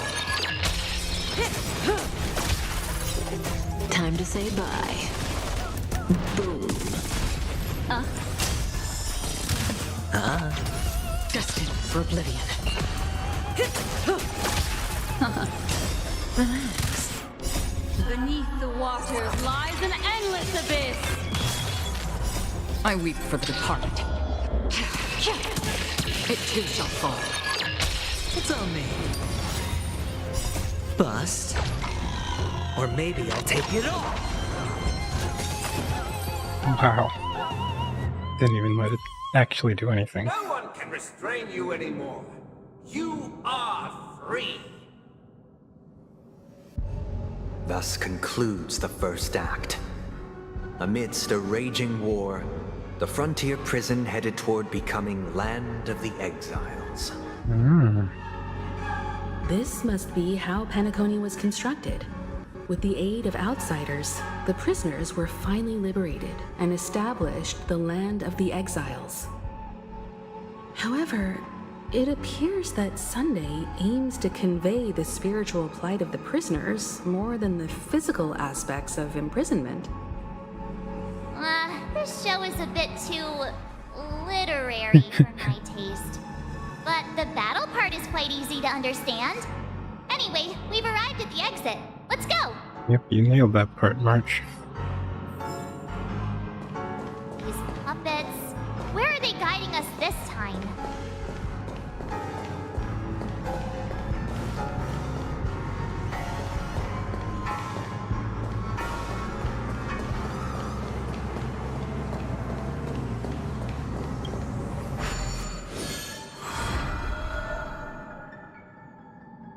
They transmuted streams of stars into inked nibs, creating symbols to be pronounced and counted. They molded stardust into flowing rivers, assigning the righteous upstream and the unjust downstream. Thus, all things were marked, and the world learned to discern between good and evil. That marked the third and fourth days.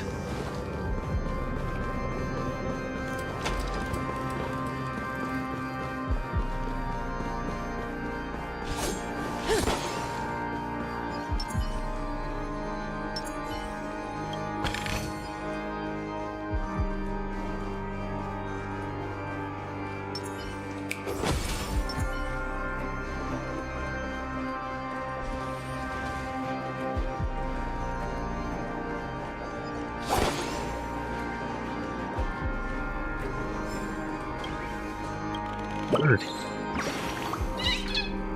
My friend, how about a drink? Chirp, chirp.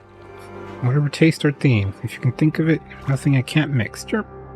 Chicken wing flavored soda. Glass of gasoline. Look at a bird make that. Are you looking for trouble, Chirp? I can see it now. You're just here to make entertainment out of me and have no intention of placing an order. Chirp. I'm so upset I'm gonna ignore you and fly away now. Chirp. Waving goodbye isn't exactly how I ignore someone. Oh, they were right next to the...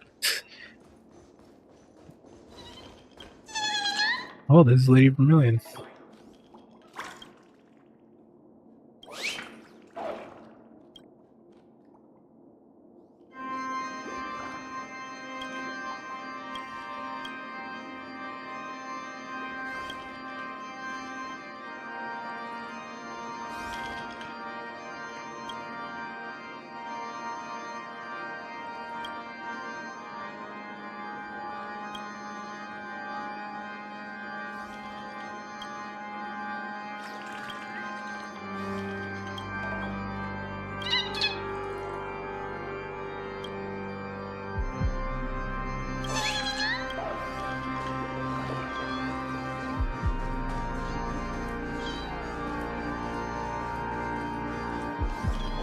Anything else around here?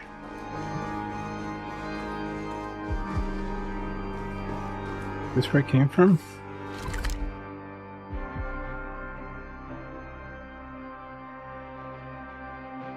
It's not.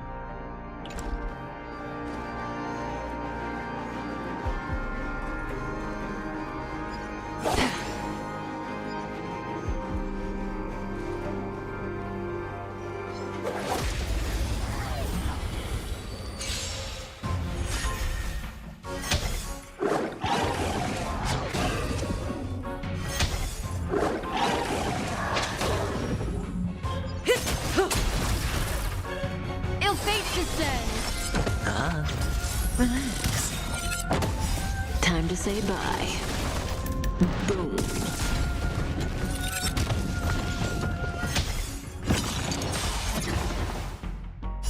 I weep for the departed. It too shall fall.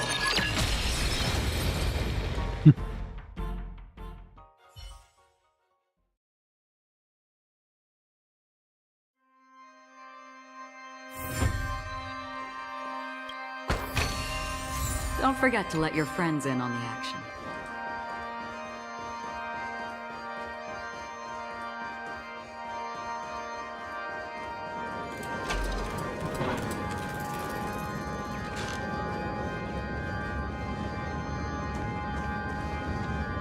Okay, this is just the...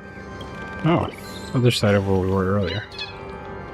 Sorry, it's not a mission time yet. This road is blocked. Chirp. I don't know what happened. We should have started by now. Chirp. The actors will be playing hooky somewhere? Sure. The show's been cancelled. Sure. As long as I notify such an important change. Sure. Goodbye. You can go in if you want. I'm clocking out early. Sure.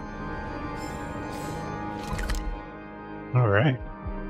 I'll, park there then.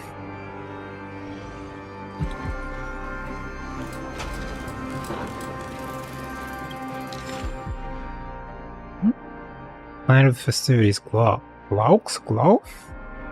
Collectible card of the Planet Festivities series are designed and released by Dreamstar Entertainment of the Alfalfa Publishing House. All rights reserved and authorized production will be prosecuted. Wings shielded the forest from the torrential rain, only a shadow veiled the scorching.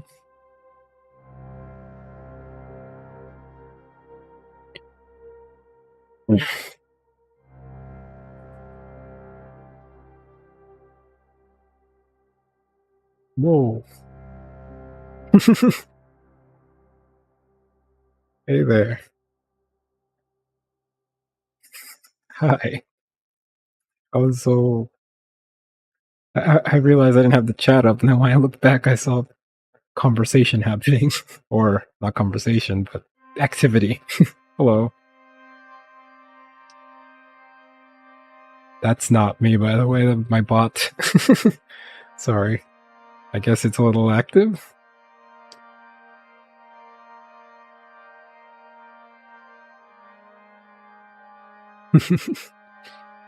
How's it going?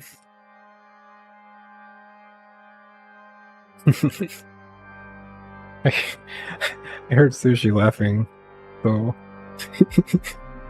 I know she's having a good time.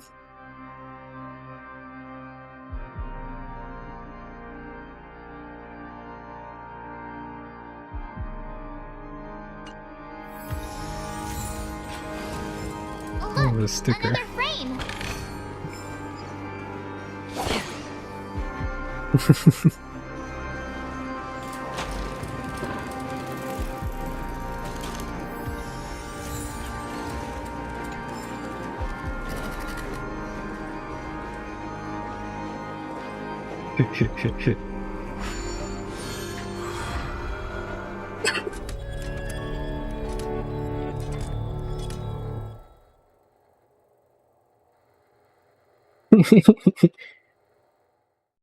It's true, she does, she does. This must be the second act. That just means she really enjoys The surroundings are her moments of happiness like that. The stage decorations look a bit tidier now.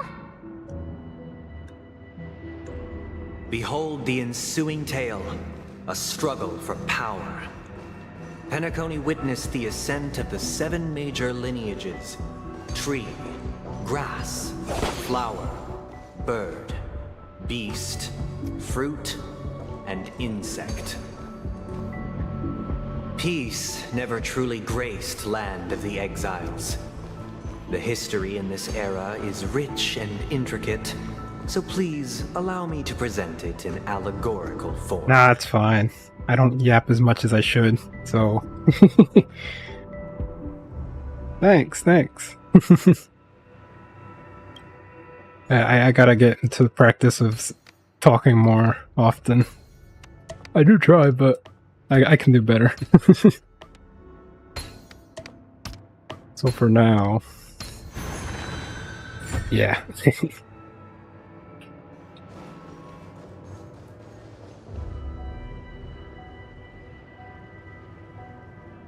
Ah, I see. I need to... Okay, right. I had to hover... To check your emote, I had to hover and Twitch itself, which I did not have up. I had OBS up. That makes sense, though. Oh! Whoops.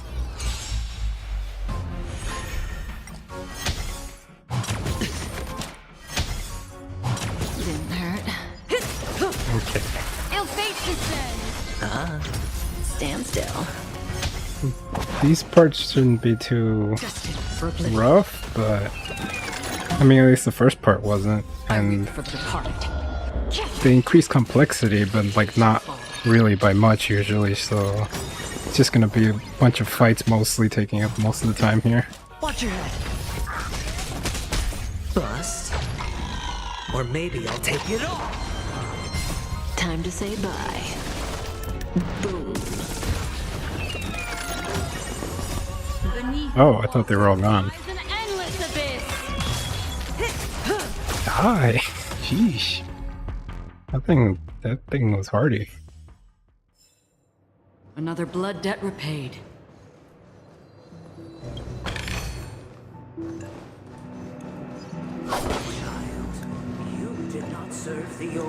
The leader of the Alfalfa family sought to defect to the IPC, trading freedom for survival. However, his eldest son slew him in the name of righteousness and ascended as the new family head. Okay, wait. I thought the main path was over there, but it's over here. So I'm turning around. Gotta loot.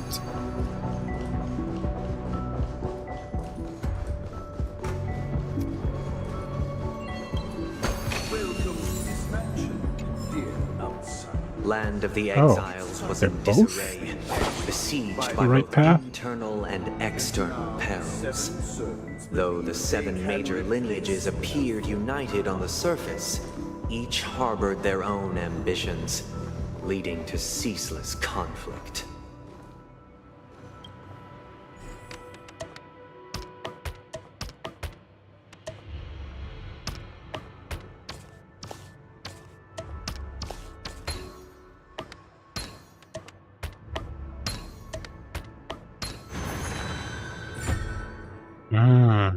There it is. Accountant! We are the pillars of this mansion. The Black Plum family was the first to fall. They withered away in the White Desert event, orchestrated by the Alfalfa family. Because Master shaped you from clay, but forged me from fire. I'm superior to you. Oh, there it is. Stream 4. Oh, bird. Chirp. You can pop balloons. Hairstyles can be tussled, but no one touches my mirror. Chirp. Just look at me in the mirror, especially those 3 magnificent feather pinions. Can't help but be moved by my own reflection. Chirp. Mirror, mirror, answer me. Am I the fairest birdie? Chirp. Of course you are. Oh, smart mirror and smart human. Chirp. Goodbye. I have to share my gorgeous self with more people to treat them to a feast for the eyes. Chirp.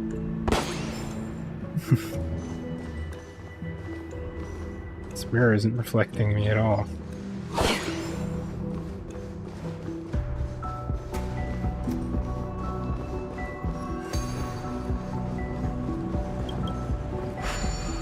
Is this the other side of where I was going earlier? Yep, looks like it. Great.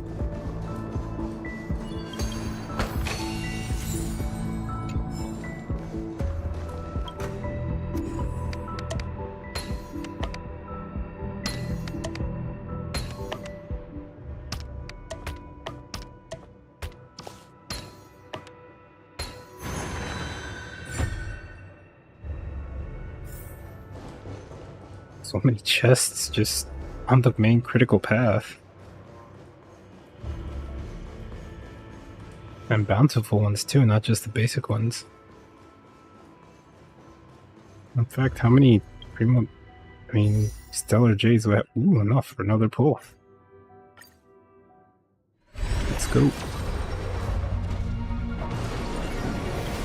Darn it.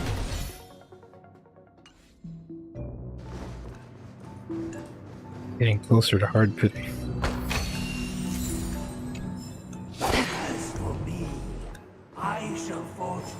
Only when Gopher Wood led the family to Land of the Exiles and earned recognition from all 5 major lineages did Penacony earn its new name, the Land of the Dreams.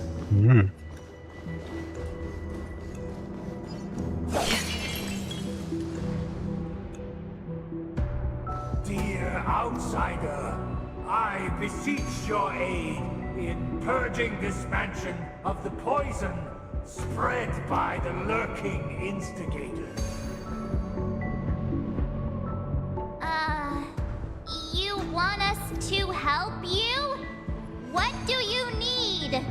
What are you talking about? I wish they could regain their reason and cast away There's 5. the shackles of hypocrisy. So representing the 5 families. This is the second act. Looks like it's about Penacony's journey to becoming the land of the dreams, during which the family plays a crucial role. But this new master seems like a bad guy to me, don't you think? Go for Lydia. Perhaps this is the truth Sunday is trying to express, if you read between the lines. The Harmony changed Penacony just as the guards once did. Looks like we've gotta help those guys kneeling down over there calm down a bit, right? With clockwork? Either I shall be my own master, or I shall return to my former master. I shall not submit to a new master under any circumstances.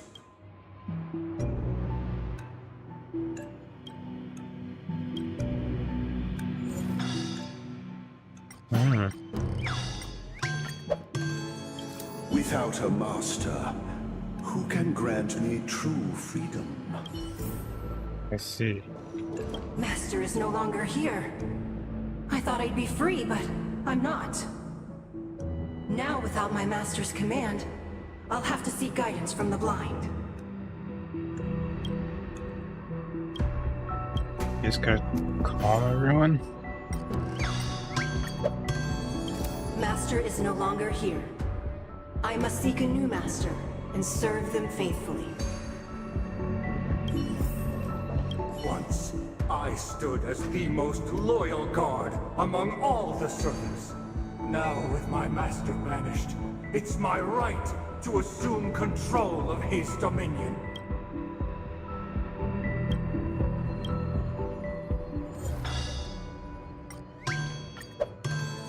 My former master has long departed.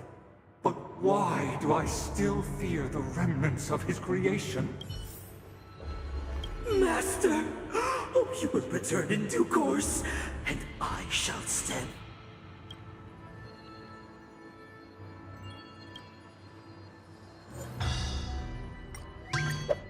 That wasn't angry, it sounded like sad to me.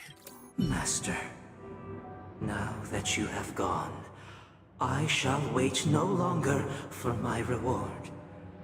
I shall seize what is rightfully mine.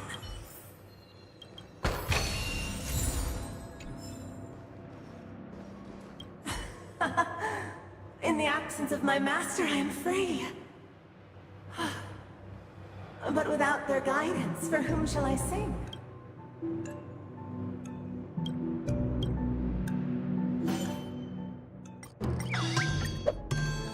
I shall sing for my new master, just as their noble voice once resonated throughout the cosmos. Thank you, dear outsiders. My servants have regained their sanity. Heed me, one and all. Your former master shall not return. It is through righteousness and unwavering support for one another that we shall attain true perfection. Cast aside the veils of hypocrisy and embrace one another. Get ready. Looks like another fight is about to begin. That's what they call immersive theater? The snow is all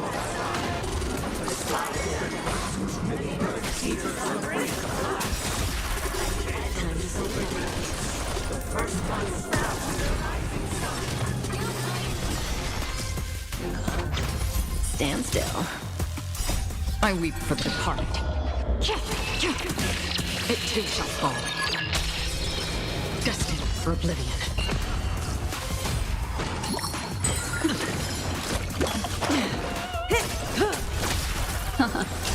Relax. It's all me.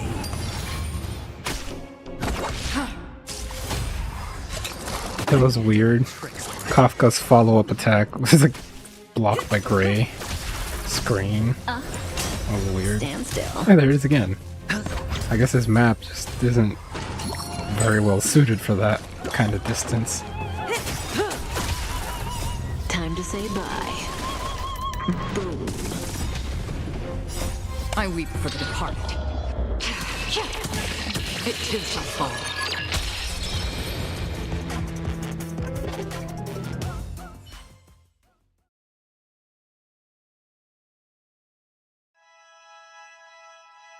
Alas, they remain but slaves till the very end, with the illusion of freedom. Thus concludes the second act. Amidst an illusory harmony, Land of the Exiles charted its course toward becoming the planet of festivities. This is how Penacony fell under the family's control. Since the arrival of the Harmony, the Land of the Exiles has undergone dramatic changes, not all of which have proven beneficial. This guy really loves dramatic scenes. Bet he comes from a whole lineage of stage performers.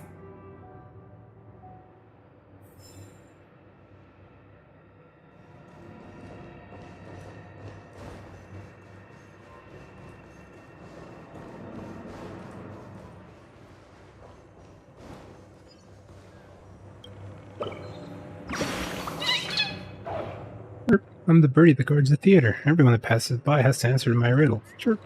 This spacious room is filled with mirrors. Guess how many there are? Sure. You get a prize for the correct answer. I'll eat you up if you get it wrong. Sure. Think you can stomach me? Don't underestimate an origami bird's appetite. Sure. Oh, looks like you got it right. The answer is I don't know how many there are. Sure. Smart human, you're ready for my reward.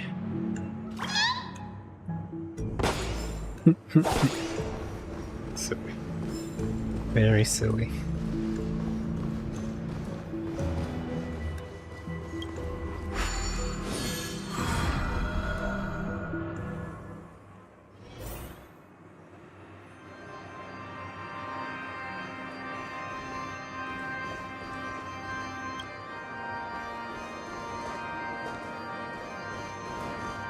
They used the planetary rings to establish the law, forging a code of conduct among the masses.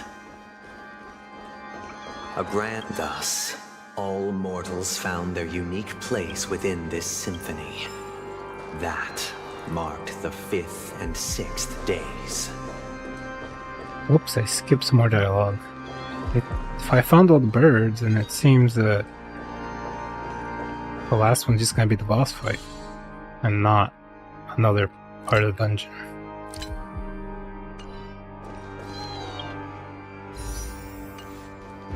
They used the planetary rings to establish the law, forging a code of conduct among the masses. A grand lyre with black and white keys served as an instrument, while symbols of articulation and numerical notation took the form of musical notes. The downward flowing river became a melody. The canon of law dictated the form. Thus, all mortals found their unique place within this symphony. That marked the 5th and 6th days. So I didn't find the boss.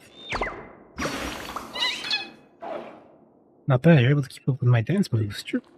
How about it? Falling for my charm yet? Won't even get a chance to witness such a performance. True. All I see is 3 feather pinions moving.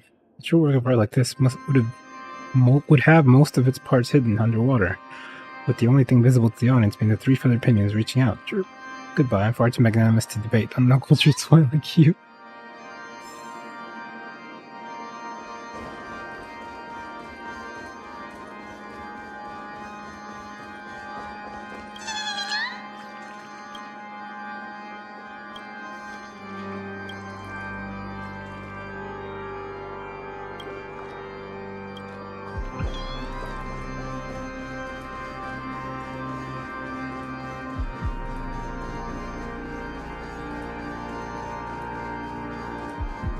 Okay, so there might be another stage because there were still more birds to be found, apparently. I assessed that incorrectly.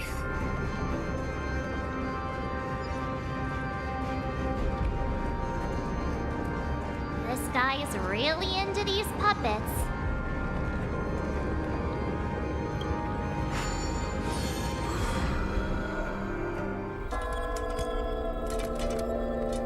Food to order.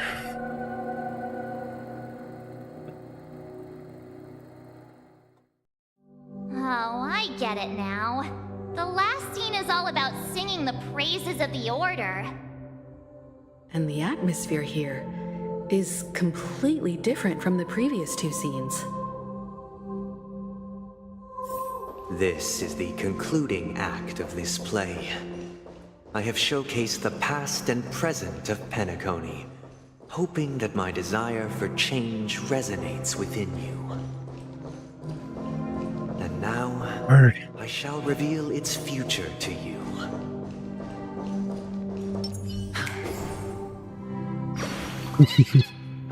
Sure, you've been dumbfounded by this genius's design. Look at that immaculate stone, that exquisitely elegant sculpture. I'm in love with this place, sure. Thank you very much, too. This art is capable of moving both humans and birds, sure. Our works are much more dismal than it, and my knowledge much shallower, sure. Goodbye, sure. I have to hone my own craft. Friend, one day I will make something that triumphs this masterpiece, sure. Aha.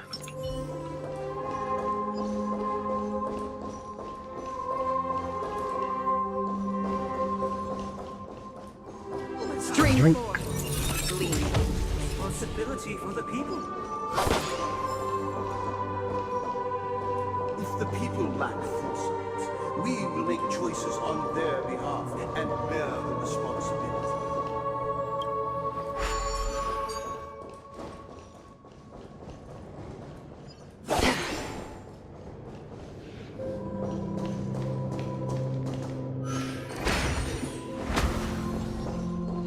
Stream 4. Gleam of old flames.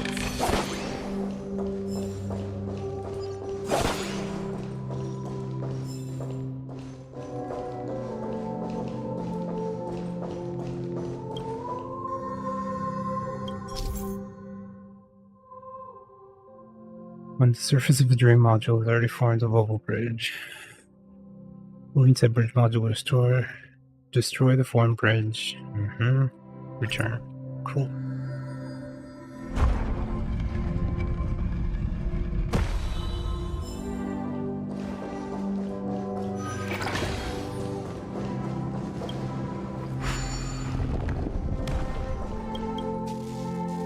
TikTok, I saw a Scorchland's live stream. You must be the season's festive superstar. TikTok, I love you so much. Please give me your autograph. No, please let me shake your hand. No, please be with me.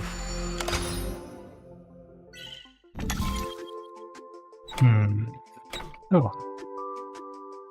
Wait, that's not it? There we go.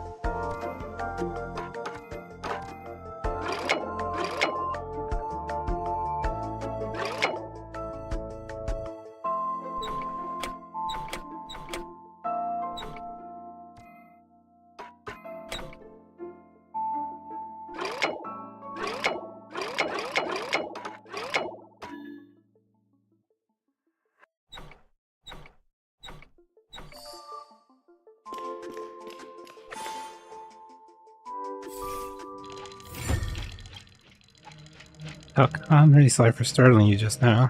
I was too greedy. You don't have to do anything. I just really like you. But admiring you from afar is enough for me.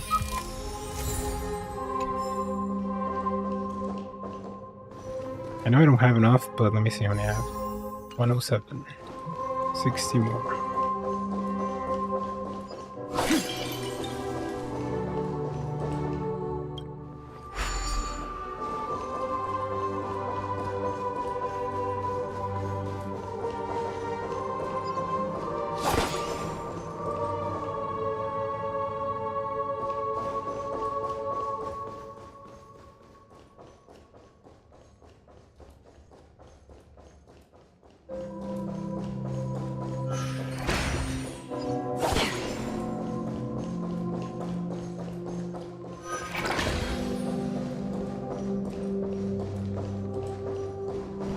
without a king, who shall protect the weak and stand against the mighty? We shall support one another, protecting the weak and standing against the mighty.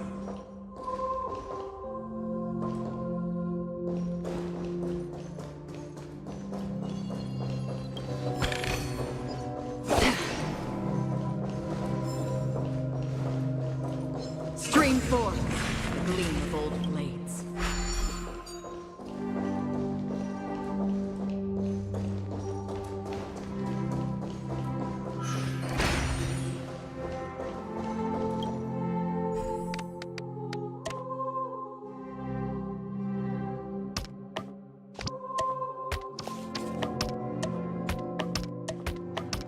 Really?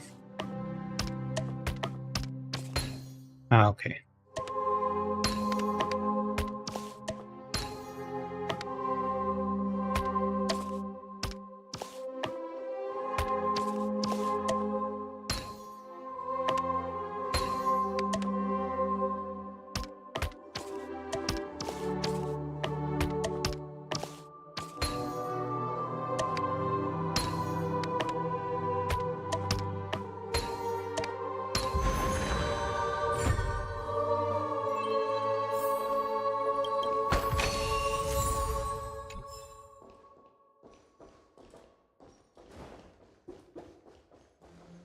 That was it, right?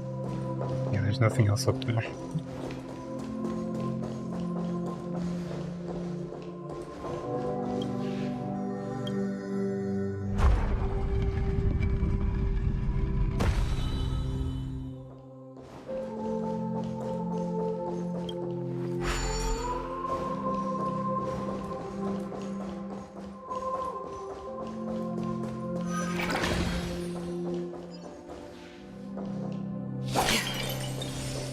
Without a king, who shall govern the movement of stars? Before the ebb and flow of time. Everything followed its natural course, and so it shall continue even after the king's departure.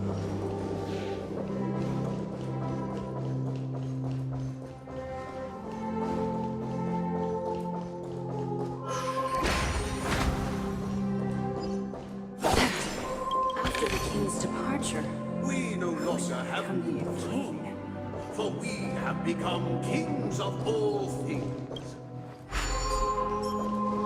Stream forth, the gleam of old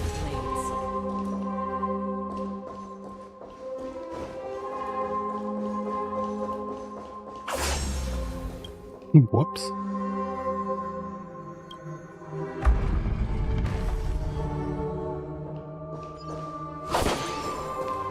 Huh? Oh. Wait, this is where I have to go.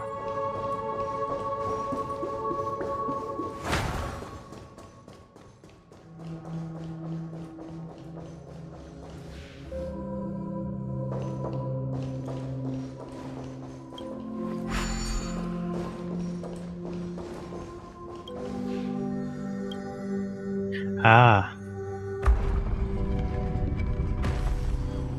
I see. Stream forth, the gleam of old blades.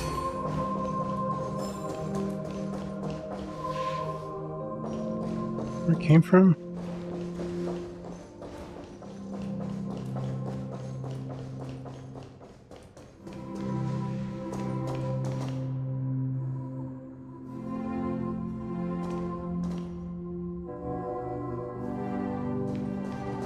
Yeah, I guess so.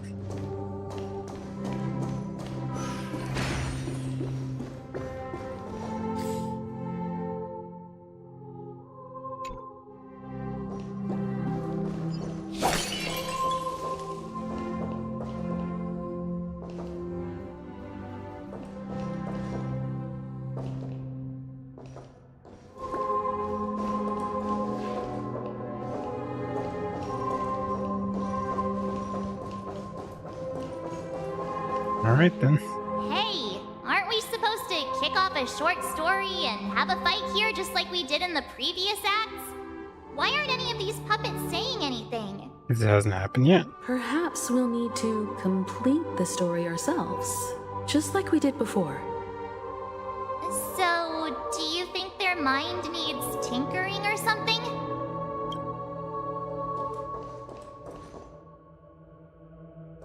Why is that like that? Based on experiences from Act 2, seems you need to employ the clockwork once again to personally bring the performance to fruition. Satisfied? Farewell, former king. Untunable. I have need for a king, for we have become kings of all things. Farewell, former king. Oh, How did it go? can't change the emotions. You can't change them? What does that mean? My apologies for my negligence. I forgot to inform you that the final part was scripted long ago. Let our previous king recount it to you. Now it is time for the final rite. Prepare for battle. Looks like we'll have to fight again. Ending from the infinite spiral I traverse measured steps. No need to remember me or seek my existence. For the confluence of my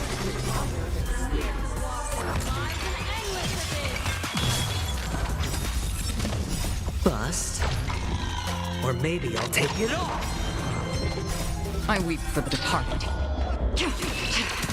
It too shall fall.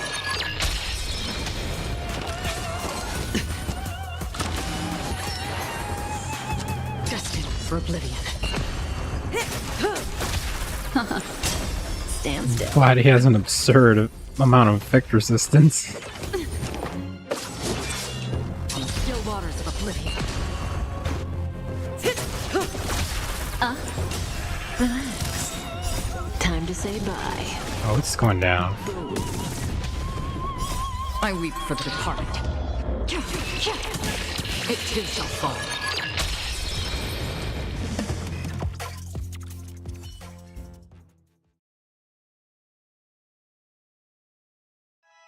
In the hushed expanse of a nocturnal reverie, I leave faint traces behind. No need to remember me, or to recall the essence of dreams. What is mine shall wane, while you shall transcend its delicate nature. Still Ron talking, corrupting. This is the final scene. It's much more straightforward. He wants to expel the Harmony and establish an empire based on the Order.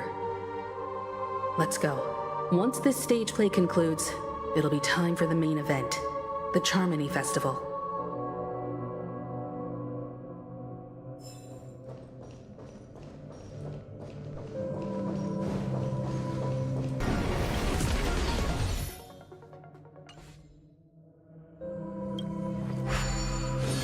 Did another poll in case that wasn't streamed, and it was just another light cone 3-star.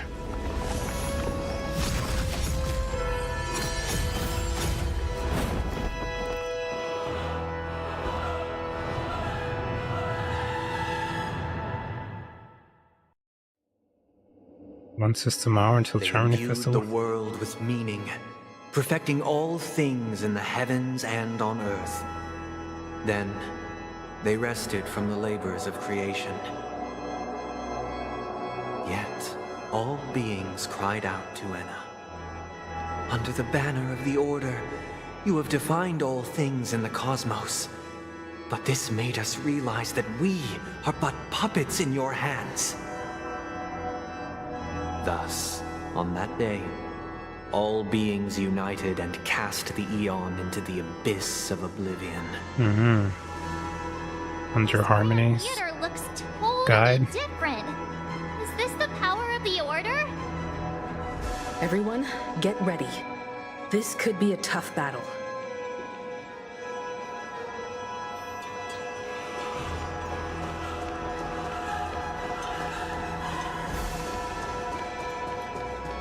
Oh, it's the same place, but looks different. Neat. That marked the 7th day. Cheers and chants reverberated in ears.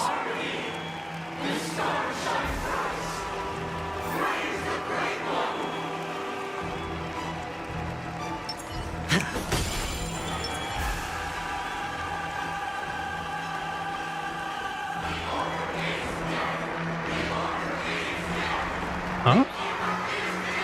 Well, he's just saying what everyone was chanting, I guess.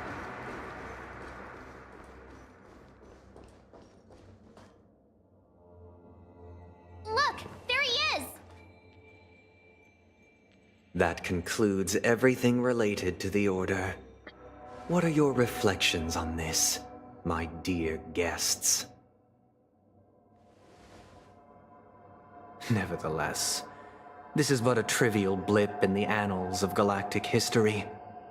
What truly matters is the course this river shall take in the days to come. You've arrived at the perfect moment.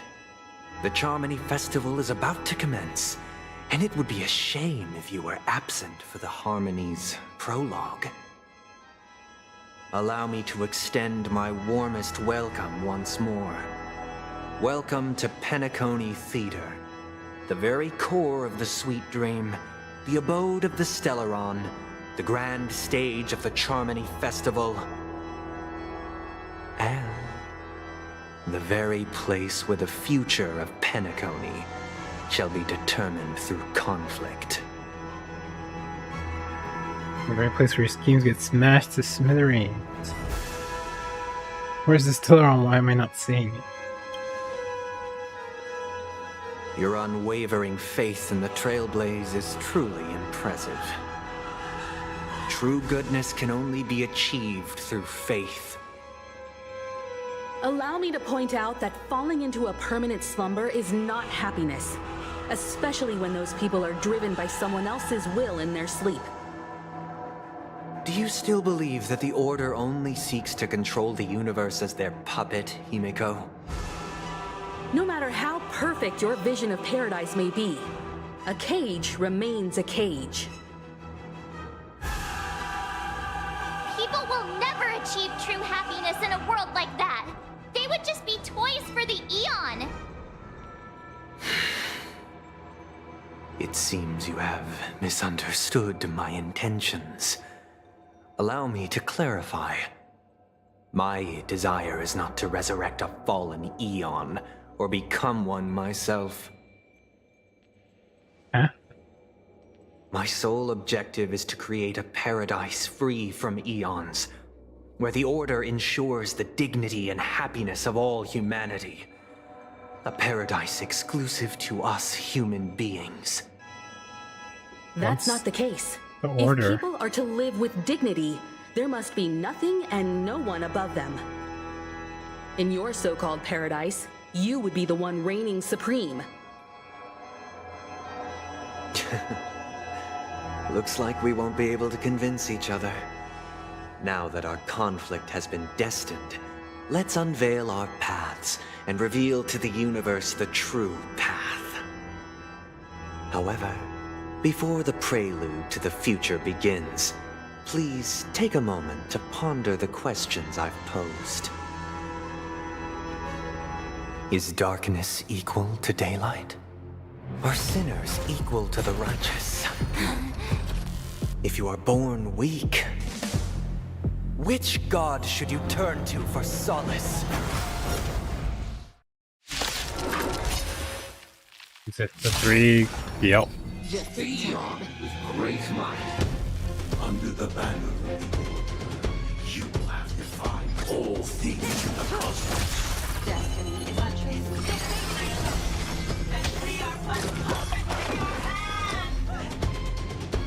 Spend freely. No dirty tricks.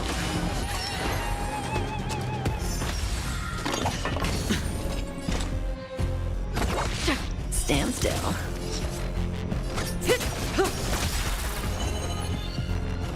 I weep for the departed. It too shall fall.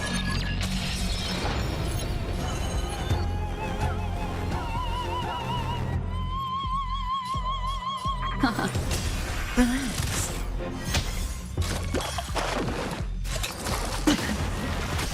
I hit the mark.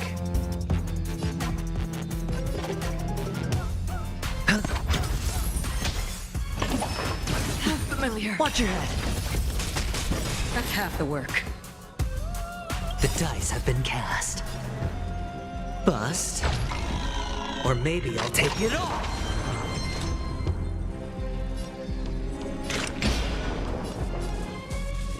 Still waters of oblivion. Good times. Time to say bye. Boom. What do you want to know? Stand still. Memories are beneath the waters lies an endless abyss. I weep for the departed. It too shall fall.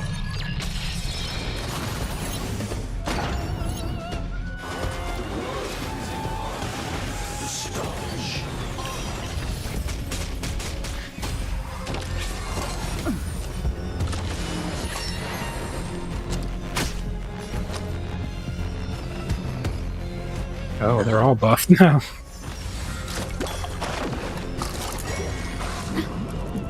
May as well kill them all.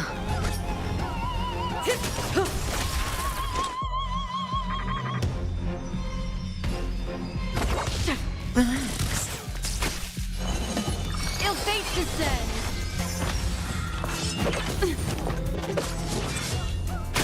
Sure, I'll play along. Spend freely. Familiar. Watch your head. No dirty tricks. Say bye to breathing.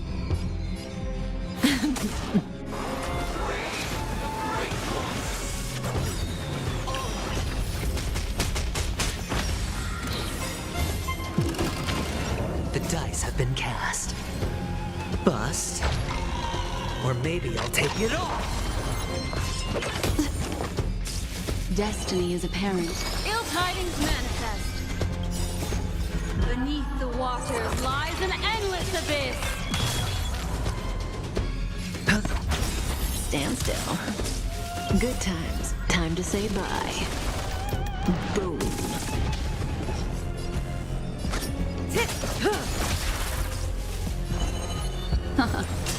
Relax. Yeah, nice.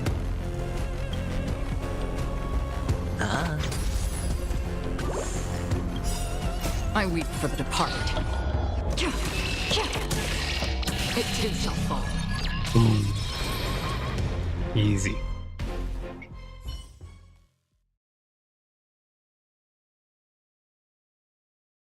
That was cool. I already know. He has a hat. I now permit you to gaze into the sun.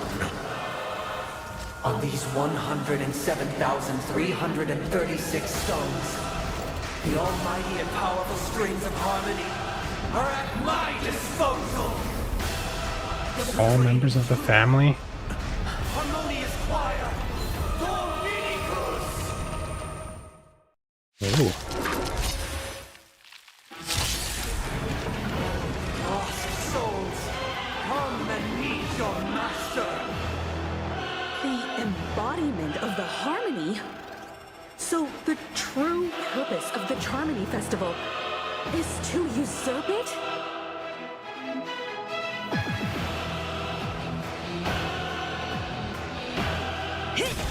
Noisy. Again, the ill tidings manifest. All right, I'll call your bet. It's on me. Another journey begins. Stand still.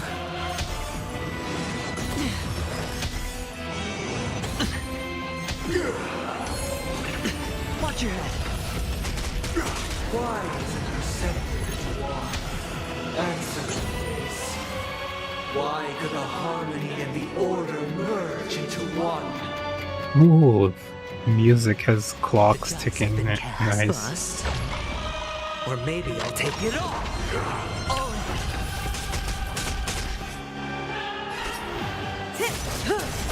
Noisy.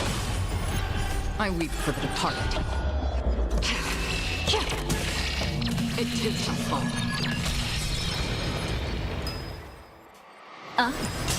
Relax.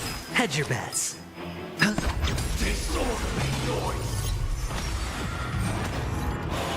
Workday without God. No singers respond to the choir. The voltaggio movement. What? Good times. Time to say bye. Boom. Feeling like there's another world in front of my eyes. It's the power of tuning.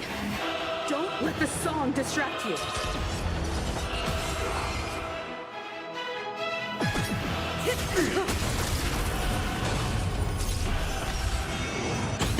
Watch your head. Destiny is apparent. Ill tidings manifest. Again. Memories are beneath the waters lies an endless abyss. Sure, I'll play along. Stand still. Didn't hurt. I weep for the departed. Slash, slash, slash. Bye-bye. It too shall fall.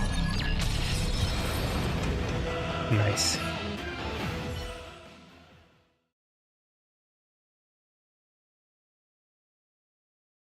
The time has come. Creation will be reborn from the remains of the gods. Gone home. Nice. Oh. Radiant spirits, heed my word. Show no mercy. Nice. That was cool. Did we descend into dream again? Wake up! Wake up! Hey, wake up! The sun's frying your butt! Are you alright? Can you hear me? Do you remember your name? Why does that line sound so familiar? It does? Well, doesn't ring any bells to me. That's how you woke me up. Looks like your mind's still in one piece. If you're able to remember such details, well, that's reassuring. Are we in dream or reality? It's a long story. Simply put, Don Hum used the Jade Abacus of Allying Oath when we were in the middle of a fierce battle, and summoned the General to help us just in time. And then we returned to reality. Look, this is your room. Everyone else has also returned from the dreamscape. Himeko and the rest are at the lobby discussing matters with the General. And now that you're awake, we should tell the crew that you're all right. Come with me. Not going to come chat with me, sleepyhead. Ah, okay, that's what was happening. I was like, do they have the same HP? Is that Black Swan? Where is she?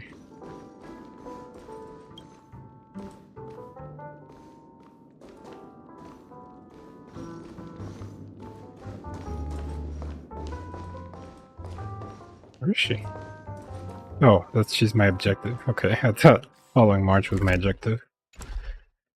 Never mind then. We're good. That's not what I want to check. Ooh. 60 more. Hey, where are you going?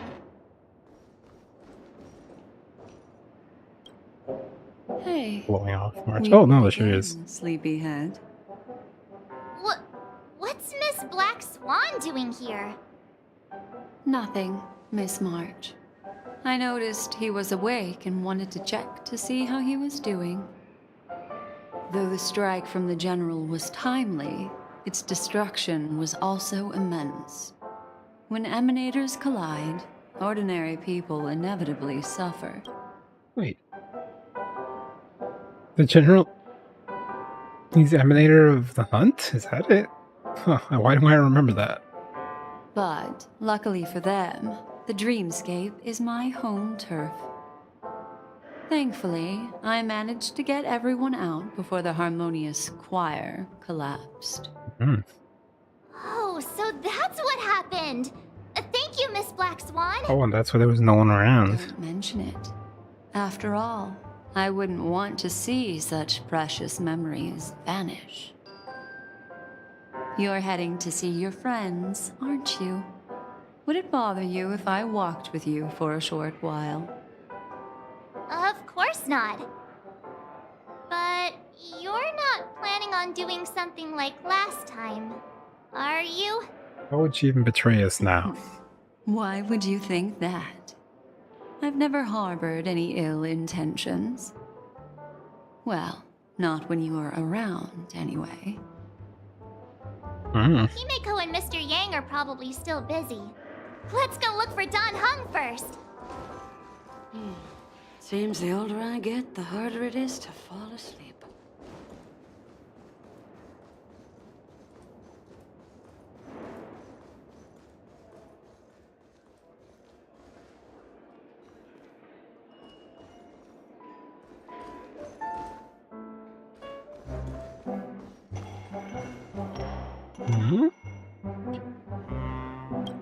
You don't think you're safe just because you have that device on you. IPC guards have plenty of ways to get in. Surrender now for the sake of everyone.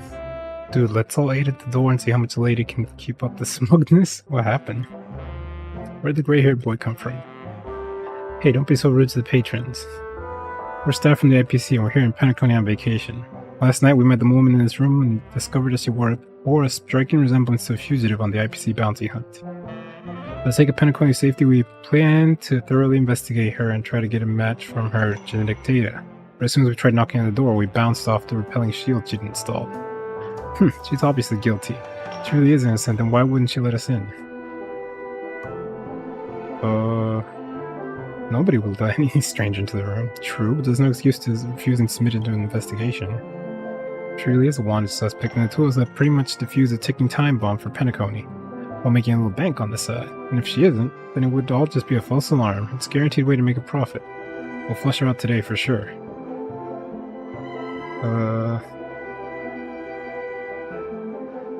Leave this up to me. You? What are you gonna do about it? Before the bounty's in our hands, we won't give you up this position. The IPC considers this an abuse of authority? Dude, we're here on vacation. Technically, we don't have the authority to force an investigation. I know, you don't have to tell me specifically in front of him. Although this investigation hasn't been reported to HQ yet, the IPC will surely express support for our actions. Hilarious, the IPC is willing to risk a fallout with the family for this? Dude, it makes sense. The repercussions might be too risky for the higher-ups. I know, can you please don't undermine me again in front of him? Our behavior is in line with IPC values. What right do you outsiders have to talk like that? If something really does happen, can you two take responsibility?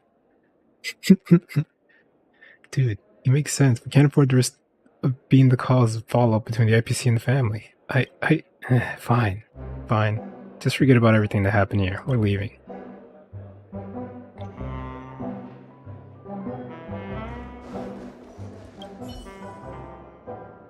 Looks like you've taken care of them. Message shows the danger is gone. Great job, boy. You've done well. So why were the two bugging you then? It's a really long story, but I have to admit, their sudden attack really caught me by surprise. Luckily, Captain Colleen always has a backup plan. Before we go to sleep, I set up my enclosed dimensional force field generator on the door, so that the entire room would be impenetrable, not even under laser bombardment. However, if they kept bugging me outside the door, I probably wouldn't be able to sleep well too, so thanks for your help. Now that everything's sorted, let's go back to our dreams and keep chatting. See you at the old place. Oh, that's that lady. Okay. Look, he's still talking to that cowboy. One-page soul glad, shaken, not stirred. Ooh, want a drink?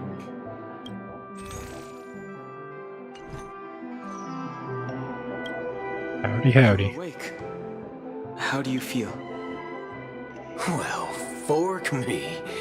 You must be that Stellaron they were talking about.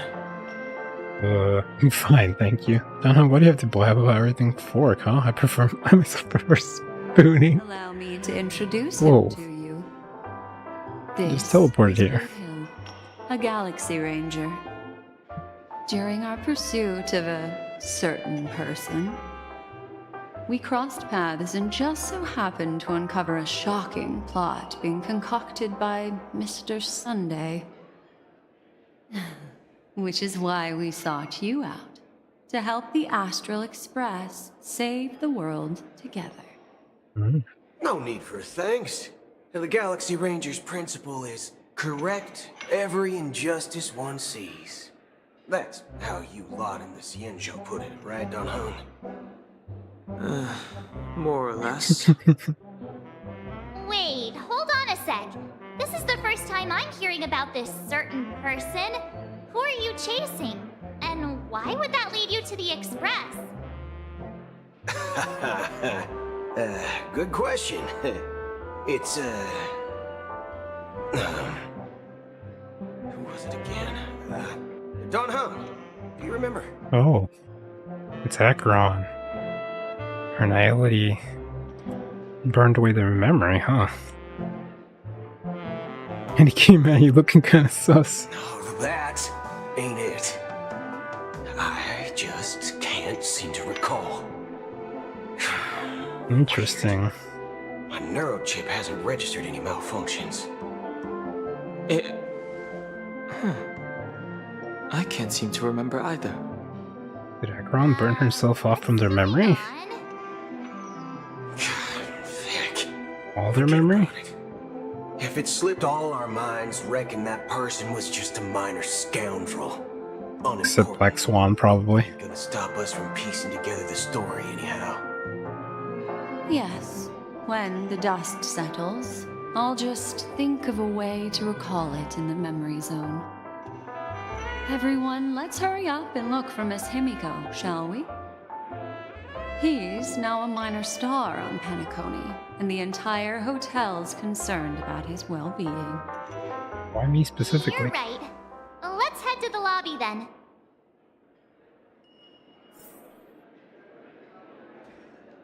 You guys go. I'm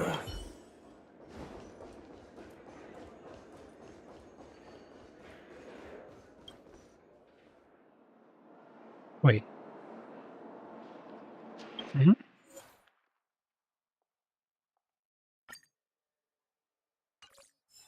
Sweet.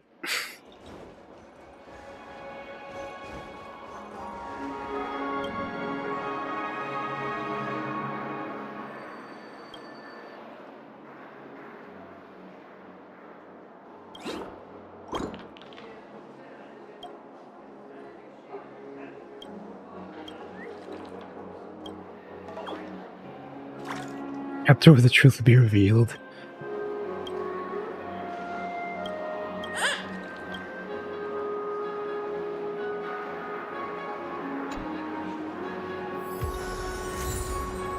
Oh.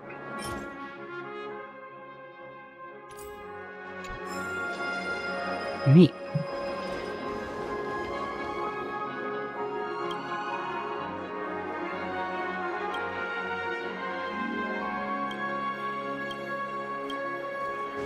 Look, they're with the General.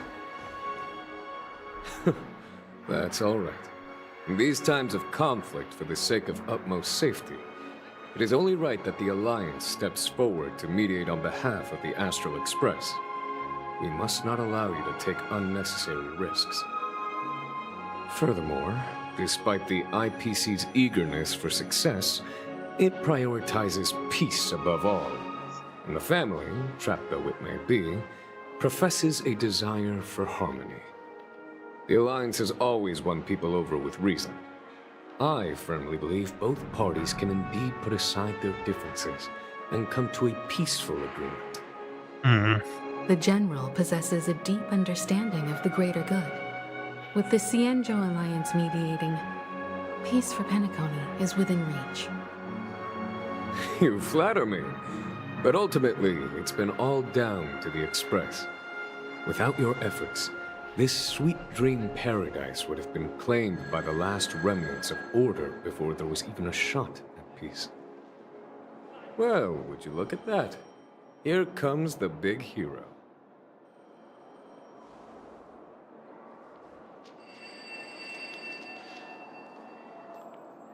I do what I can. If it isn't the galactic baseballer, a true hero who dares to take action. Are you okay? I heard you couldn't wake up. Are you feeling unwell? Don't worry, Mr. Yang. There is nothing wrong with him. He practically burned through a lifetime's worth of jokes on the way here. What about you, Mr. Yang? I heard that even Miss Robin wasn't spared. And that guy locked you both up. It's a long story, but at least Mr. Sunday took it easy on us. He used an ability called tuning to connect our consciousnesses with his. In other words, he imprisoned us within his consciousness. Thanks to General Jing Yuan's destruction of the Harmonious Choir, we were able to escape. He used that tuning on us too. Does that mean that we were almost imprisoned as well? I can confidently say now, he was truly after a fair fight with us. Had he wanted, he could have easily taken us down, without so much as lifting a finger. Speaking of the Oak family head, where is he now? It's complicated, but in a nutshell, he's now the former Oak family head. The IPC has named him the key figure in the family's Penacony split, citing a threat to cosmic peace. He must represent the family and answer for the unrest caused. His trial is set to take place at Pier Point. The family quickly labeled him and the remnants of the Order as enemies, declaring the turmoil an internal rebellion. This move effectively barred the IPC from intervening in family affairs on both moral and rational grounds. Everyone really has their own agenda, after all. Yep. Then, what's going to happen to Miss Robin? She and Sunday won't be able to deny their involvement in the Charmony Festival. They're siblings, after all. Why the sigh, General? I can only say that this incident is an unexpected mess for the girl. The Alliance will try to persuade the family to consider this matter carefully during mediation. It's time, everyone. The IPC's key members and I have agreed to consult one another before the upcoming negotiation. Do any of you wish to sit in? Given the General's invitation and the matter's significance to the universe, the crew will naturally accept. However, if the IPC has any reservations... Why, of course you're welcome. They've mentioned that your team is a trusted ally of the IPC in Penacony, so there's no reason not to welcome you. It's a Venturine, okay? Besides, if there can be reliable observers from the Astral Express present, discussions will go more smoothly. So, what do you all think? Well then, we shall oblige. I'm kind of allergic to those types of situations. I think I'll just head back to my room and start packing. Not to worry. Himiko and I will take care of things. I'm afraid I'll also have to return to the Express first. The conductor is worried about us. It's best I go and explain the situation. Thank you. What about you, Will you join Welt and me? Or have you got other plans? I have to help March pack her suitcase.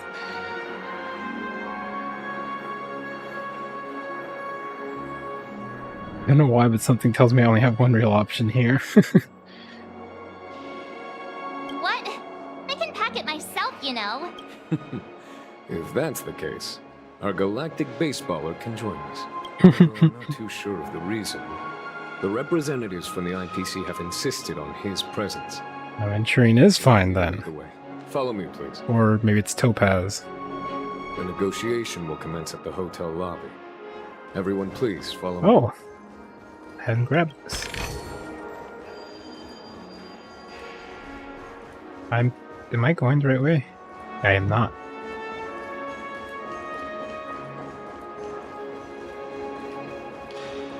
Wait. Or was I? Oh, either way could have worked.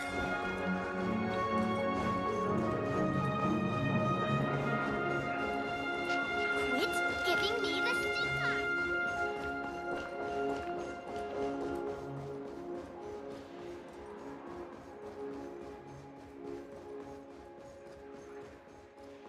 She's the girl of my dreams.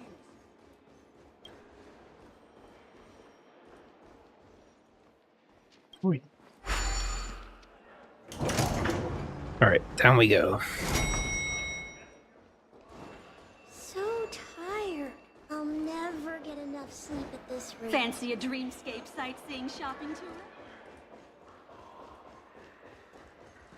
You can actually... Mr. Aventurine and Miss Topaz are here too. Yeah. Oh, and who is What that? was he up to? The Intelligentsia Guild's Dr. Ratio. This assembly is quite something. It's been a while, my Astral Express friends. I would also extend my sincere thanks to you, General of the Lawfu. The presence of everyone here assures that the talks will likely reach a conclusion that satisfies all sides. Oh. Looks like everyone has come with expectations. Care to share? Of course. Topaz, if you please. Sure, leave it to me. In summary, it's good news. After much deliberation from the Strategic Investment Department's Council, the absolute majority of members have agreed to the following resolutions.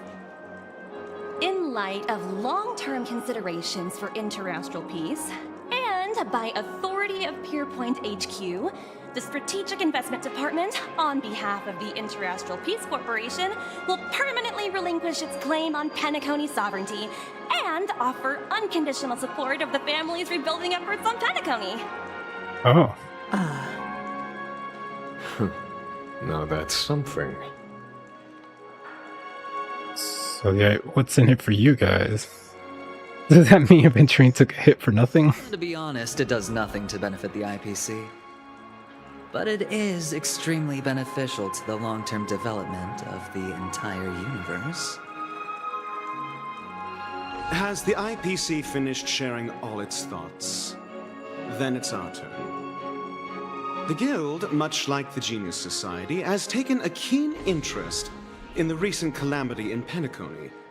Ultimately, both parties have agreed to a comprehensive collaboration, offering technical support for the reconstruction of Penacony. The floor is yours for the finer points, Mr. Screwlum. Enlighten us, please. Screwlum Genius Society or Life's unrelenting search to understand or the Intelligentsia realm of Guild? inner spirituality is something I both admire and envy. Every time, within the realm of imagination, there emerges a fire from the shadows. It is warm, bright. I frequently ponder this flame might represent the essence of intelligence. A cluster of inspiration ignited by high temperatures. The future direction of the universe may well lie within it. So study on They are dreams. nothing but projections of my thought system to me. Desired, but unattainable. But after learning of Penacony's accomplishments, I have come to realize that the flame is not beyond my grasp. Like Intellitron's the dream. With my partners, we have decided to defer the progress of the Simulated Universe project, and instead assist the Intelligentsia Guild as technological consultants in the research of the Dreamscape and Memory Zone, so that these assets may be better used to serve humanity. Not only that, we've also established contact with the Garden of Recollection through the IPC, and they've pledged their support for our research endeavors. I'm truly happy for the Dream Chasers on Penacony. The cosmos' brightest and, let's admit, dimmer intellects are now at their service. keep getting this feeling that this is all too good to be true. Agreed. It's hard to imagine members of the Genius Society taking an interest in such mundane research. Never mind. At the end of the day, this is a positive outcome. No wonder everyone insisted that he be there. It heartens me to learn that everyone is willing to put aside their differences for Penacony's plight. I trust that everyone will surely reach consensus in the upcoming negotiations. Looks like Penacony's future is decided. I'm wondering, is there anything else the crew is concerned about? Stellaron hunters. Peace is our greatest wish. Beyond that, we desire nothing What else. happens to the Stellaron here? Well, that's good. Now that everyone's seal minds it? are at ease, I shall take my leave. You may now depart with peace of mind. The Alliance will deal with all subsequent procedures. Did we seal it while I was unconscious or That's what? the case, it appears that we have nothing else to worry about on Penacony. Looks like it's time for us to embark on a new voyage. Sounds good to me. You two head back to the Express first. I'll pick up March and deal with the checkout procedure. Oh, also, Miss Black Swan, you have a matter to discuss with me, yes?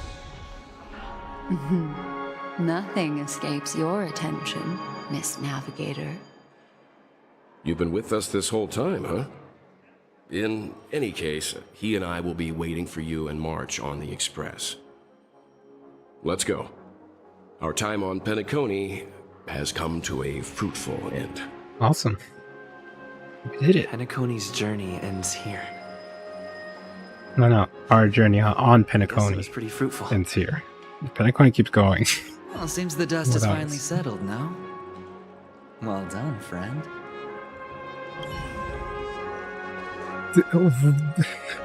Nice that he didn't say that with the poisonous barb. He kept saying it before, I guess.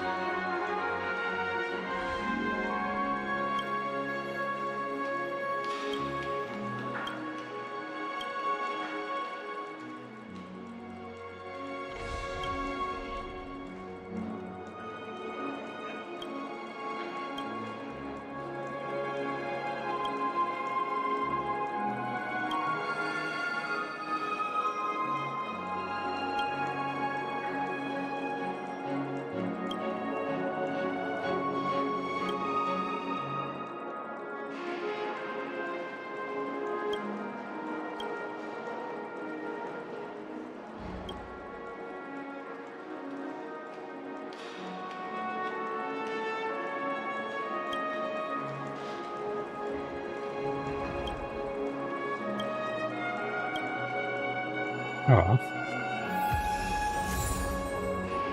Searching for Mother in Dreamscape 2. 2?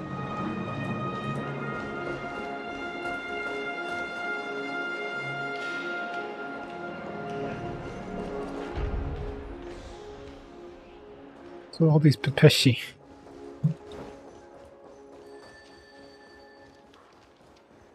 Why is it detecting life forms inside the luggage? Where do you go? Cart?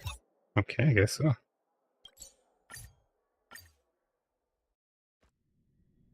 The navigation meeting is about to start. We're all waiting for you. Ahem. Looks like everyone's present. Himiko's here. Let the navigation meeting commence then. This a meeting to decide our next stop? How we doing this? A show of hands. You joining us, Blue Hill? Hold your horses, cowboy. It's for those to decide. Blue Hill, what are you still here? What incarnation are you guys doing here? Allow me to explain. Mr. Boothill and Miss Black Swan submitted a request to temporarily travel with the Express I for see. their own personal reasons. We're looking for Acheron. As you all may know, the Astral Express never declines any passenger whose heart yearns for the distant stars. Therefore, they will be traveling with us for a while until they reach their destinations. Whoa, the Express is going to be much livelier now. But Miss Black Swan, you better not use your memo keeper abilities to pull any pranks. Understood, Miss March. I promise you, you'll never see me in your room while you're taking a break.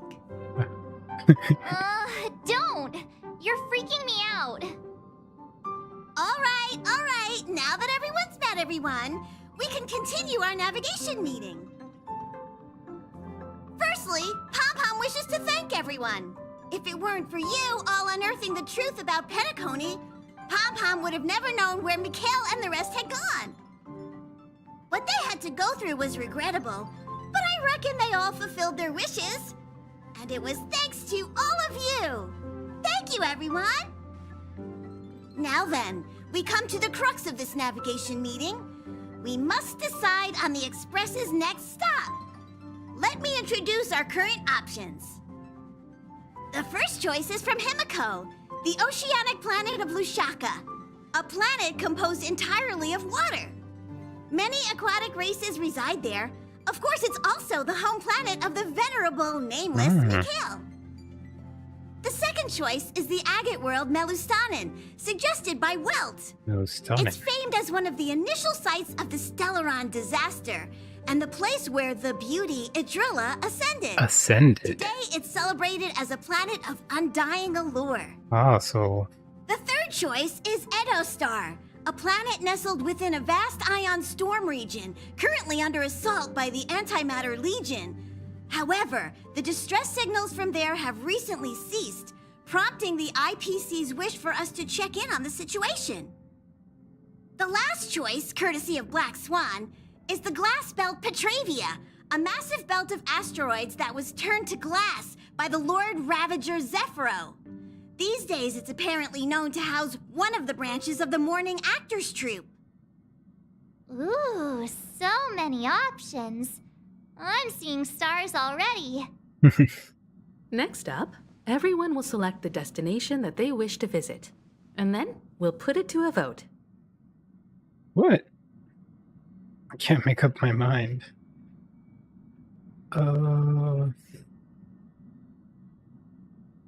This trip to Penacony has allowed me to see another side of the Stellaron disaster. In terms of symbolism, the state of the dreamscape bears a striking resemblance to the agate world. Visiting it might deepen our understanding of the Stellaron. That makes sense. If that's the case, I vote for the agate world too. Oh. I personally think the situation on Edostar might be more urgent. As nameless, should we not extend a helping hand? March is right.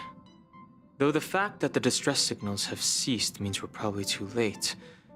But I still think we should investigate the situation there.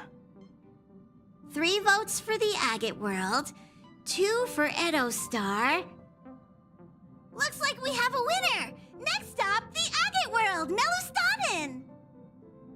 Then this navigation meeting is adjourned. I'll go check the warp jump coordinates.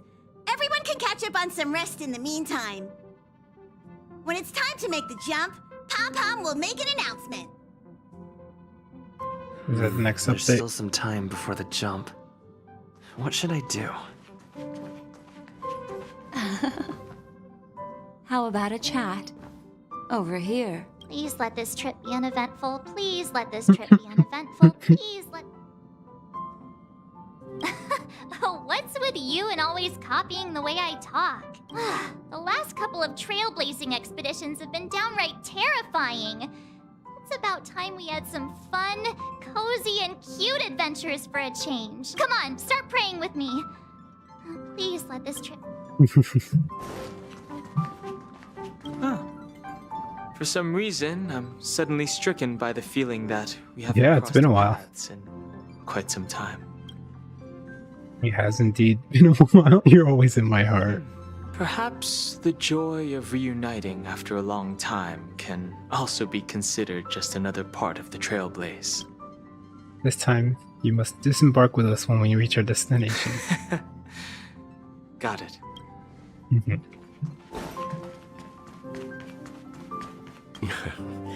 You're fast becoming an excellent trailblazer. It's an honor to be able to watch you grow. Don't downplay your achievements. Everyone has witnessed your growth.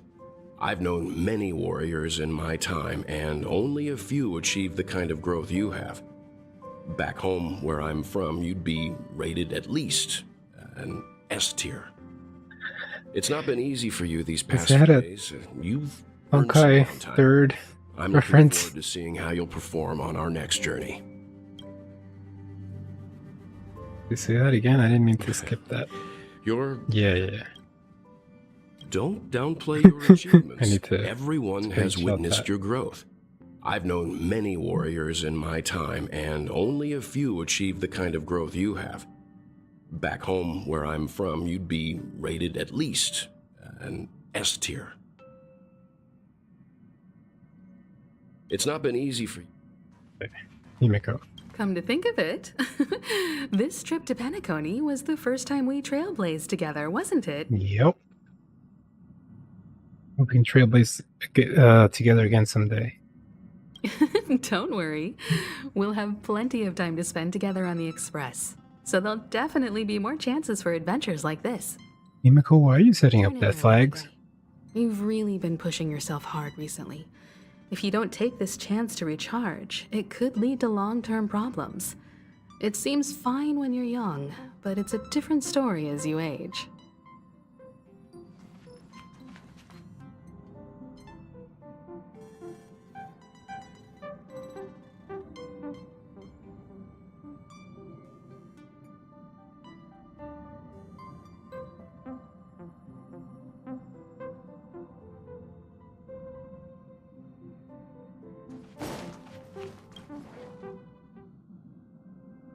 Oh, you're here.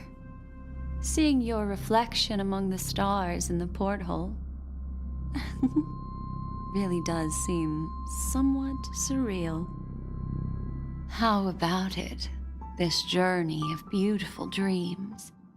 Was it to your liking? Oh, keep it coming. Kind of give me a line more, you know? Seems like there's still lots of loose ends, no? Nothing short of Deus Machina. When the next script comes, I'll be checking the too easy box again. There's a rich scent of curiosity here. Such memories can be irresistibly captivating. So, how about you hand that small parting gift back to me? I'm quite eager to have it back.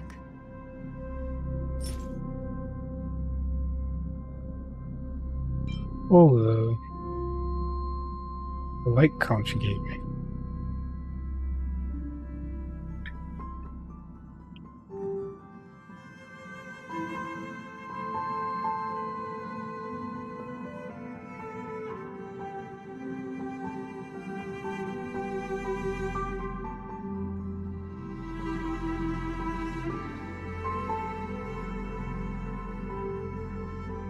Boarding gift from Black Swan, tiny card number 0. Absent from Black Swan's collection, card art, she gasped her gaze and missed destiny. Memory zones, deep seas without Emerald Keeper by yourself. I'll guide you out on my behalf. Oh, is this what saved us? Oh? It's not this card? I wasn't the one who broke it. What happened? Never mind. Mm-hmm. I just stumbled upon a particularly fascinating spot in your memory. Before I explain, I would like to apologize to you. This farewell gift I gave you isn't really a compass from the memory zone, but merely an empty light cone. I filled it up with my memory of this trip. When we entered the hotel in the dreamscape for the first time, and I procured a few trinkets from your companions. Their functions are similar. This way, I can always be attuned to your location, ready to assist immediately if you encounter any threats. But this is not its most intrinsic function. Light cones are slices of light used to encapsulate solidified phenomena, This empty light cone is the same. It can etch your memories in their most vivid form, and then allow me to admire and manipulate them, turning them into unique mementos. All the world is born from the power of mind and soul, and that power is memory. To prevent ourselves from being forgotten by the world, we must make the world remember us, or use our memories to recreate it. Life, seemingly vast, offers but a scant collection of impactful memories. So this is light cone lore, basically. Some sorrowful, some light, some heavy. But you are different. Memory is a reflection of the future. Within that reflection, I see your unparalleled worth. You have the power to craft memories that can captivate the world. Your memory can illuminate the universe's future path. And that memory will be as scintillating as the star clusters you see in this porthole. So why you want to collect my memories, make me blush, to help me see if I'm about to ascend? Precisely. But do you know the deeper meaning behind it? The reason is simple. In this grandiose and ostentatious dream of the families, only you personally experienced the entire course. Hmm? What does that mean? Patience, my friend. I will reveal the answer to you. What? That time is not now. What does that mean? Turn around and take a look at your friends. Every one of them is reveling at the arrival of their next destination, all filled with hopes and expectations of their own present and future.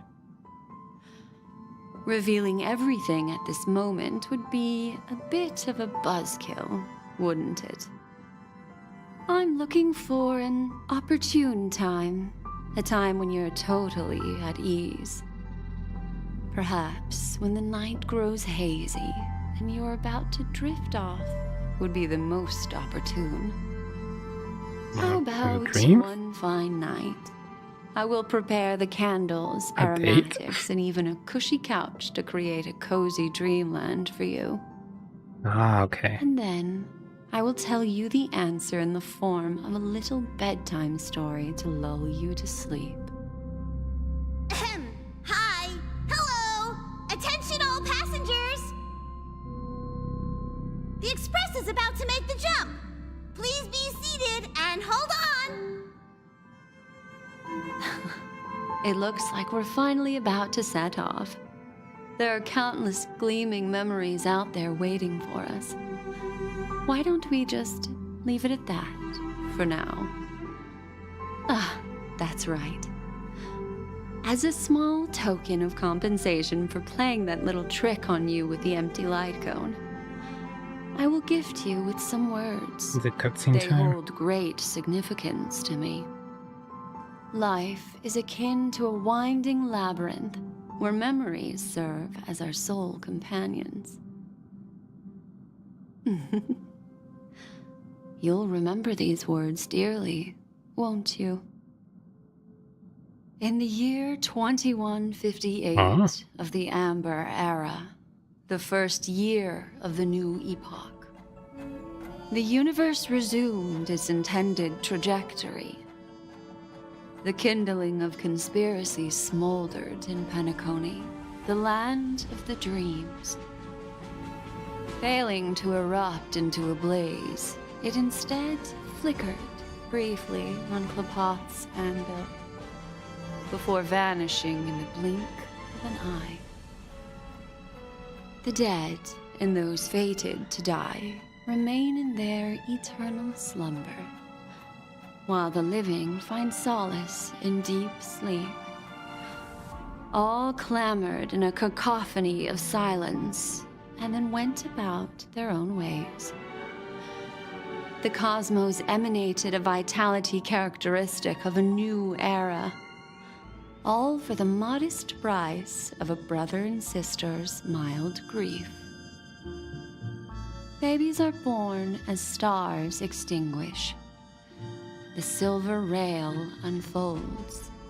The story of the Astral Express comes to a close, yet it also embarks anew. Time marches forward, heralding the arrival of a new chapter in the history of trailblazing expeditions. Sweet.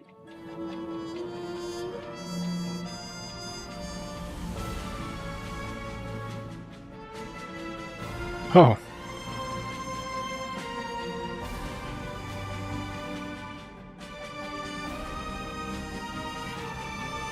What is happening? Question mark is March 7th. Question mark is Acheron.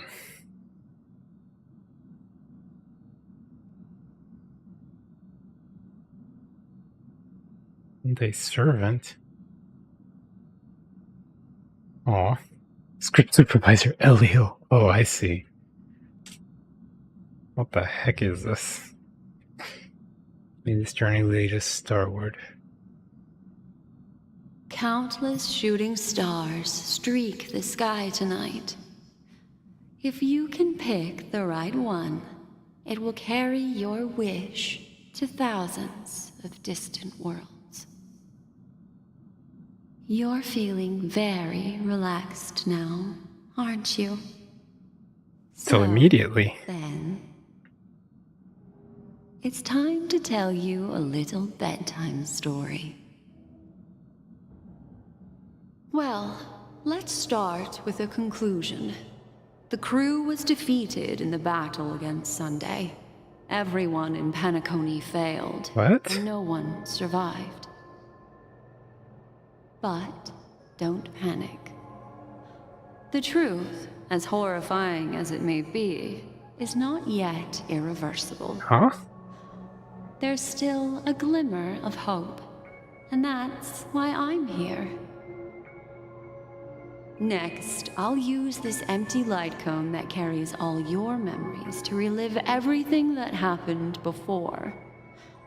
And when this story reaches its end, I'm sure someone as clever as you will notice that. There's a major flaw in the story you have experienced. Yet, within that flaw lies a glimmer of hope.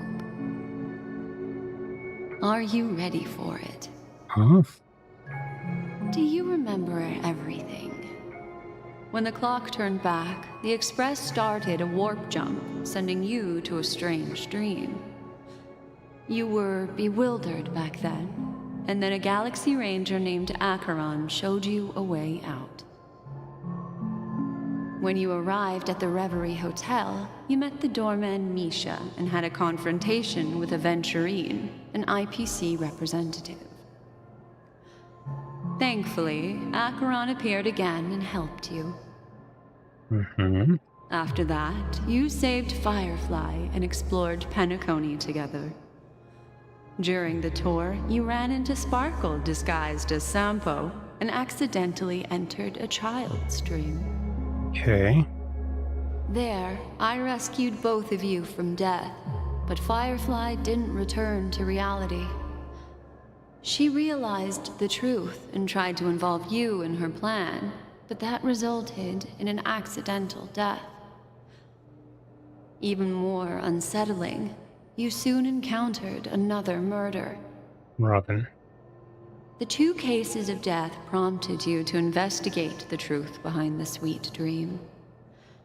Despite your efforts to gather information about the 2 victims, you didn't make much progress. But you did learn about the watchmaker from Gallagher. Meanwhile, Aventurine was secretly carrying out his scheme, in which you were one of the pawns.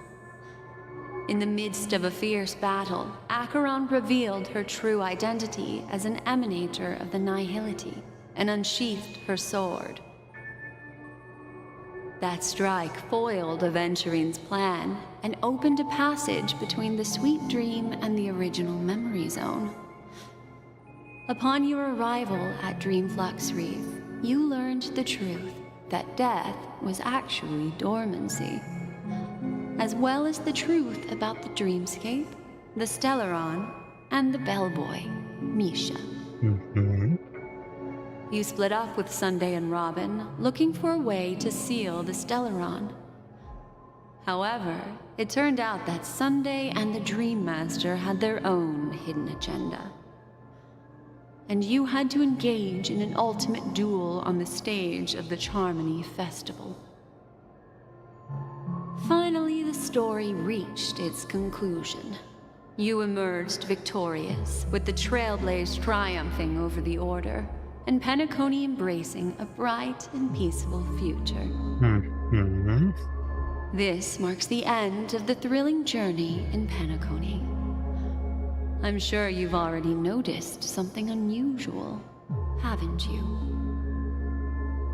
The major flaw, which contradicts all the known information, hides in this story.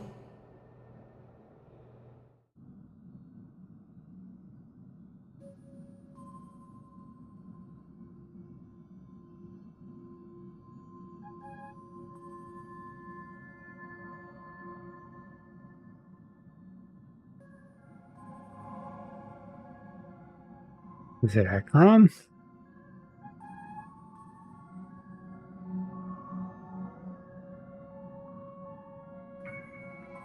Or is it Death?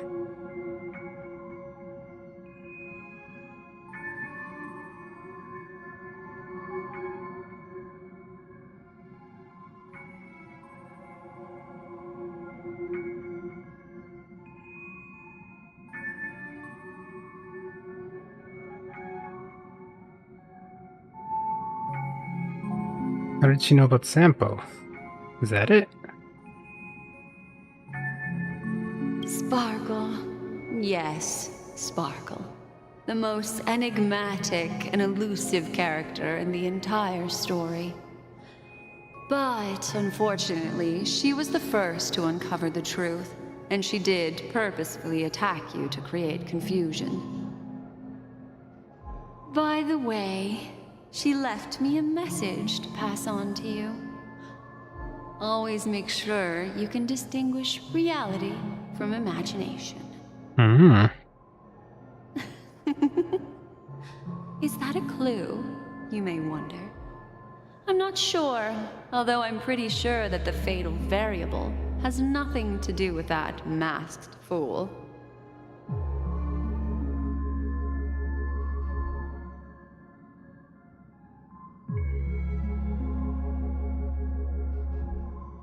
It is true that Gallagher is a history fictionologist. Okay. But he didn't lie in this matter. In addition, We weren't saved, were we? death and dormancy do that it? arise from the same concept, don't they? This is not the fatal variable in your...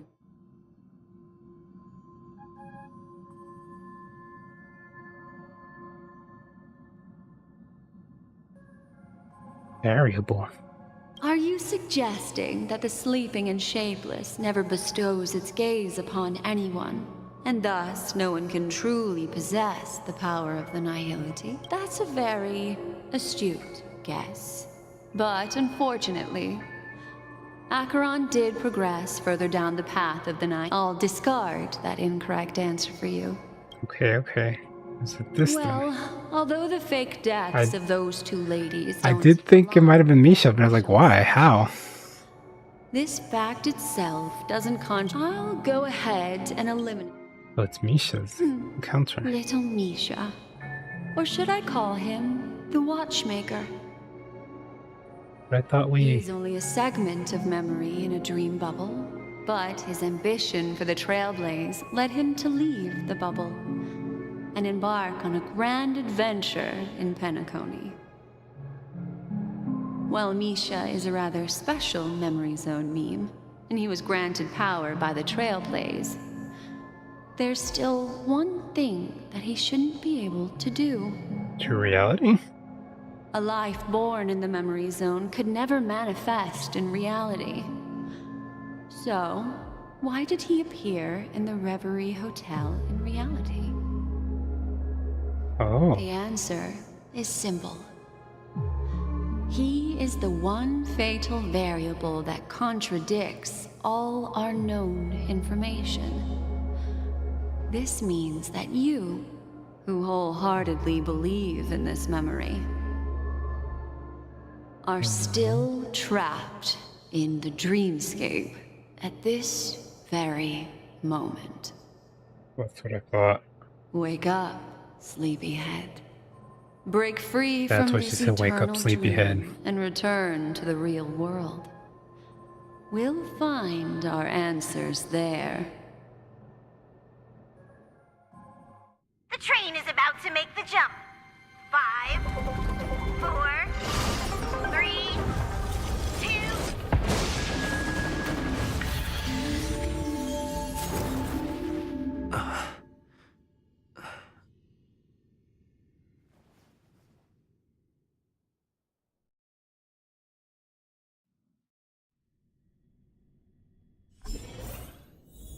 This way, darling. Darling. Oh, this is my room again? Yep.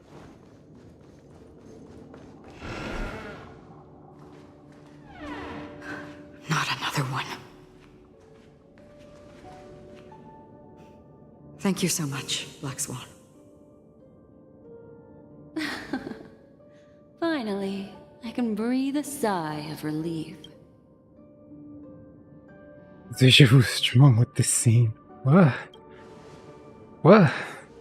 Excuse I me? understand you must be confused, and we'll do our best to shed light on the situation. However, before that, it's essential to know that this place is the rift between dream and reality. A place reserved only for those who have awakened from Enna's dream. Oh. Do you remember Sunday's ambitious plan? He intended to harness the power of the Stellaron, the collective will of over 100,000 Oak family members, and the desires of everyone in Penacony to usurp the harmony and restore the order. Yeah. Unfortunately, it didn't stop there. From the early days of our journey into Asdana, we were already affected by the Stellaron. That strange dreamscape where we met. Maybe it was a sign that your thoughts were beginning to drift away.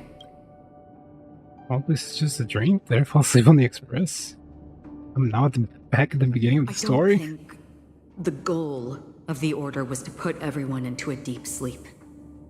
Quite the contrary. They used the Stellaron to catalyze the leakage of Asdana's memoria into the material world, allowing the dreamscape to blend with reality. And that included a lot of memoria from the Beyond the Sky Choir. As time came and went, the dreams eventually became indistinguishable from reality, and reality became an illusion. People think they are awake, but their spirits have long since stepped into the Temple of Order. Oh, snap. This is what makes Enna's dream so powerful. In this paradise governed by the Order, everyone indulges in their delightful dreams and lives happily ever after. That's why everything was going so smoothly. I believe what you experienced in the sweet dream, except for that flaw, was real. Only in this way could you reach the destination, lifting the crisis in Penacony and embarking on your next trailblazing expedition.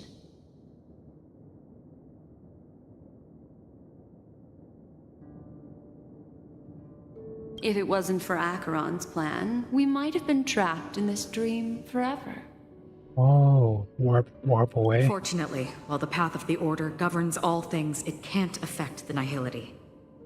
I came to realize this when the Dream Master tried to expel me at any cost. This is also why you felt a sense of peculiarity when traveling with her. Well, I'm not as fortunate as she is. Even if I'm a memo keeper, I was still influenced by the power of the Order and fell into hallucinations. However, thanks to your memories, Now we still have a chance to turn the tide. For mortals, even if they possess the great power of a path, they can't create a flawless world like gods do. That's why there was a flaw in your dream. In other words, once you have realized the world is not real, you'll have a chance to break free from the dream. The flaw in your dream lies within Misha, who could have never appeared in reality. When I turned the pages of your memories, I realized that I was in an illusion. And she wanted to get me when I was alone and not alarm anything. Now Sunday has Whoops. usurped the power I didn't notice of there was an harmonious option there. choir through the Charmony Festival. Asdana has thus fallen into Enna's dream, transforming everyone equally into the notes of the Eon. Failure doesn't mean weakness. Only the strong can gather the will to resist the order and try to break free. We still have a chance, though. To make it happen, please, Black Swan, guide us to those with a strong will.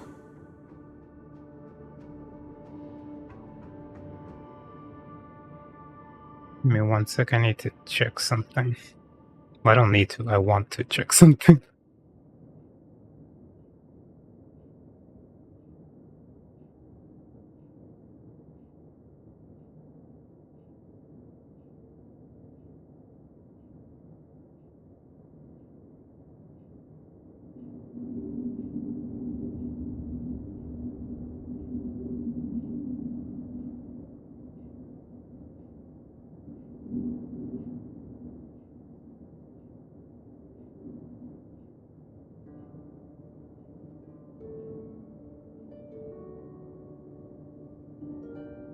Okay. All right, please come with me. These people are... They're the ones who accept Enna's dream and indulge in their happy illusions. We have no means to wake them up now. Not even your clockwork will do the trick. However,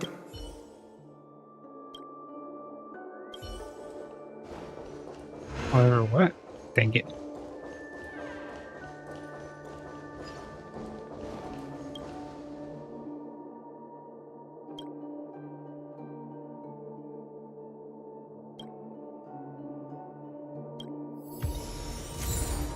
The headgear.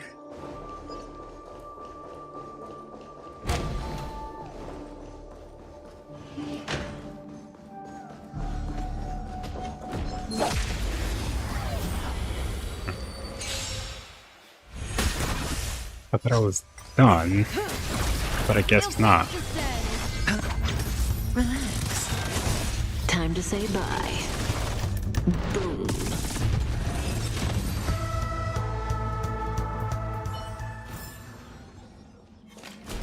Stream forth.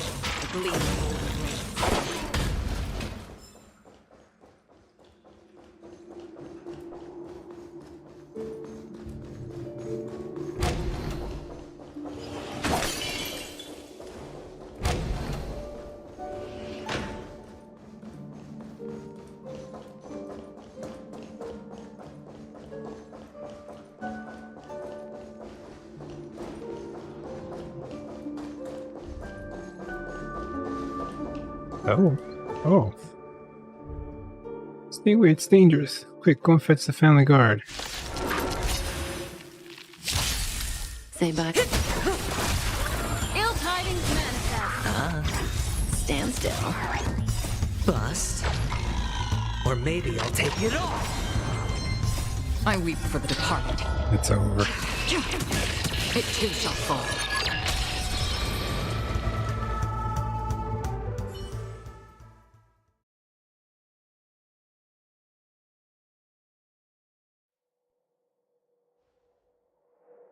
Ooh, safe and sound. I'm so small that I almost got stuck between its fangs, haha. Even though I know it's just a dream, it's still thrilling to have those things stare at me. Don't you think so? How'd you get stuck here? Well, that, I'm ashamed to say I've been sick lately and I fell into too deep a sleep, so when I opened my eyes, the atmosphere of the hotel felt a little bit strange to me. I've been meaning to go to the lobby and check out everything there first, but unfortunately these things surrounded me before I could get halfway. Thanks to your timely arrival, I've been spared from an unexpected calamity. Please allow me to express my sincerest of gratitude to you. Hmm? We have to get out of here fast. You okay? Thanks for your concern, my dear friend. Even though I'd love to say everything's fine, it's just you can laugh, but I'm feeling a little weak in the legs. Despite knowing full well that it's a dreamscape, people's instinctual reactions are quicker than logical thought when it comes to emergencies. And as luck would have it, I'm not a brave person.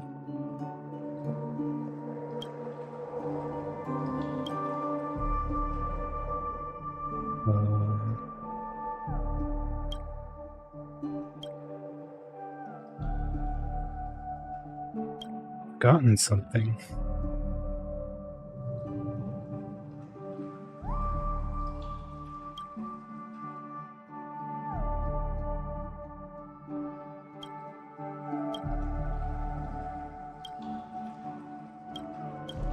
We have to get out of here fast.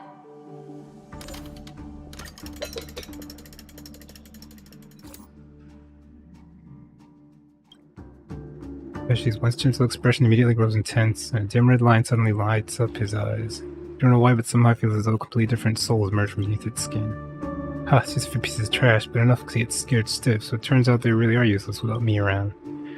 What's up? You usually shun me badly, and I just a few days of not seeing each other seem distracted. What did I say at the start? Be careful, don't be clingy after chatting with someone a few times. Are you okay now? I don't know what methods they use, but they must have involved that girl. Oh, I nearly forgot about you. What? Apex pressure. Speaking of which, I have you to thank for waking me up. You can call me W. An upside down M? Ha, very perceptive. Everyone's met me thinks that we're nuts. I just don't get what all the fuss is about, though. Every time I see those panicked idiots, I lose it and start laughing. You guys are very peaceful. I like that. I like quick thinkers and reliable people, so why don't you be a good person and do me a solid? In Golden Hour, there's a Dreamscape motivator called Ran. She is very important to me. She's usually hanging out near Clocky Plaza. If things were normal, I'd definitely go over there myself, but as it stands, things are a little delicate right now. How about it? Can you do me a solid? I'll be at Adine Park waiting for the good news. Unless you're back, we can grab a drink together. What do you... Huh? The heck is that guy's deal?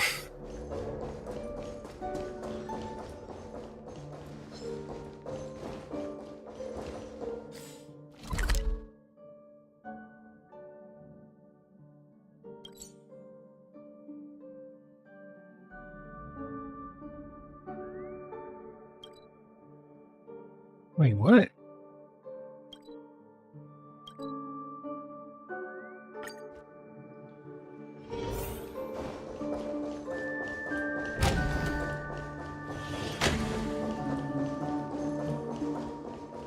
Huh? How did I miss this guy?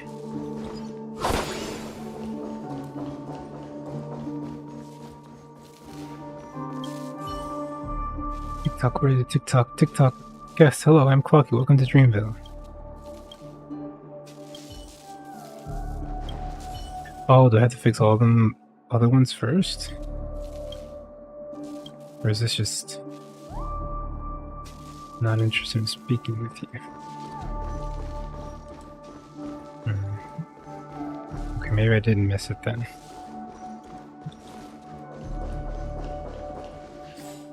Maybe if I fix all of them.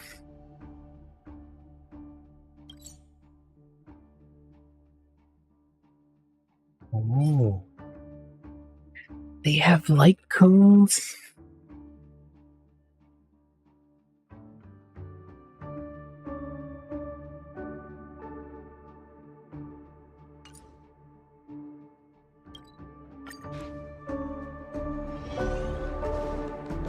Oh dear.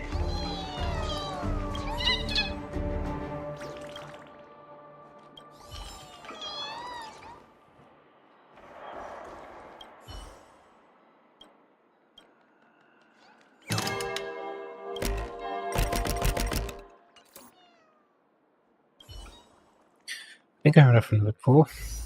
Yep.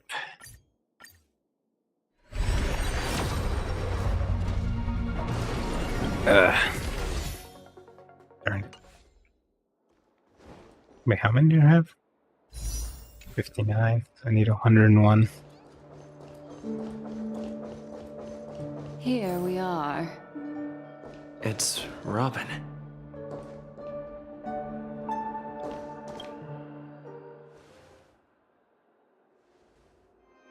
Finally, you've arrived. Let me introduce you to Robin. She woke up from Anna's dream by her own will, and it's this tough lady who led us here with her song. Ah. I woke up for the same reason as all of you. In the dream, I experienced something that could never occur in reality. Are we going to lock it up in a cage? I want to see it fly freely in the sky. Without us, this bird would be too fragile to survive on its own. Do you want it to die? No, but... Then let's take care of it together until it can return to the sky. Huh? Birds have wings because they're meant to fly. Even if they may crash on the ground one day, they shouldn't be trapped in a cage.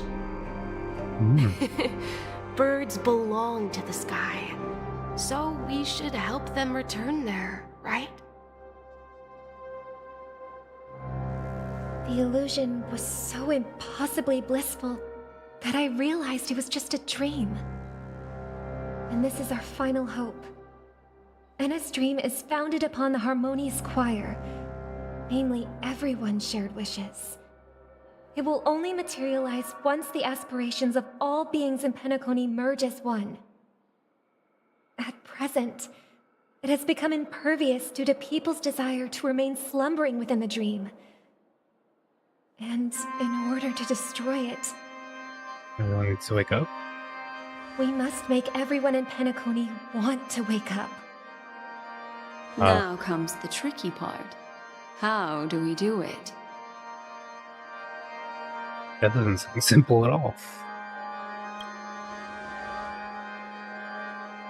Humans yearning for sweet illusions borders on obsession, leading them to subconsciously resist the harsh reality.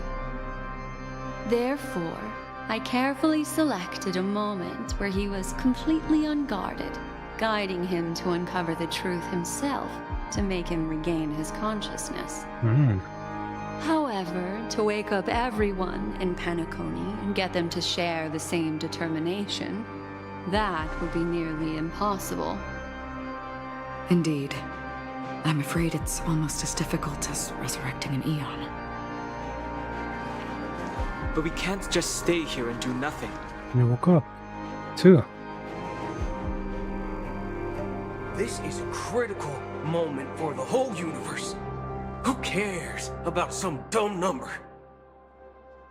You've woken up too? Well, someone enjoyed the dramatic entrance. Thanks to Black Swan. You're welcome. And thanks to the memo keepers in Penacony, too. I believe your partners have also awakened from their dreams. This is the first step of our plan. With the assistance from the Garden of Recollection, those who possess a strong will, like you, will gradually awaken from the dream. These free wills are the discord that will sway Anna's dream. However, awakening a mere handful of individuals is insignificant compared to the vast number of people immersed in the dream. We must find other ways to awaken the free will of millions of people within a short period of time. If breaking through from the inside proves challenging, we can seek assistance from the outside. We've long been aware of a potential solution. Asdana is a galaxy known for its abundant memoria and the remarkable phenomenon known as synesthesia dreamscape. When people first enter this place, they often find themselves and others sharing a collective dream. At this very moment, there is only one dream encompassing the entire Asdana system. So, you mean, if we can attract a large number of outsiders to this system, their free will would intertwine with this dream and shake it to its core? However, those outsiders might also succumb to the dream and become the foundation of the Order instead. The real challenge is, how can we gather a huge number of people as determined as you within a short period of time? The thing got unused, but Looks for real like this the Jade time. Abacus of Allying Oath Yeah. will be the only solution. No. No need for that. Keep your once-in-a-lifetime treasure. We don't need to bother the Cienjo Alliance for such a tiny request. You want thousands of people with unwavering free will? That's easy. Just leave it to us Galaxy Rangers. You can gather Galaxy Rangers? There's thousands of Galaxy Rangers? Outsiders may see Galaxy Rangers as elusive and disconnected individuals, and actually, they're right. And that's why we have a tacit understanding among us. Do you know what it is, Acheron? It's the relic I returned to you. Exactly. Its owner must have told you that it's meaningless to anyone other than a Galaxy Ranger, and that it can only fulfill its purpose when returned to its rightful owner. Because it's a burial artifact, worthy only of a hero who has served the Galaxy Rangers with honor. When its light illuminates the universe, it means the fall of a hero. And in the direction it falls, countless meteors will streak across the sky. Those meteors are Galaxy Rangers, coming from all corners of the cosmos, driven by a shared purpose, without questioning the cause or counting the cost, because we abide by a common principle. The shooting stars of the hunt only descend on the longest night, and with them comes the dawn. We've stayed silent for far too long. Now, it's time to remind all the cowards, oppressors, and villains of the universe of our presence. I'll be the one to ignite the first spark. Once the dreamscape is swayed, I'll complete the second step. I'll fine-tune the slumbering souls with the Song of the Harmony, interrupting them with the discord of Trailblaze, and guiding them towards reality. It's true that some people are born strong, and others are born weak. If the Trailblaze is the target of heroes, then the Harmony will guarantee that the strong help the weak. Only the people of Penacony themselves can be the saviors of their homeland. Their path of happiness should be forged by themselves. While I may not be a nameless, I'm willing to instill courage in all those who need it. This includes my brother as well. And his dream is too cruel for him and everyone else. Your plan sounds well conceived, but still, it appears somewhat idealistic and romantic. The flaws rooted in human nature can't be eradicated overnight. Do you believe these efforts alone are enough to convince everyone to choose the right path? I agree with you, Black Swan. That's why the most critical aspect of this plan is not to convince everyone to choose the right path, Or whatever path but to makes inspire most sense to them them. to save themselves. Okay. So, you're the key in the end, I assume? Nihility? The Harmonious Choir possesses the power of an emanator. To overcome it, you'll need the same level of power. The final step in destroying the sweet dream will be my responsibility. That's a relief to hear. Now that our roles are assigned, let's get to our battlefields and pose a grand finale. May I have a moment alone with you? There's one more thing I need to explain to you. This grand festival is drawing to its close. This is the starting point for the ultimate stage of our journey, just as it marked the beginning of all the stories in Penacony.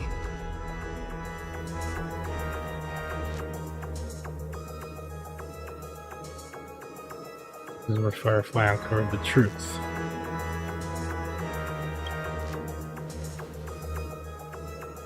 Indeed. She was the first to discover the world beyond the shores of death, and shared this truth with all of us. There's something you should know. We were able to locate you within this boundless dream, and find the key to breaking free from the dream. All because of one person's unwavering dedication. Firefly? Firefly.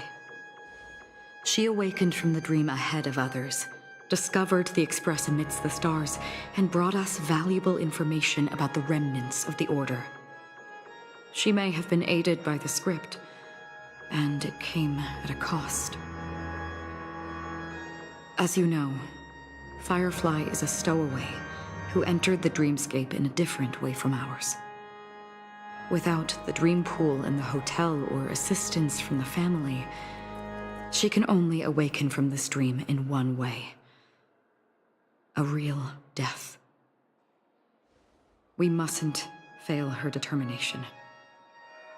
I'm not implying that we must win this fight no matter what, but our resolve should match that of that courageous lady. Are you ready? Yeah. Very well. Now, please close your eyes.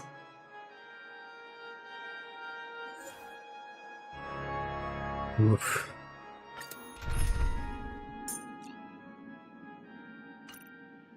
Ah. I see. Oh, okay, I have an option to use the story one. Okay. Let me compare them.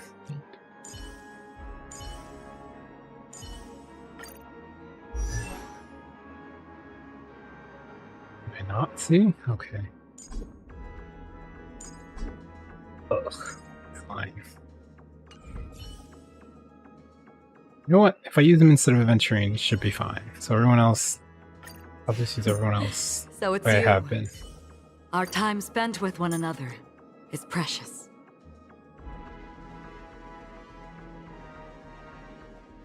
Kafka. Oh, we meet again.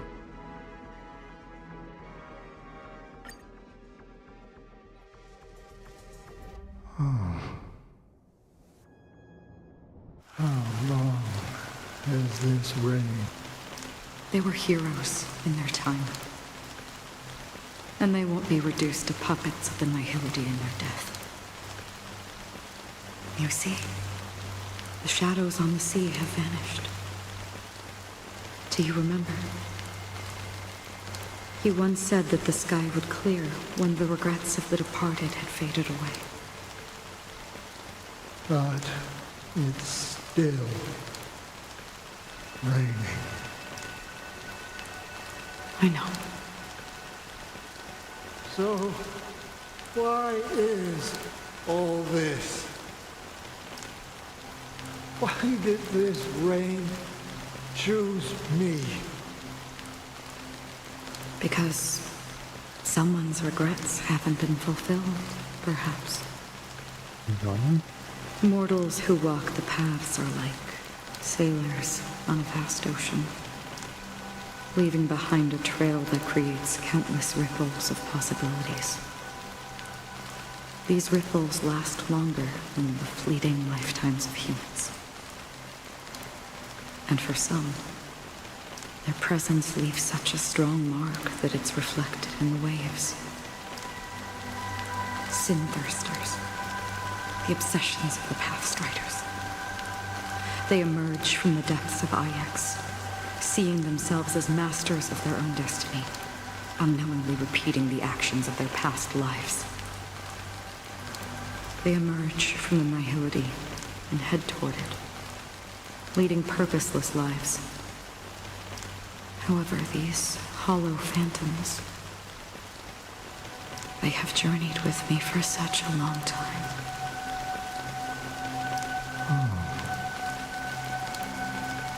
And this is how it is.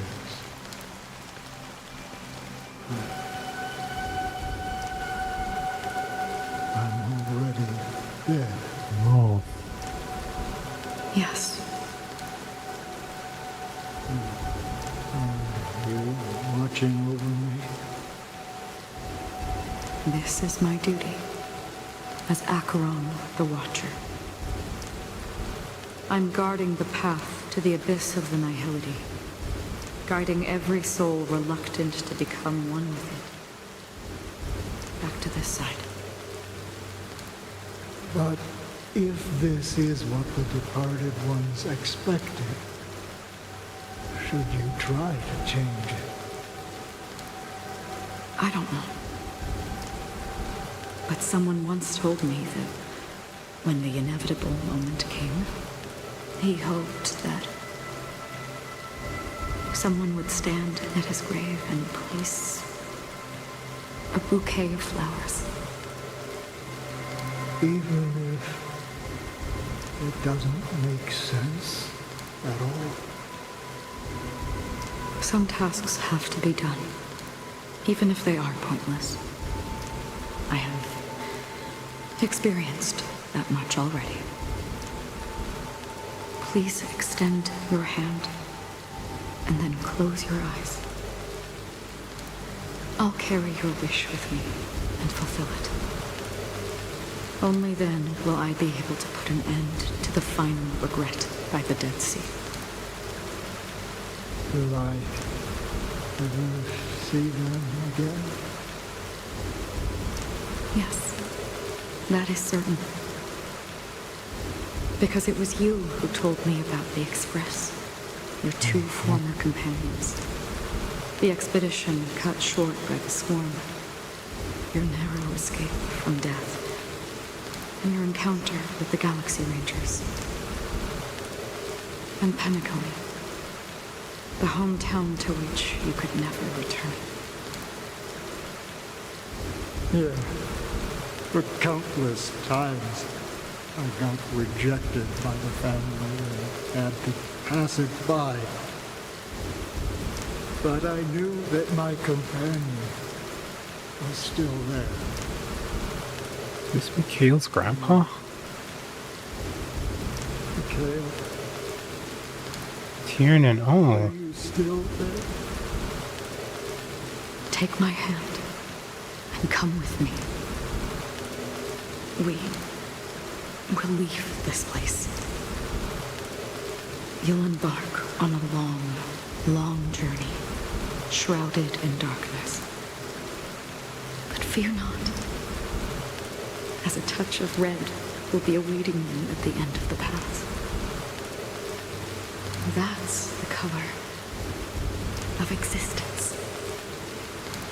Follow it, and it'll guide you and illuminate the way out.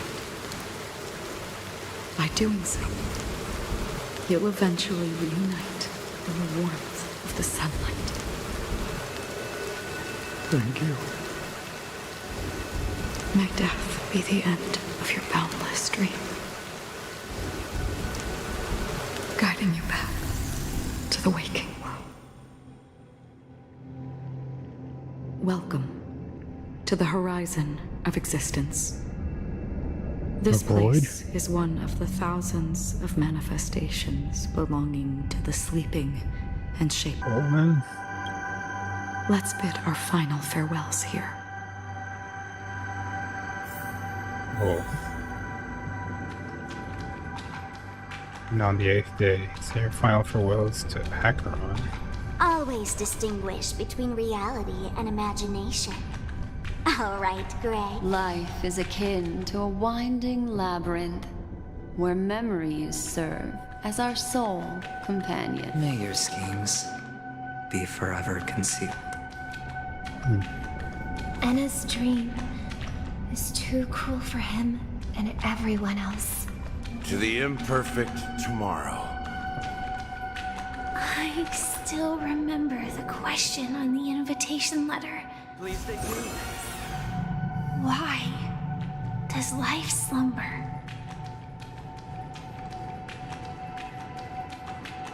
Why does life slumber?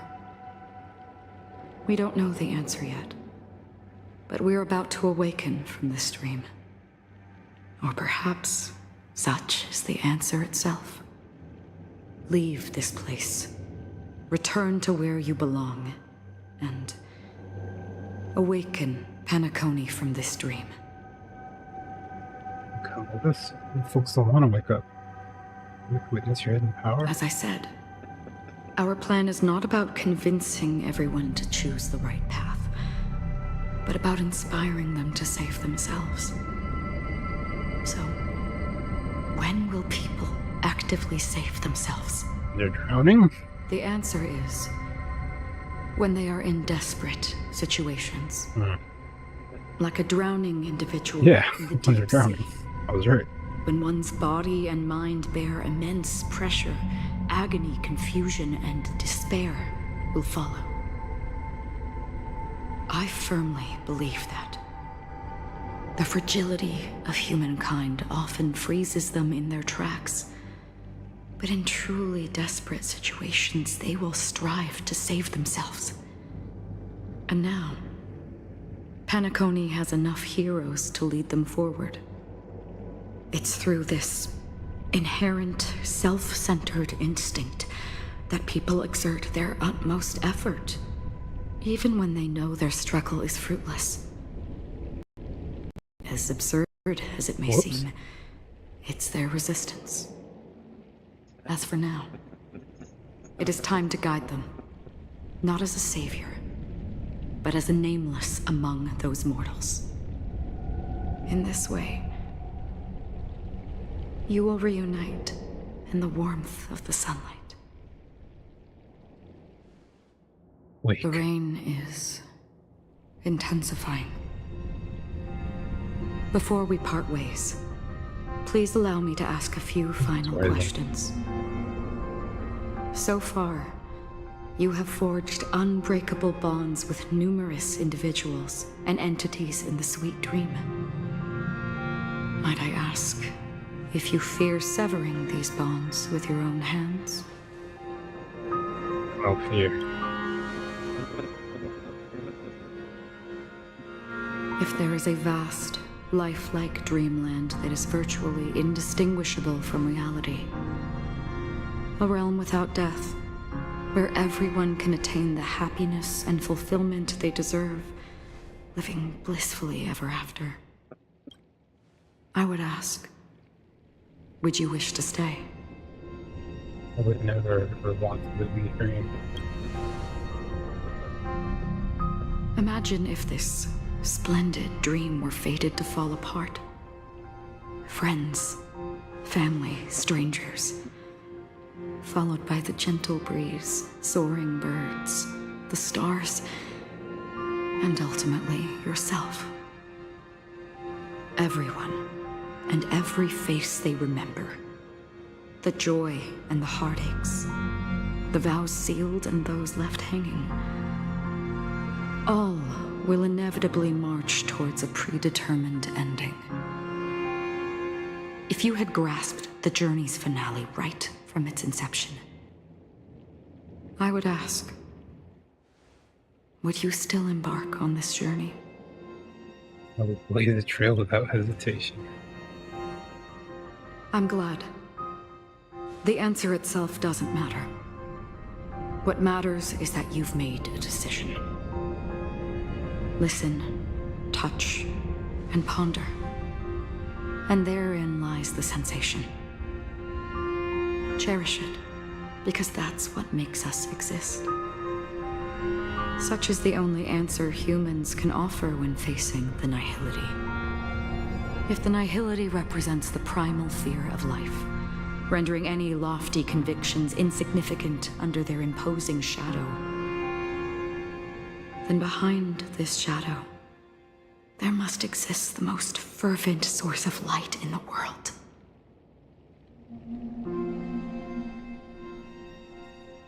Just as every life that edges closer to death fervently approaches the end of the nihility, we must pursue that primordial light.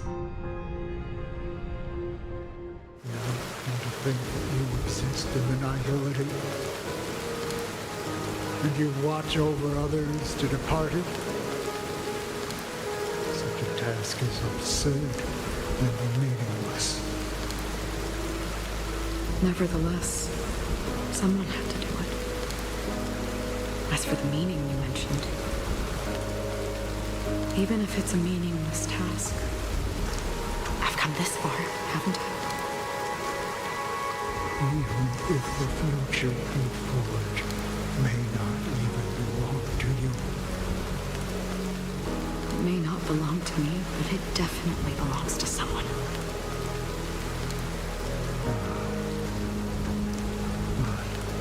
Hardships you must have experienced. In that case, allow me to do something meaningless too. Please, tell me your name. Oh.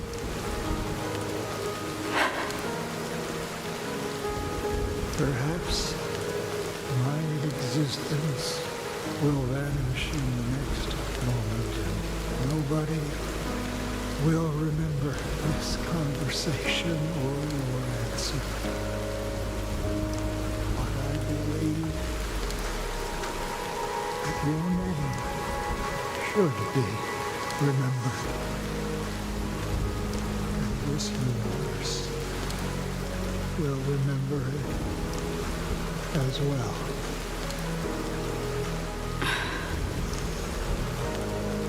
For me, some things are difficult to recall.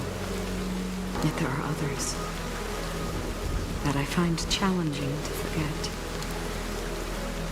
Such is memory, a creation of the past that blossoms into significance in the distant future. I remember that marks the start of my journey, the origin of the vibrant red hue in my life, and the most fervent element amidst every tempest. That's my name. Raiden Bozenmori May.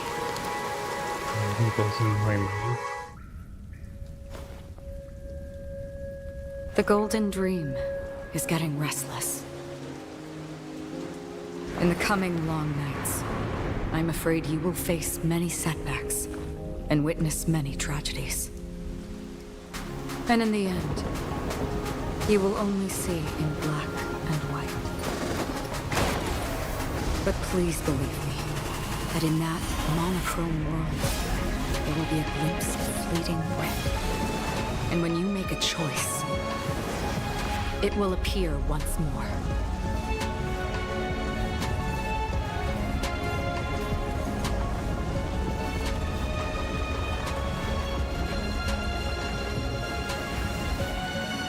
Whoa.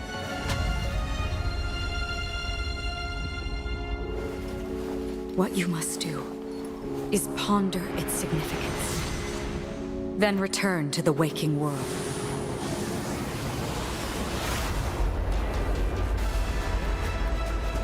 That's where we all find our answers.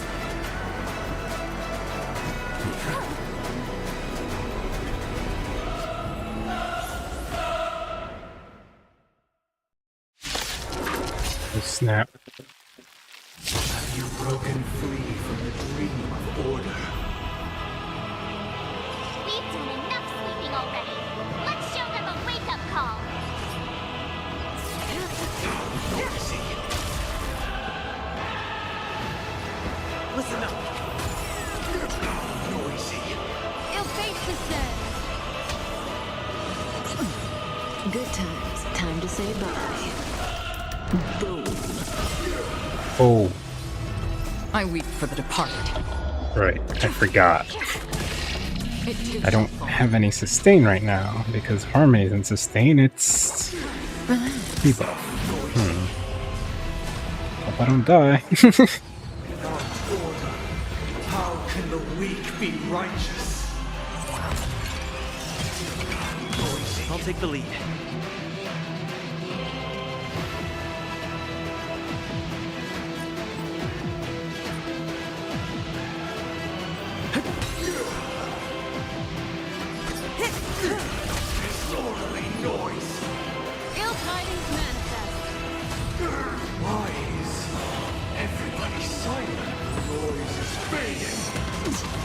our journey begins. Stand still.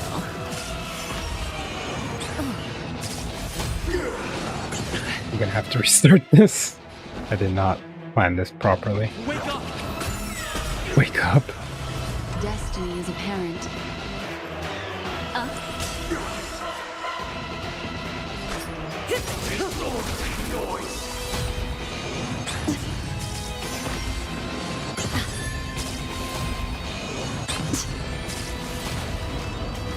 Yeah, if we're already in this state, and he has 2 more health bars left. And Kafka's dead. Yeah, I wasn't thinking this properly.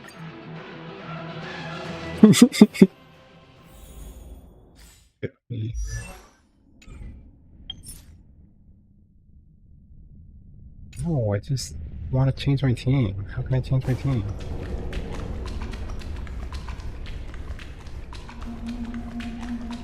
Why not?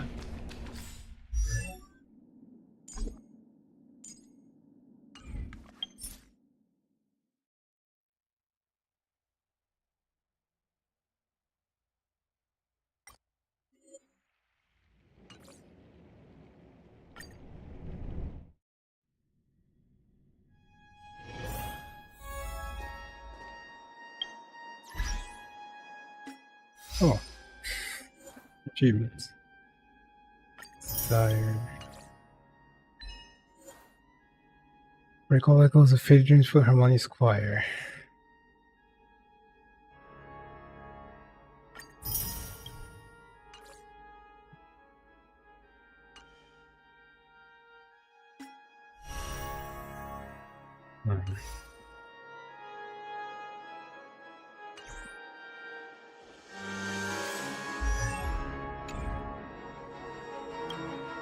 Are you ready?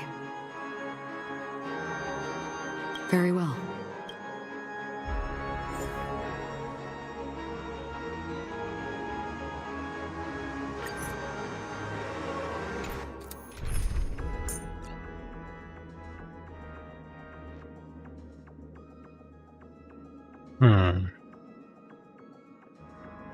I need to put either Lucha or Venturing there. But I have to put this guy.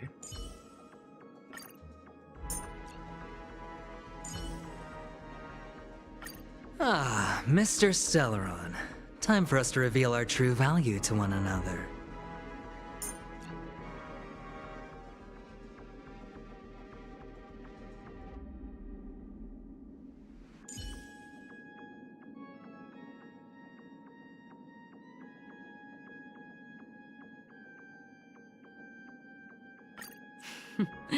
So it's you. Our time spent with one another is precious.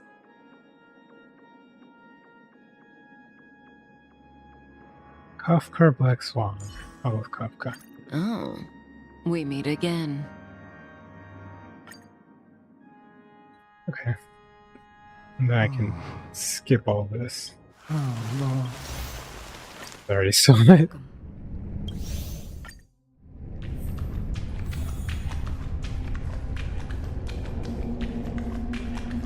Always distinguish between reality and imagination. Life is akin to a winding labyrinth. May your schemes be forever. Anna's dream is too... To the imperfect tomorrow. I still remember the question on the invitation letter. Why does life slip?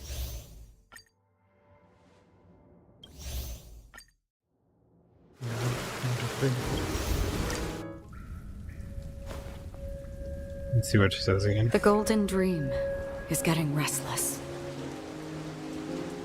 In the coming long nights, I'm afraid you will face many setbacks and witness many tragedies. And in the end, you will only see in black and white. But please believe me, that in that monochrome world, you will glimpse of fleeting red. And when you make a choice, it will appear once more.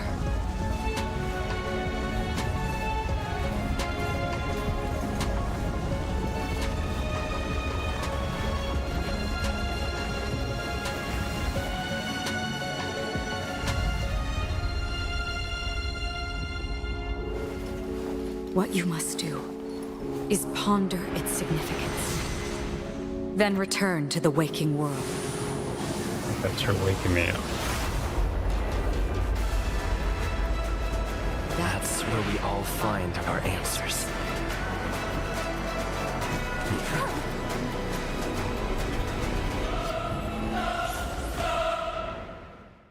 Okay. Let's go back at it again like nothing happened. Broken free from the dream of order. We've done enough sleeping already. Let's show them a wake-up call. Listen up. Spend freely. Again. Relax. Good times. Time to say bye. Boom.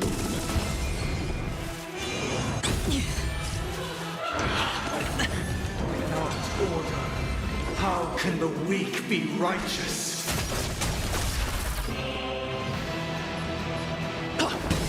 Stand still. Sure, I'll play along.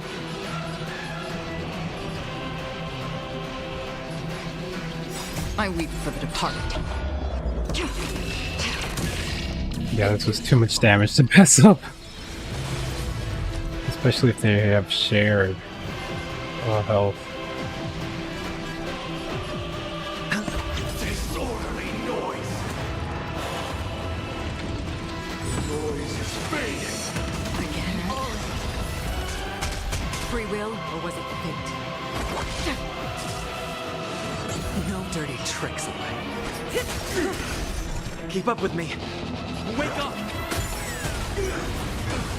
Let's play our own melody. Let the show begin!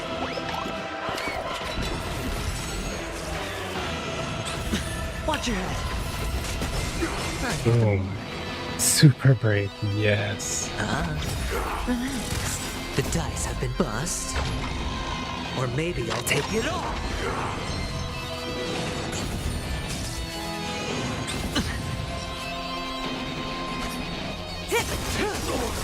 Good times. Time to say bye.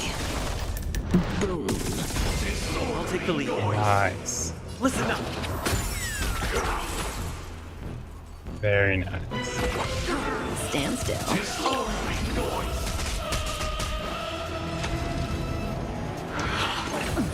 Enjoy eternal peace. Say bye to breathing. Noisy. Relax. Sound noisy.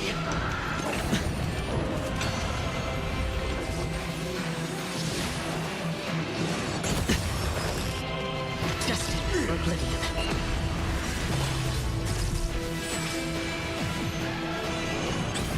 Watch your head. Hedge your bets.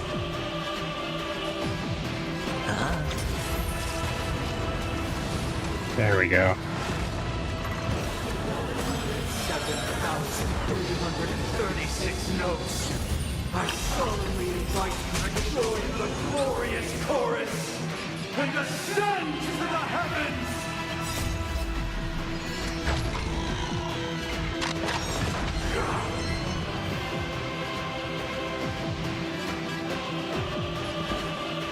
Wake up!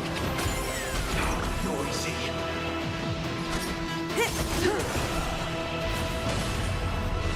Again. Watch your head. Wisdom comes protection. No dirty tricks, away. I weep for the departed. It too shall fall. Let's play our own. Let the show begin.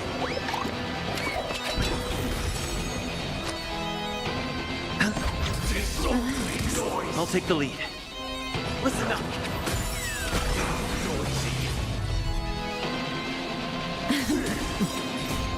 Time to say bye.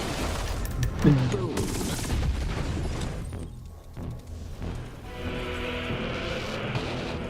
Destined for oblivion. The noise is fading. Again. We will never choose to run. Stand still.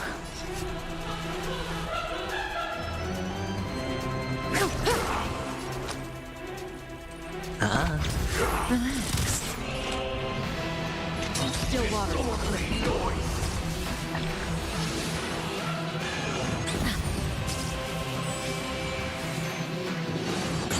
Yeah, I'm very used to Acheron's energy refilling faster. The dice have been cast. Bust. Or maybe I'll take it all.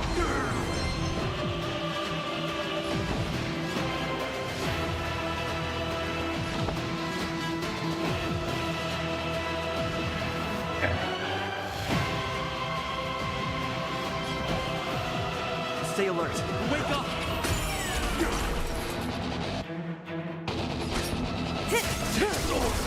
Sure, I'll play along. Stand still.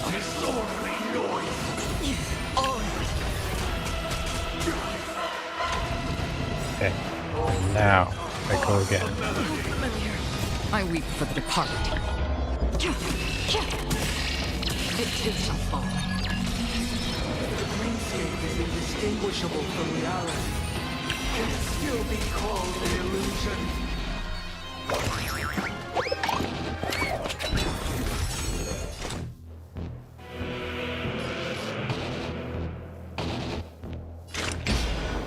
Destined for oblivion. Keep up with me. Say bye to breathing. Good times. Time to say bye. Boom. With this perfect melody I command, recreate paradise anew!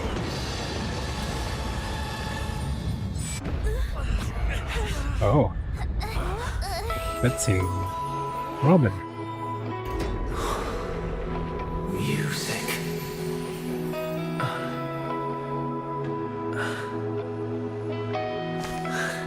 There seems to be another kind of sound coming into the Order Symphony.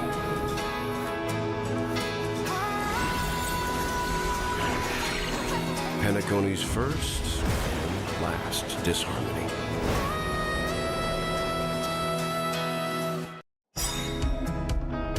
Oh snap, echo from afar. Those imprisoned in their dreams are awakening for freedom. Nice. Is that you singing?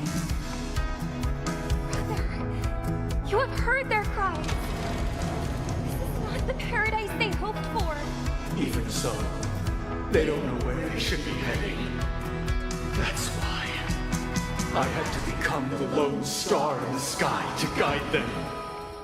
Even if that star must hang in a perpetual night of solitude.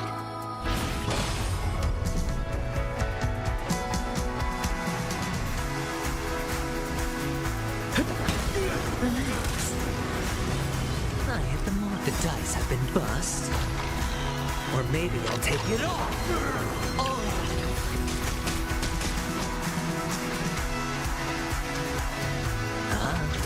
Good times. Time to say bye. If we had never experienced solitude, how could we have embarked on different paths? Now, our final talk has concluded.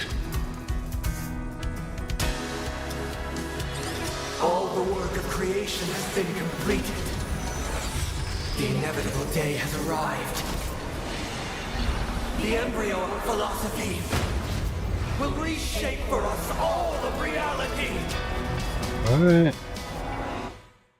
If your paradise can save more people, sever my path with your hands. Say bye to breathing. I regulate enemy toughness.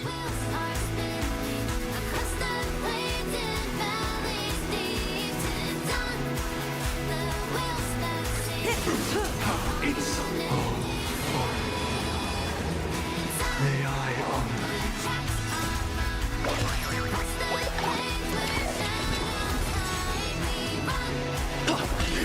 Stand still. swear on words. Destined for oblivion. This 7-day vow, I command you to heed my son. Uh-oh. I have a bad feeling about this. It was not you who created all things. Listen up. Have a noble soul. Don't be shackled by the past.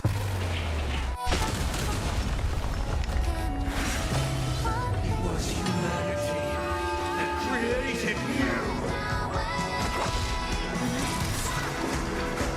Divine being becomes the foundation of our paradise. Whoa.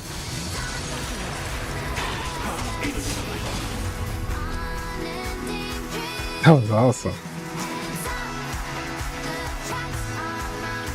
I weep for the departed. It too shall fall.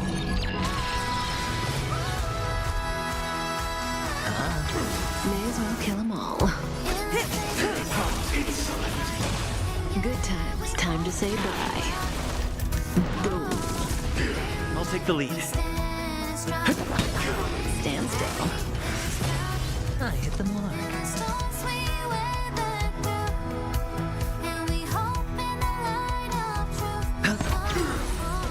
The dice have bust. Or maybe I'll take it all.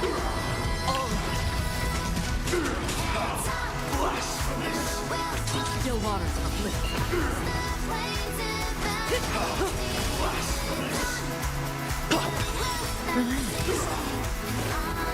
I should have saved that for when the bars came back. Not be redeemed by others. Sure, I'll play along.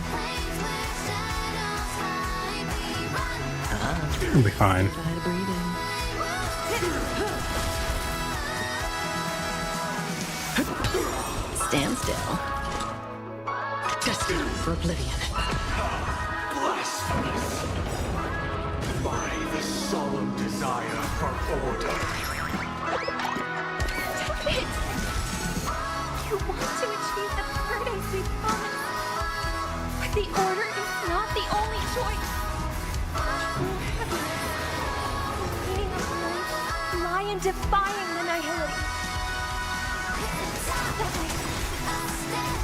Time to say bye. Boom. I swear on words. Relax. I swear on vows. Another journey begins. Still waters of oblivion. I weep for the departed. It too shall That's it? fall. Yeah, I got it. I should have ended it with a train. Oh well.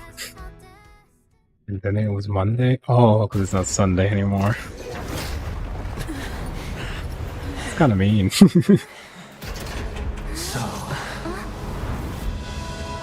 why does life slumber? Because someday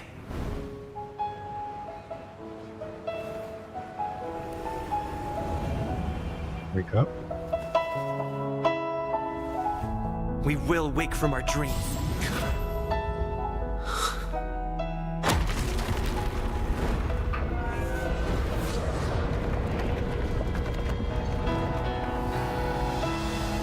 The night is still too short.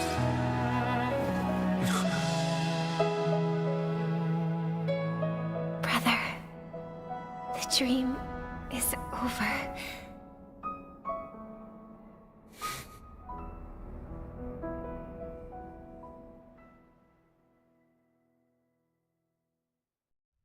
In the first year of the AE 2158, a fiery conspiracy erupted in the land of the dreams. I'm saying It this. soon faded in chaos and destruction.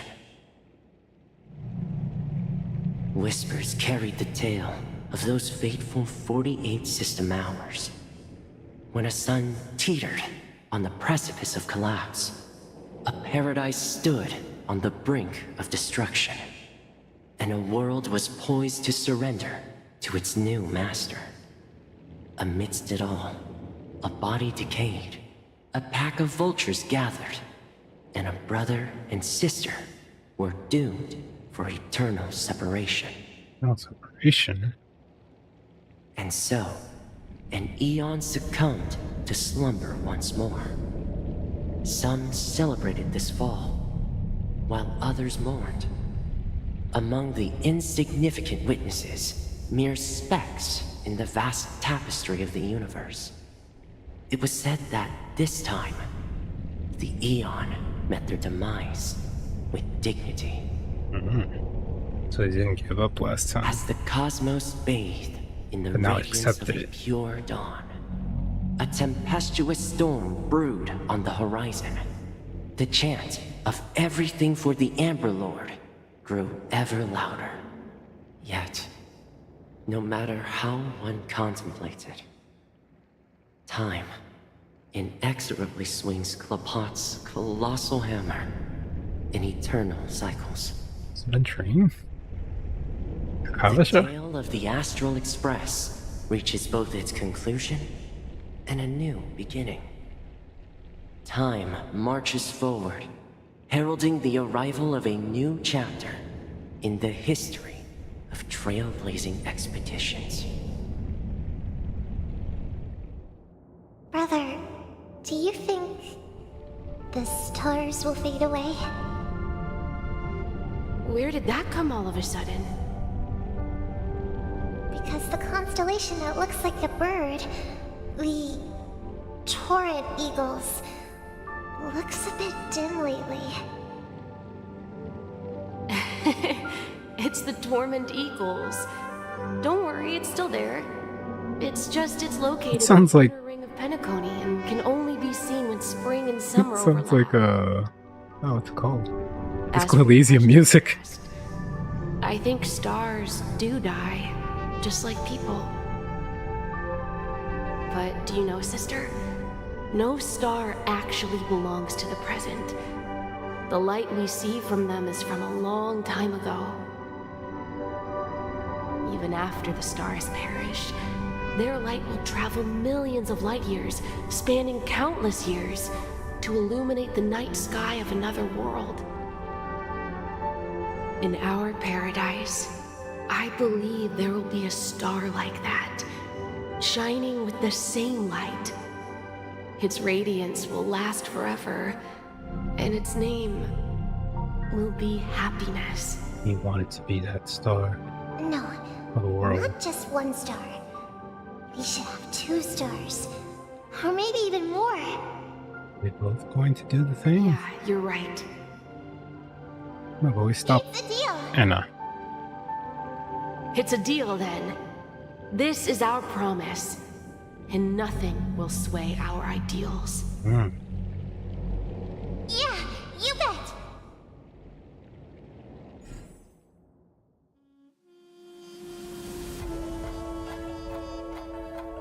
Now it's over.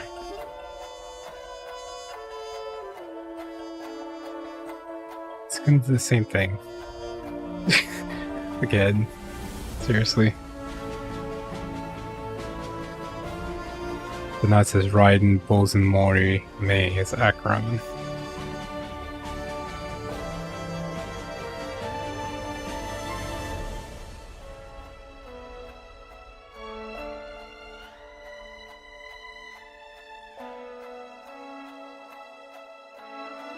Love memory. Rosalina Jane Estella, an ex-surveyor aboard the Astral Express and a young scholar brimming with enthusiasm and curiosity, hailing from the Zerina Earth system, enlightened by remembrance and dominated by academic cliques. She majored in Memoria Dynamics. To seek out broader academia possibilities, she joined the crew of the Astral Express with Dana and launched research to Memoria.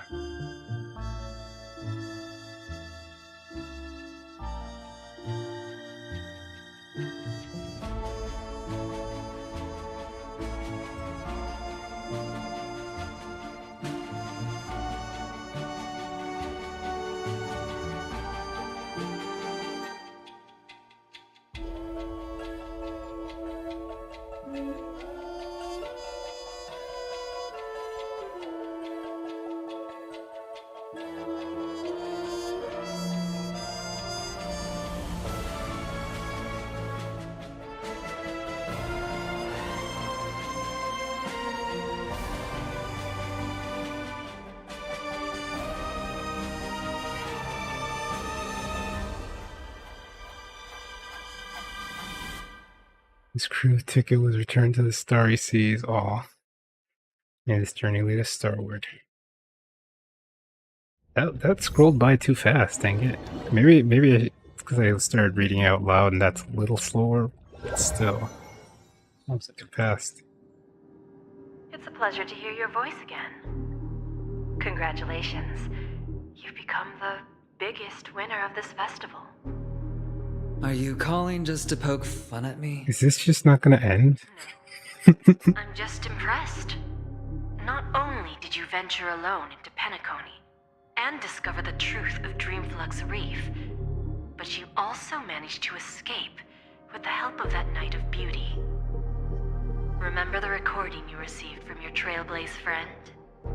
It's now the most valuable chip in this game. However, this came at a high cost. Losing a cornerstone is a hefty price to pay. Diamond just called a meeting to discuss what to do with you.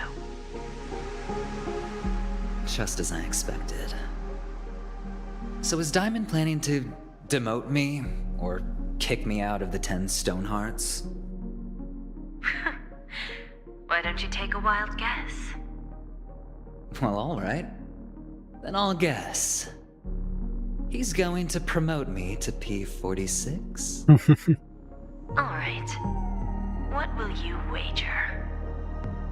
Are we talking about a real bet here? Was it chest in the veteran's room? Wager anything just to escape your clutches. But if it's just a friendly bet, I'll put on the line what I did when we first met. I'll bet my life, ma'am. Interesting. But since it's Diamond's call, no one can predict the outcome. I'm on my way to Penacony. Once everyone is settled, we'll return to Pier Point for the final showdown. Sounds like I'll be out of the action for a while. Finally, a chance to kick back and relax. Yeah. Leave everything to me and Topaz, child. Thanks to you. As soon as the Jade Stone was delivered to the family's compound, we finished up our preparations. The seeds we planted have taken root. Soon, it'll be time to reap the rewards. Huh?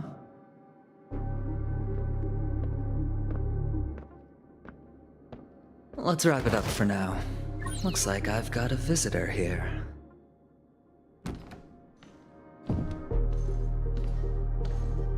Oh, so many surprises today.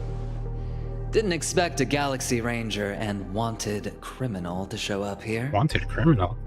One who managed to take out 2 IPC members under the noses of our fleet. Do you understand what that means? Screw wubba boo, I just put him to sleep. Don't try to intimidate me with that nonsense. Besides, I've taken down more IPC lackeys than the residual value you squeezed. And I don't mind adding a few more zeros to my wanted poster. I have a question for you. Be honest, or I don't mind putting a bullet into your head.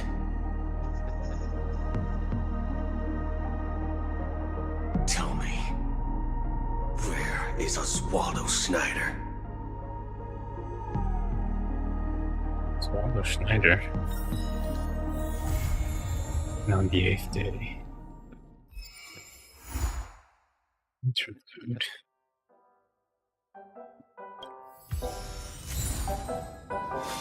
Ooh.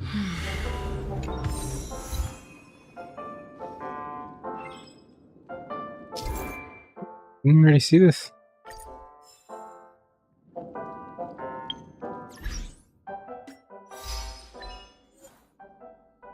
Nearly enough shields completely block Embryo Philosophy's Sunday ability and Enfant Noir Ditat. Witness first light of dawn of Penacony. We didn't do that. We didn't go outside yet. Alright, so I have Harmony Eidolon. Best seat in the house. Using skill for the first time, you recover 1 skill points. Ooh. Unknown to each other, yet united in purpose. We make the same choices. Battle starts, Trailblazer's energy regeneration rate 25%. Sweet. This is levels. While Trailblazers on the field, increase the break effect of all teammates excluded. The amount equal to 50% range. Number of additional damage application blades can increase by 2. Ooh. Let me see if I can do one more pull and then I'm leaving because this took way longer than I thought it would. Okay, let's see if I get anything.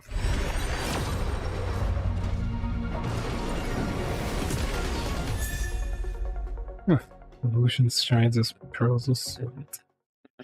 Okay. Well, that's it for today. I can continue farming Stellar Jades in my own time. And hopefully I'll get Robin before she goes away. So, thanks for stopping by, lurking and watching and whatever. And I'll be back soon. Maybe with more of this, maybe with more Alan Wake 1's DLC, because I have to do that still. So yeah, thanks for stopping by, and I'll be back soon. Bye-bye.